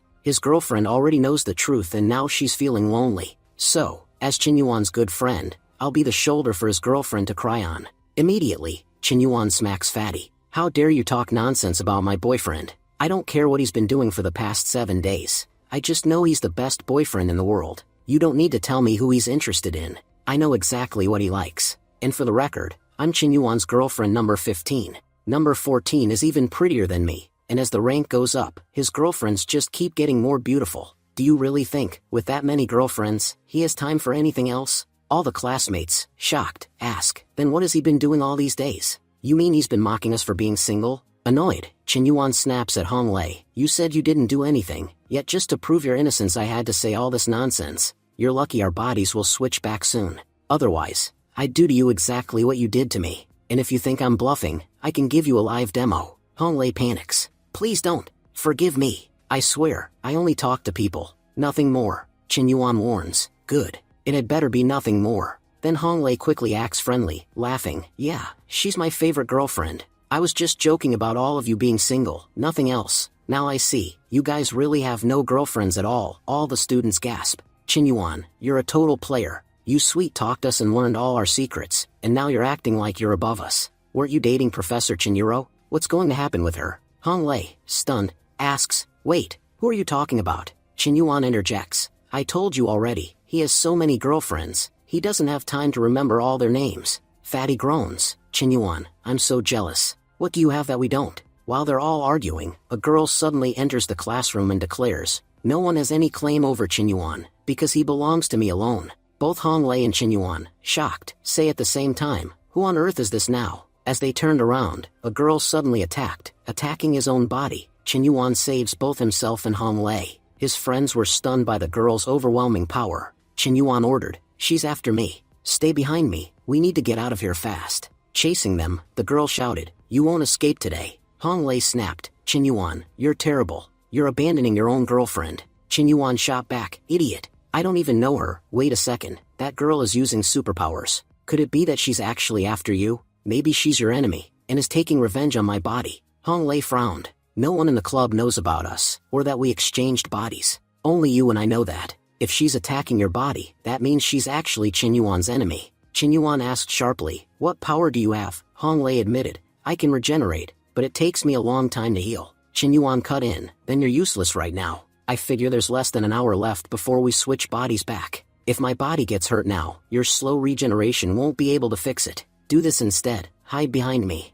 I'll hold them off. Qinyuan turned to the girl and demanded, why are you after my boyfriend? The girl sneered, your skills give you away, you're a club member too. If that's true, you already know why I'm chasing him. Everyone knows the competition's on, and every member's after each other's points. Give me your points now, and I'll let you live. Qinyuan smirked. Funny, I was just about to say the same thing. Hand over all your points to me, or you'll lose that slim body forever, and end up with a big, fat belly. The girl gasped in outrage. What nonsense are you talking about? At least threaten me properly. How could you possibly make me fat? Just then, Qinyuan used his soul power, instantly making her balloon up like a stuffed doll. She screamed, what did you do to me? Why is my body swelling up like a balloon? Qinyuan thought to himself, perfect. The slower they are, the easier it'll be to hit them with a sneak attack. But before he could act, a man suddenly appeared from the side and kicked Qinyuan hard. Seeing him, Qinyuan froze. A vampire? The vampire shook his head in disappointment. Really? I sent you to fight a newbie, and you couldn't even beat him.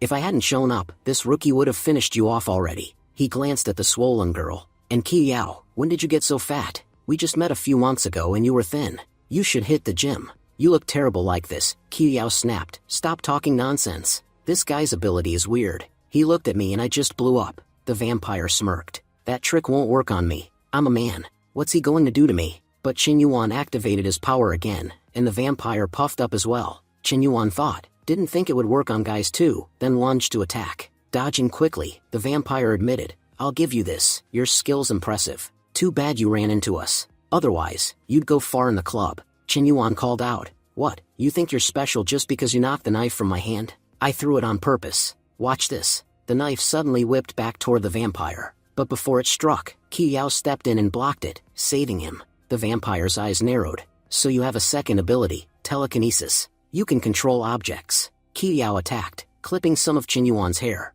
Qinyuan gritted his teeth. I need to shut her up right now. Using his mind control ability, he turned her against her own ally. The vampire shouted in shock as she stabbed him. Qi Yao, what are you doing? Attack that guy, not me. Kill him, we need to wipe out the other players. But Qi Yao cried out, it's not me. He's controlling me. The vampire growled in anger. You've gone too far. I won't let anyone mess with my teammates while I'm here. He began to transform. Qinyuan thought quickly, I need to finish him before he uses his full power. But before Qinyuan could reach him, the vampire completed his transformation and grabbed Qinyuan's dagger. You're done for. In this form, I've never lost. You don't stand a chance. He slammed a brutal kick into Qinyuan. His transformation also shrank his belly back down. The vampire grinned. So your ability just makes people temporarily fat. Honestly, for a moment there, I was a little worried, Qi Yao said, clearly terrified. I was also very scared. That bastard just pulled a massive prank on us. The vampire replied coldly, don't worry, he won't survive. Just then, Qinyuan started to run. If you're going to team up against me, then let me call my own team. You'll see what they do to you. As he ran, Qinyuan noticed someone standing near his real body, a man who was clearly part of the vampire's team. That man warned, if you love your boyfriend even 1%, stop right there. Move an inch, and I'll kill him without a second thought. Qinyuan raised his hands. Fine, I'm not moving. But if you think threatening my boyfriend is enough to stop me, you're dead wrong. The man sneered, if he's not important to you, then he dies right now. Qinyuan tried to calm things down. Hey, no need to get angry. We can solve this peacefully, can't we? But in his head, he was panicking. When will my body switch back? If it's injured now, I'll be weak after the exchange. I have to protect it no matter what. The man smirked. You're clever. If you hadn't dropped your weapon earlier, I'd have carved up your boyfriend already. So, what's your next move? Qinyuan said, honestly, he's not my boyfriend, he's my teammate. We're a 4-man team, but only 2 of us are here right now. We made a huge profit from our last mission, but the points aren't with me, they're with my teammates. Without them, I can't give you anything. The man turned to the vampire. Brother Ghost, what should we do? The vampire said flatly. Don't try to fool us. I know you're calling for backup, but you're already in our hands. We don't mind waiting. As he spoke, the vampire tied Qinyuan up with a rope. This rope is called a mortal binding. I got it from Secret Realm. No matter what tricks you try, you can't break it. Qin Yuan forced a smile. Brother Ghost, don't worry. I'm not running anywhere. I have nothing on me anyway, everything's with my teammates. I'll just call them here, and you can take the points from them. Our team is really weak, we barely have any points. After you take them, maybe we can even join your team? Ghost said calmly, time will tell. I want to see what your friends are willing to do for you. Qin Yuan thought to himself, you bastard, acting all high and mighty. Just wait, once my soul returns to my body, I'll beat you like a dog. If you've got my body tied up now, you won't even be able to touch me after the exchange. You'll be lying on the ground begging for your life, and the great Qin Yuan will graciously give you a clean death. But for now, I'll just keep acting. Qin Yuan spoke aloud, pretending to flatter him. Brother Ghost, your team looks really powerful. I bet you'll win this whole competition. You must have tons of points already, robbing weaklings like us. Ghost chuckled. You really know nothing about this club. You underestimate its power level. To be honest, our team is small time, just a bunch of minor players. Qin Yuan said, really? If even powerful people like you are considered small players, then this game must be insanely intense. Brother Ghost nodded. I've heard rumors, the reward this year is incredible. Whoever wins will get a rare item that appears only once in thousands of years. Very few in this world possess it. Normally, veteran players don't even enter competitions because they already have money and power. But this prize has drawn everyone's attention. Some of the strongest, oldest players have returned. One of them I know personally, Nicholas, ancestor of our vampire organization. He's so powerful he could wipe out thousands of players at once. And I can guarantee, he's not even the strongest one entering this time. Qin Yuan asked, wait, you said your vampires have an organization. Do other club members have factions outside the club too? Brother Ghost replied, you're powerful, but your knowledge is pathetic. Look, the club exists outside of time. Time and space rules don't apply to it. You could say it connects to every reality. And as for members, their number is infinite. The branch we belong to is just a small division.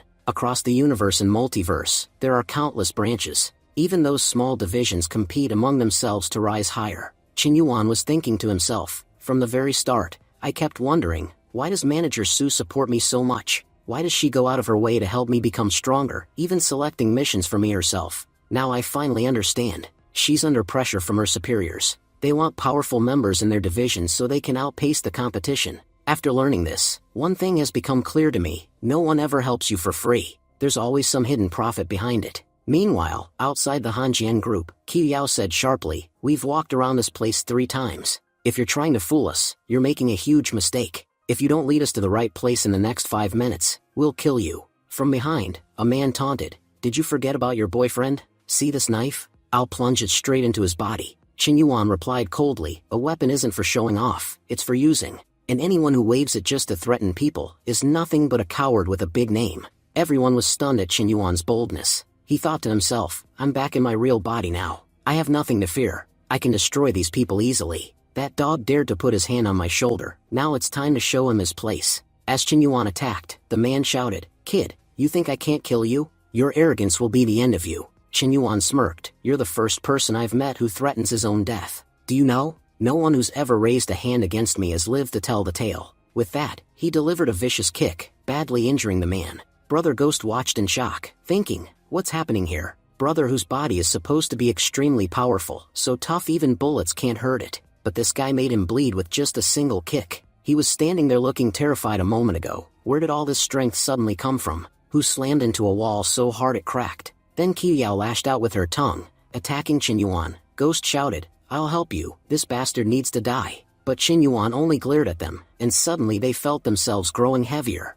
Brother Ghost was stunned again. What's going on? That girl used this ability earlier. Does that mean anyone on their team can use it? Qin Yuan kicked Ghost hard, leaving him badly wounded. Ghost gasped, we have to retreat, we messed with the wrong people. As they tried to leave, Qin Yuan opened the bottle and said calmly, my team is coming here. If you leave without meeting them, you'll regret it. Especially, make sure you meet my brother-in-law, because he has already arrived here. Just then, Qin Han leapt down from a building and landed beside Qin Yuan. He said, you have the power to become a werewolf. That means you're my opponent. Brother Ghost stepped forward and growled, you're just an ordinary human. How dare you think you can stand against me? But Qin Han transformed instantly and clashed fists with him. Ghost's eyes widened. You can transform too? Are you a vampire? Qin Han shouted back, I'm no vampire. I'm a hero, the great wolf hero, Wolf Han. I'll bring peace to this world by destroying the evil werewolf wave. Qi Yao, running away, muttered, these guys are tricky. They have backup far stronger than us. We need to escape now.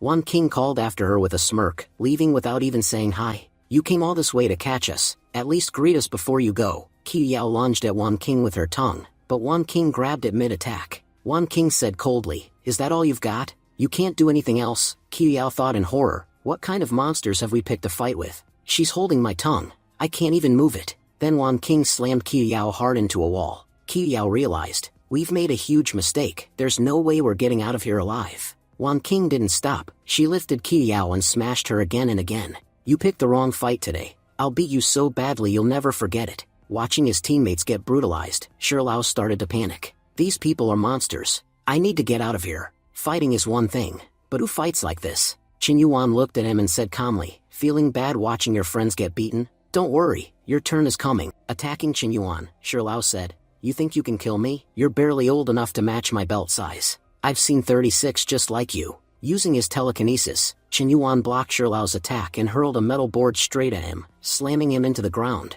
Qin Yuan said coldly, I was going to spare you, but something about you really pissed me off. Always remember, there's no 36 like me. Qin Yuan is a masterpiece, something even God couldn't copy. He bombarded Shirlao with debris. As he lay dying, Shirlao gasped, You've made a huge mistake. Our Vampire Alliance will never forgive you. Qin Yuan smirked, Oh, you're from the Vampire Alliance? Then I'm the newest member of the Avengers. If you want to talk nonsense, I can talk even better nonsense. Dropping scary names won't intimidate me. Just then, Qin Han arrived. Brother-in-law, it's done. He went down with just 2 slaps. Wan King added, I've taken care of my target too. Qin Yuan smiled, Good. That means we all won. You know, this bearded goat tried to scare me by saying he's from the Vampire Alliance. I told him I'm an Avenger. Even while dying he was still talking trash. But Wan King suddenly looked worried. Wait, did you say Vampire Alliance? That's the most powerful alliance in the West. He wasn't lying. We've picked a fight with some very dangerous people.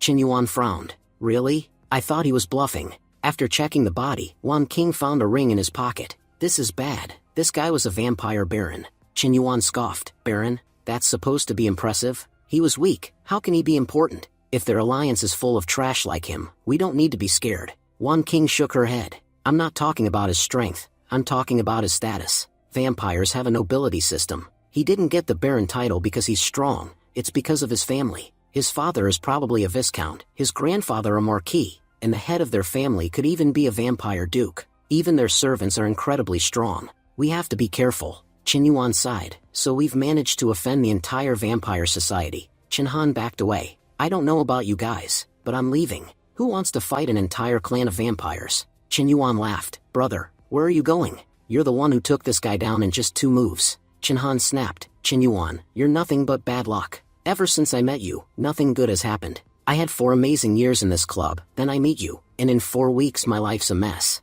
Qin Yuan turned to Wan King. You're the experienced one. What should we do? Wan King said, For now, we erase all evidence so the Vampire Alliance takes longer to find us. Meanwhile, we need to take on new missions and get our bodies as strong as possible. Qin Yuan pointed out, but there's a big problem. If we exchange bodies and get attacked, we won't be able to protect ourselves. Wan King replied, the mission we just did wasn't organized by the club. If we only take special missions approved by them, the club will protect our bodies while our souls are out. They'll make sure nothing happens to us. Qin Yuan grinned, then we've got nothing to worry about. Let's move. Later, they returned to the club hall. Manager Su greeted them warmly, just as I expected. You scored highest on the last mission, and you even managed to kill a vampire viscount. Qin Yuan, you really are something special. Qin Yuan said to Manager Su, you know I'm in serious trouble right now, yet you're still making fun of me. Just give me a mission, something that can quickly boost my strength. Manager Su replied, you've come at exactly the right time.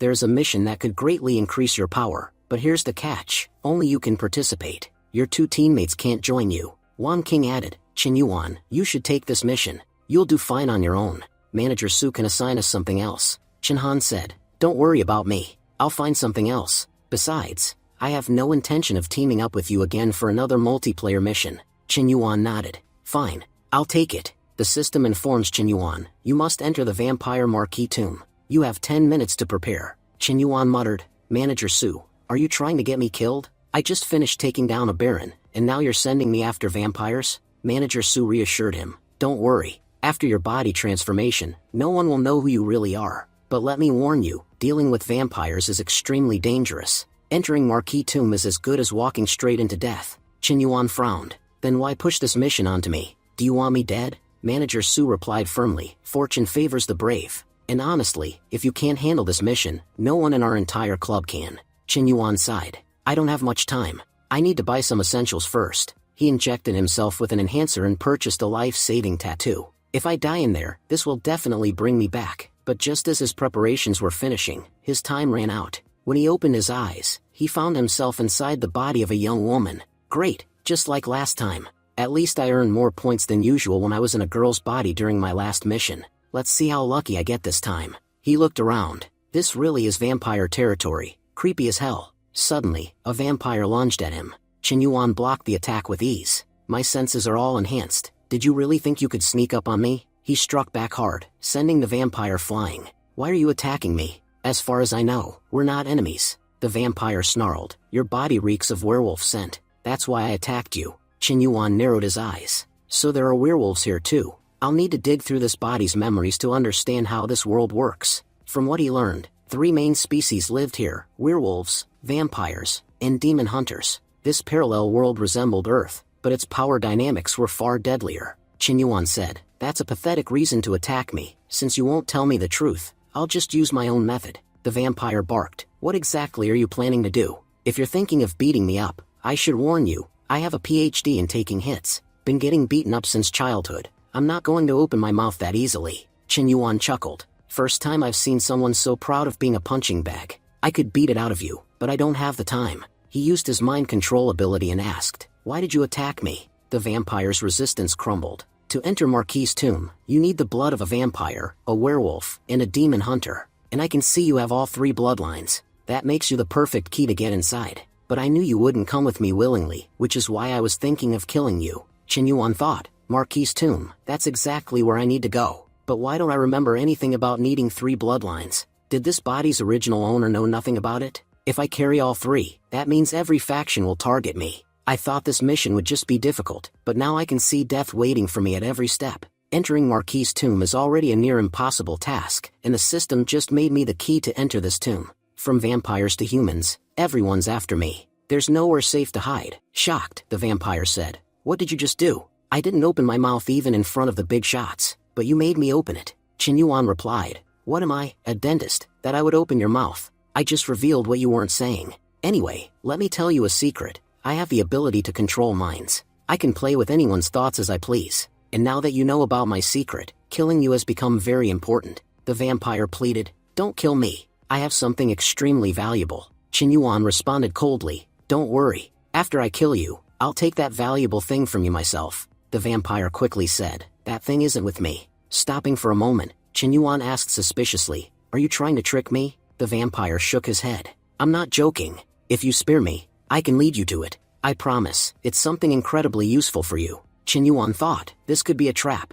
I'd better confirm everything first. Then he asked, where exactly is this thing you're talking about? The vampire replied, behind a huge oak tree, there's a grave. Inside that grave, a remarkable item is hidden. Without hesitation, Qin Yuan killed the vampire. Thanks for the information. This is where your journey ends. Checking the body and thinking, I hope I find something worthwhile on him. He discovered a small jar. I have no idea what this is, but if he hid it so carefully, it must be important. I shouldn't waste any more time. I need to move fast. If this vampire has such valuable information, the others surely do too. Just then, a system prompt appeared before Qin Yuan. Your mission is to obtain the golem from the nameless swamp. Qin Yuan muttered, so this is a mission. The system always measures its tasks carefully, which means getting this golem won't be easy. Whatever happens, I have to move forward. I may stay alert, but I can't back down. Approaching the oak tree, he saw 2 people already standing by the grave. I knew it wouldn't be that simple. My competitors are already waiting for me. One vampire sneered.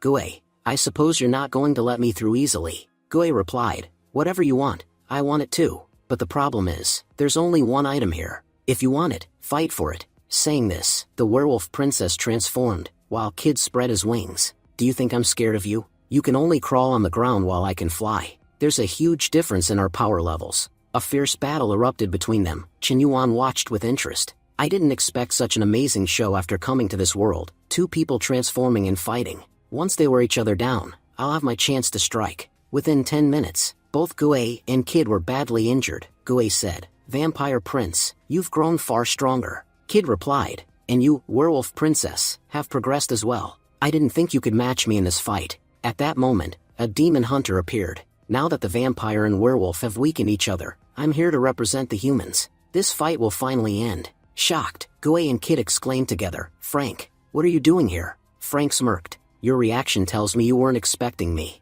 Did you think only you two knew about the golem?" Kid snarled, "Humans are vile. You have no right to the golem, yet you're here to steal it. How did news about it even leak? Which traitor in our clans is feeding you information?" Gue warned, "Frank, don't come closer. Even if we're weakened, killing you would be child's play." Frank raised his hand. "You're underestimating me. Look closely. Do you see what I'm holding? I won't even need a minute to kill you both. The only reason I haven't shot yet is because I don't want to waste bullets on you." Shocked, Kid said, "Wait, that's one of humanity's 10 divine weapons." Gue added, "Humans value those weapons immensely. They're never given unless someone awakens as a hero." "Frank, have you already awakened?" Frank replied, "Not yet, but my father has made great progress. He's been inducted into the Hall of Heroes. Using his connections, I managed to acquire this gun." Kid said grudgingly, "You're truly lucky. Very few ever enter the Hall of Heroes. Tell your father that Prince Kid of the Vampire Clan sends his regards." Gue snapped, "Idiot noble. He's our enemy. Stop talking to him.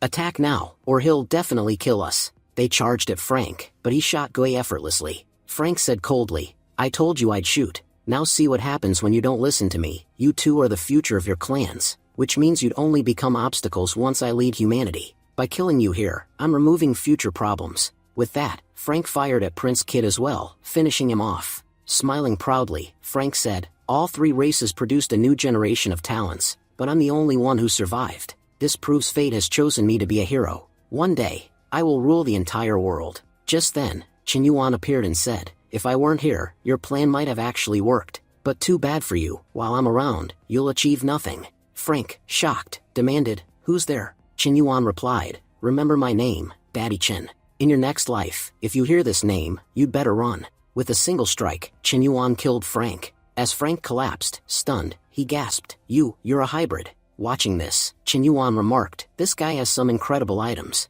Now that I've cleared the path, it's finally time to claim the golem." The scene shifts. We see Frank's father, Edward, who suddenly senses something is wrong. Frank's life force has vanished. He went toward the grave, but now I can't feel him at all. Go check what happened to him, and summon everyone scattered in the forest to gather near the 100-year-old oak. Meanwhile, Chen Yuan muttered to himself, "I've destroyed every trace of evidence here. After completely erasing these bodies, I can finally enter the tomb." But he soon noticed figures rapidly approaching. Too many people are closing in. "I need to finish quickly," he thought before slipping inside the tomb. Edward and his men arrived at the same spot. "No one escapes this place. If anyone is hiding, drag them out. Good thing the tomb is right here. Open it now. Your young master Frank should be inside." Inside, Chen Yuan sensed intruders. Someone's already entered. Using my sixth sense, I can feel their intent. They're not here to shake hands. They've come to cut off my head. If I don't escape now, I'm in serious trouble. Just then, a secret door opened. A hidden passage? This must be the true tomb, and the golem should be inside. Opening a box, Chen Yuan murmured, "It looks like a puppet, but how do I use it? No instructions? Well, since we're dealing with vampires, it must require blood." He dropped a bit of his blood onto the golem. At once, the golem transformed into his exact replica. Startled, Chen Yuan thought, "What's going on? Wait, this golem's real power is replication. But right now, that's useless to me. With so many enemies outside, this puppet and I can't beat them head on.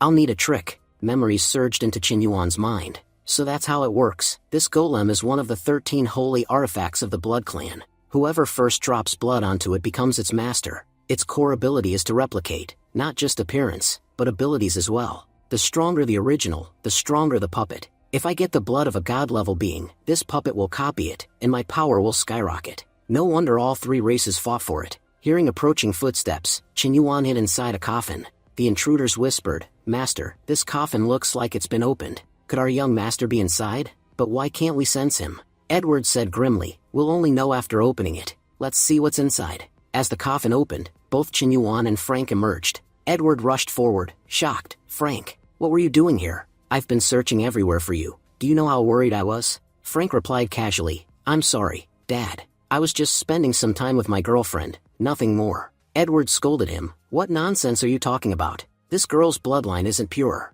You cannot marry her. Frank argued firmly. I've made up my mind. No matter what you say, I'll marry her. And about her bloodline, we can purify it using artifacts. We're entering Market Storm soon, and I'm sure we'll find something to restore Jessica. Edward frowned, thinking, this isn't my Frank. He used to despise vampires and werewolves. He'd never choose a hybrid. But his bloodline, body, aura, they're all exactly like my son's. Could this girl have changed his behavior? Still, I'm certain he's my son. As they continued forward, Qinyuan said, Father, when you meet your daughter-in-law for the first time, aren't you going to give her a gift? Even we half-breeds give presents. And you're Edward, leader of the human race. Are you really not giving me anything? Edward replied, Who said I wouldn't give you something? Take this. After drinking this potion, your level will rise significantly. I'm giving it to you so that, when you enter Marquis Tomb, no trouble falls on my son. Fight your own battles. Don't drag him into this. Qinyuan responded, Don't worry, I can take care of myself. At the same time, he thought to himself, this golem is incredible. It replicated that foolish friend so perfectly that even his father can't tell the difference. The Blood Clan really did have something extraordinary. He drank the potion Edward had given him. Qinyuan thought, there's no point in holding on to it. I don't know what dangers await me inside Marquis Tomb. The faster I grow stronger, the better. As the liquid coursed through his body, his bloodline improved, not just his human lineage, but his werewolf and vampire traits as well. Having 3 bloodlines really gives me an edge. Edward said, we should move. We're not the only ones heading toward Marquis Tomb. Vampires and werewolves will soon arrive to plunder it. The sooner we move, the better. But inwardly, Edward frowned. Something's off with Frank. On missions like these, he's always in front, yet now he's quiet, subdued. Can just one girl really change him this much? Soon, they arrived at Marquis Tomb. Edward said, This is the tomb of Marquis Dracula. We've all heard the stories. From what I know, it's like an enormous labyrinth. We have no idea what threats await inside, so stay sharp. Qinyuan commented, But I've seen movies. Dracula was a count. When did he get promoted to Marquez? Edward shot him a look. What nonsense are you talking about? Dracula's life spans thousands of years. Don't you think he'd earn at least one promotion in all that time? And let me be clear, we're entering to claim treasure. If you pick a fight for no reason, we won't help you. Qinyuan replied, Relax. I told you, I'll handle myself. But he wondered, this is a major mission. Why hasn't the system assigned me anything yet? At that moment, the system appeared before him. Your mission is to acquire Dracula's blood. Qinyuan thought, has the system lost its mind? It wants me to sneak into Dracula's lair and steal his blood? These people are terrified of confronting him, and I'm supposed to just waltz in and take it? Qinyuan asked aloud, Can we actually obtain Dracula's blood? Edward glared. Are you suicidal? Do you have any idea who Dracula is? Even the mightiest vampires fear him. If we try to take his blood, he'll make dinner out of us. Let me make this clear to everyone. If you see Dracula, shut your eyes and run. We're human. He doesn't even spare vampires. And girl, if you really want his blood, go get it yourself. Don't drag us into this. As they entered the tomb, Qinyuan muttered, I knew this wouldn't be simple. A fatty man suddenly shouted, Look ahead. Blood bats, they must have spotted us. Edward said grimly, Not Dracula. Likely his bride. She's extremely powerful. We need to avoid her. Qinyuan smirked. So Dracula has a ghost bride. If I could get her blood too, I could make my puppet even stronger. He noticed the other humans speeding far ahead. Why are they running like mad? How are they so fast? Edward thought to himself, no one outruns my team. We have to ditch that girl somehow. She seems dangerous, and I can't risk her being a threat to my son. When he glanced back, Frank was gone. Edward demanded, shocked, Where's Frank? The others replied, He was running right behind us. Maybe he went back because of his girlfriend. Meanwhile, Qinyuan approached the blood bats with his puppet. So you thought you could ditch me? Idiots, you can't play tricks on me. He killed one blood bat instantly. Stupid bat, you tried to sneak attack me? I have super senses. I can see everything around me, before launching into a full-speed assault, wiping out the creatures. Then, Dracula's ghost bride, Alicia, appeared. How dare you kill my pets, you filthy humans. You won't leave here alive. Qinyuan muttered, So this is Dracula's wife. She's far stronger than that kid vampire. Blocking her attack, he called out, Sister, I'm a vampire too. We're on the same side. There's no need to fight me. Alicia's eyes blazed. Lord Dracula has severed ties with all vampires. Humans, werewolves, and vampires alike are his enemies. So, little sister, I have no reason to spare you. Qinyuan thought bitterly, was the original owner of this body an idiot? I've found nothing useful in her memories. Everything I've learned so far has come from others around me. Using his mind control ability, Chen Yuan managed to stop Alicia for a moment and threw a potion right at her face. Enraged, Alicia shouted, "How dare you ruin my face? You bitch, I won't let you live." Saying this, she attacked Chen Yuan with her weapon. But just then, the puppet jumped in between, saving Chen Yuan and taking the full hit himself. Carrying the injured puppet, Chen Yuan thought, he risked his life to protect me. First, I need to take him somewhere safe, then I'll see if I can heal him. Meanwhile, Alicia muttered to herself, that girl was so fast, she actually managed to slip away from me. Farther away, Chen Yuan sighed, that was close again. As he pulled the sword out of the puppet's body, the puppet immediately began to heal. Chen Yuan realized, this knife has that vampire kid's blood on it. I have an idea, why not transform my puppet into that kid? Just as he was performing the transformation, a vampire appeared from the side. One of them said, Lord Lizeth, forgive me. I've been searching everywhere for young Master Kid, but I couldn't find him. Lizeth replied angrily, I warned Kid so many times, but he still ran off to enter Marquis' tomb first. No matter what it takes, find my son. He's extremely important to me. At that moment, the puppet, now disguised as Kid, spoke up, Father, there's no need to search. I'm right here. Lizeth's eyes lit up. My dear son, I finally found you. Are you all right? Did anyone attack you? The puppet smiled. I'm perfectly fine, Dad. I'm the vampire crown prince. Who would dare lay a hand on me? Pointing at Chen Yuan, Lizeth asked, and who is this? The puppet replied, this is my girlfriend, Jessica. Overjoyed, Lizeth said, my son's all grown up. He's even found himself such a beautiful girlfriend. I'm so happy. Tell me, what gift do you want? I'll give you anything I have. Chen Yuan spoke up, give me something that can raise my level a bit. Meanwhile, he thought, Frank's father was such a miser, I had to practically beg him for a gift. But Lizeth is a great guy. He offered me one himself. Lizeth handed over a vial. This is King's blood. Using it can greatly enhance a vampire's bloodline. If you use it, your lineage will become even purer. Chen Yuan replied, thank you so much, father-in-law. Just then, Edward arrived and said, what's going on here? Jessica, weren't you Frank's girlfriend? What are you doing with vampires? Chen Yuan thought, oh, I didn't realize I'd already played this same trick on the humans earlier. Chen Yuan said boldly, Sir Edward, why are you talking nonsense? Yes, it's true Frank liked me, but who told you I was his girlfriend? Honestly, many people like me, but that doesn't make me everyone's girlfriend. The one I actually like is Kid. Edward snapped, you're a vile girl. You lied to me just to get a gift. Tell me right now where Frank is. I don't care about you. I just want my son. Chen Yuan shot back, you lost your own son, and now you're asking me where he is? I barely know Frank, so how would I know where he is? Edward said coldly, stop lying. I saw him following you last. Not just me, my entire team saw you two together. Now that he's missing, who else should I ask but you? Chen Yuan stepped in, Sir Edward, you're talking nonsense. I've been with Kid for the past hour, so how could I possibly know where your son is or how he's doing? Kid added, exactly. She's telling the truth. She's been with me the whole time. Why are you insulting my girlfriend? If you keep it up, I won't spare you. Chen Yuan said. Now Kid himself has confirmed it. You may not believe me, but surely you believe him? By doubting Kid, you're insulting Lord Lizeth himself. Edward yelled, she's lying. I saw her with us just 15 minutes ago. Now she claims she's been with you for an hour. Lizeth, don't trust her. She's a liar who made my son disappear. Lizeth stepped forward. Enough, Edward. My son says he's been with Jessica for an hour. Are you saying my son is a liar? If you insult Jessica again, I'll kill you myself. Edward shouted, she's tricking you, and you're actually falling for it. Don't believe her, Lizeth. You'll regret it. Kid spoke firmly, Dad, Jessica's been with me this whole time. This old man is just trying to turn us against each other. He's human, and our enemy. Releasing his aura, Lizeth said coldly to Edward, I've heard enough. If you say another word, it will end very badly for you. Edward glared back. I'm not afraid of you, Lizeth. If you want to fight, let's do it right now. Chen Yuan was thinking, finally, there's going to be a fight here. Once these two fight each other, they'll both be seriously weakened, and in the end, all the profit will be mine. Just then Edward, turning back, said, I'm not going to fight you. She's fooling you all, and soon you'll realize it yourselves.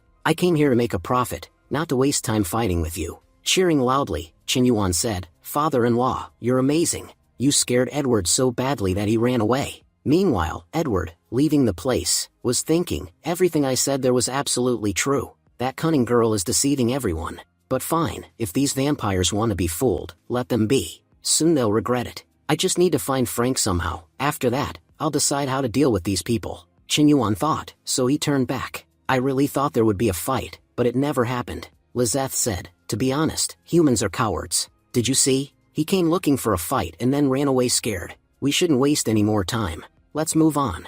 Chin Yuan thought, this Lizeth guy really has a good heart, especially when it comes to his children. He's so protective. There's no harm in following him for a while. Meanwhile, Lizeth was thinking, my son kid talks too much. By now, he usually drives everyone crazy with his chatter. But here, he's hardly said anything, and whenever he spoke, it was only about Jessica. Has something happened to him? The puppet, nervous, asked, Father, is there some problem? Lizeth replied, no, everything's fine. But inwardly he thought, now I'm sure something's wrong. I need to check whether this really is my son. Soon they arrived at Tomb's door, where they saw a large lock. Lizeth said, son, it's your turn. Go ahead and open this lock. The puppet, shocked, said, you want me to open it? Lizeth replied, of course. You've always been great at breaking locks. No matter how difficult, you've always cracked them, so why would this one be a problem for you? The puppet quickly said, no problem at all, Dad. I'll open it. At the same time, Chin Yuan thought, what do I do now? The puppet will only do what I command,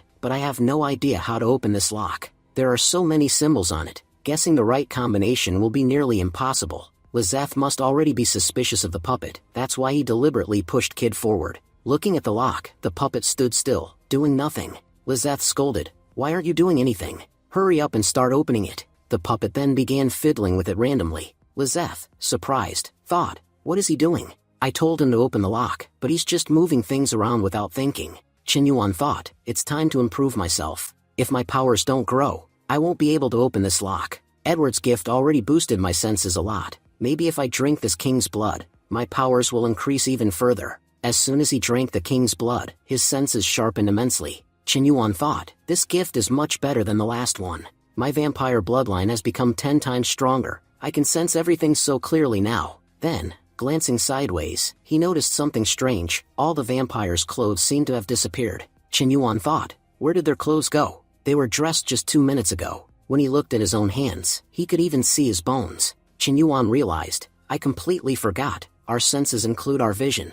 My senses have improved so much that now I can literally see through things. That means I can also see through this door. Irritated, Lizeth said, what on earth are you doing? You used to be an expert at opening locks. Why is it taking you so long? Honestly, it doesn't even look like you're using your brain. You're just twisting things at random. The puppet replied, Dad, it's almost done. Just give me 5 minutes and I'll fix it. Using his enhanced X-vision, Chin Yuan scanned the lock. Now I get it. With this vision, opening any lock is no problem at all. The puppet suddenly opened the lock at incredible speed. The vampires, seeing this, were astonished. Lizeth thought, my son was always skilled at unusual tasks, but even for him, opening a marquee tomb lock this easily would be impossible. Now I'm certain, whoever this is, he's not my son. His behavior and methods are completely different, but I won't let him know I've figured it out. This person is very useful. If Kid were really here, I doubt he could have opened this lock, but this one did it with ease. I'll use him to clear Marquis's tomb, and afterward, I'll find out where my real son is.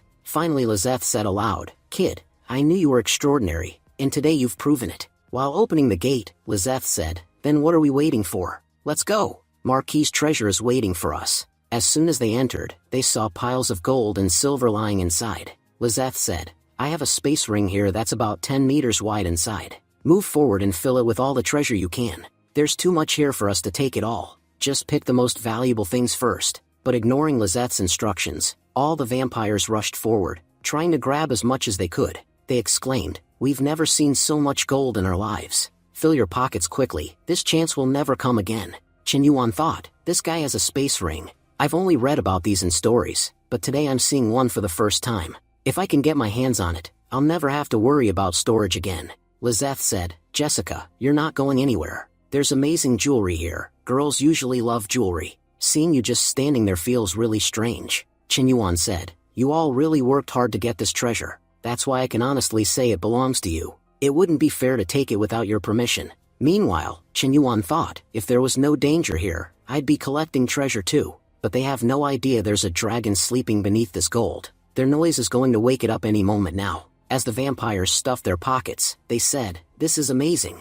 If we'd known we'd find this much loot, we would have brought bigger bags from home. But their chatter woke the dragon. Lizeth said, Jessica, you're such a sweet girl. I've seen how hard you've worked. It makes me happy. You don't need to hesitate. You're already part of my family. Take whatever you like. There's plenty for everyone. We can't carry it all anyway. Chin Yuan replied, "Thank you so much, father-in-law." Just then, the dragon awoke. Shocked vampires shouted, "It's a dragon! What is a dragon doing here?" The beast lunged forward, snatched up a vampire, and devoured him on the spot. The others panicked and shouted, "We need to get out of here, or it'll kill us." But as they tried to run, the door slammed shut. Lizeth said, "What's going on? How did the door close by itself? Was this a trap?" Qinyuan thought, "It didn't close by itself, I closed it. This is the perfect chance to steal that space ring. They'll have to face a little trouble while I get what I want." The dragon charged forward. Lizeth said, "I'll hold it off for a while. Everyone else, try to open the door." Qinyuan thought, "I've been waiting for this chance to steal the ring, and now it's here. Puppet, it's your time to shine, show your skills." The puppet stepped forward, grabbed Lizeth, and said, "Dad, I'm scared. Save me." Lizeth shouted, "Idiot, let go of me. The dragon's coming straight at us. If we don't move, it'll kill us." Lizeth leapt aside at the last moment to dodge the dragon's attack. Qinyuan thought, "Right now, Lizeth's not thinking about the ring at all. This is the perfect moment to steal it." Using telekinesis, he slipped the ring off Lizeth's hand. Qinyuan whispered, "Finally, I did it. Now I have my own space ring." Meanwhile, the vampires managed to unlock the door, and everyone fled outside. The gate was too small for the dragon to pass through, trapping it inside. Qinyuan thought, "Good thing the gate was small, otherwise we wouldn't have survived." As they escaped, the vampires said, "We really cheated death back there." Lizeth said, "It was our mistake. We came here to steal Marquis' treasure and assumed the treasure room would be unguarded. We were lucky to get out alive. If we'd delayed even a little, that dragon would have killed us all." The puppet said, "Jessica, let's go." Lizeth asked, "Go? What do you mean by that? Where are you going, kid?" The puppet replied, "A father who can't even protect his own son isn't a father I want. I'd rather have my girlfriend, who never leaves me alone." Lizeth snapped, "Have I ever called you a useless son? I'm powerful, and you're weak, but I never said I didn't want you as my son." But as Lizeth spoke, he realized the ring was gone. He thought, "Where's my ring?" Meanwhile, Qinyuan was running, thinking, "You're too late, you'll never catch us now." Lizeth shouted, "That girl stole our ring. We have to catch her right now." They chased Qinyuan for a long time but couldn't catch him. One vampire said, "Boss, looks like they got away." Enraged, Lizeth said, "That space ring was my family's prized treasure, our greatest possession. And that brat just stole it from me. If I ever get my hands on him, I'll make sure he's finished." What happens next will be revealed in the next episode. Thank you for watching and stay tuned.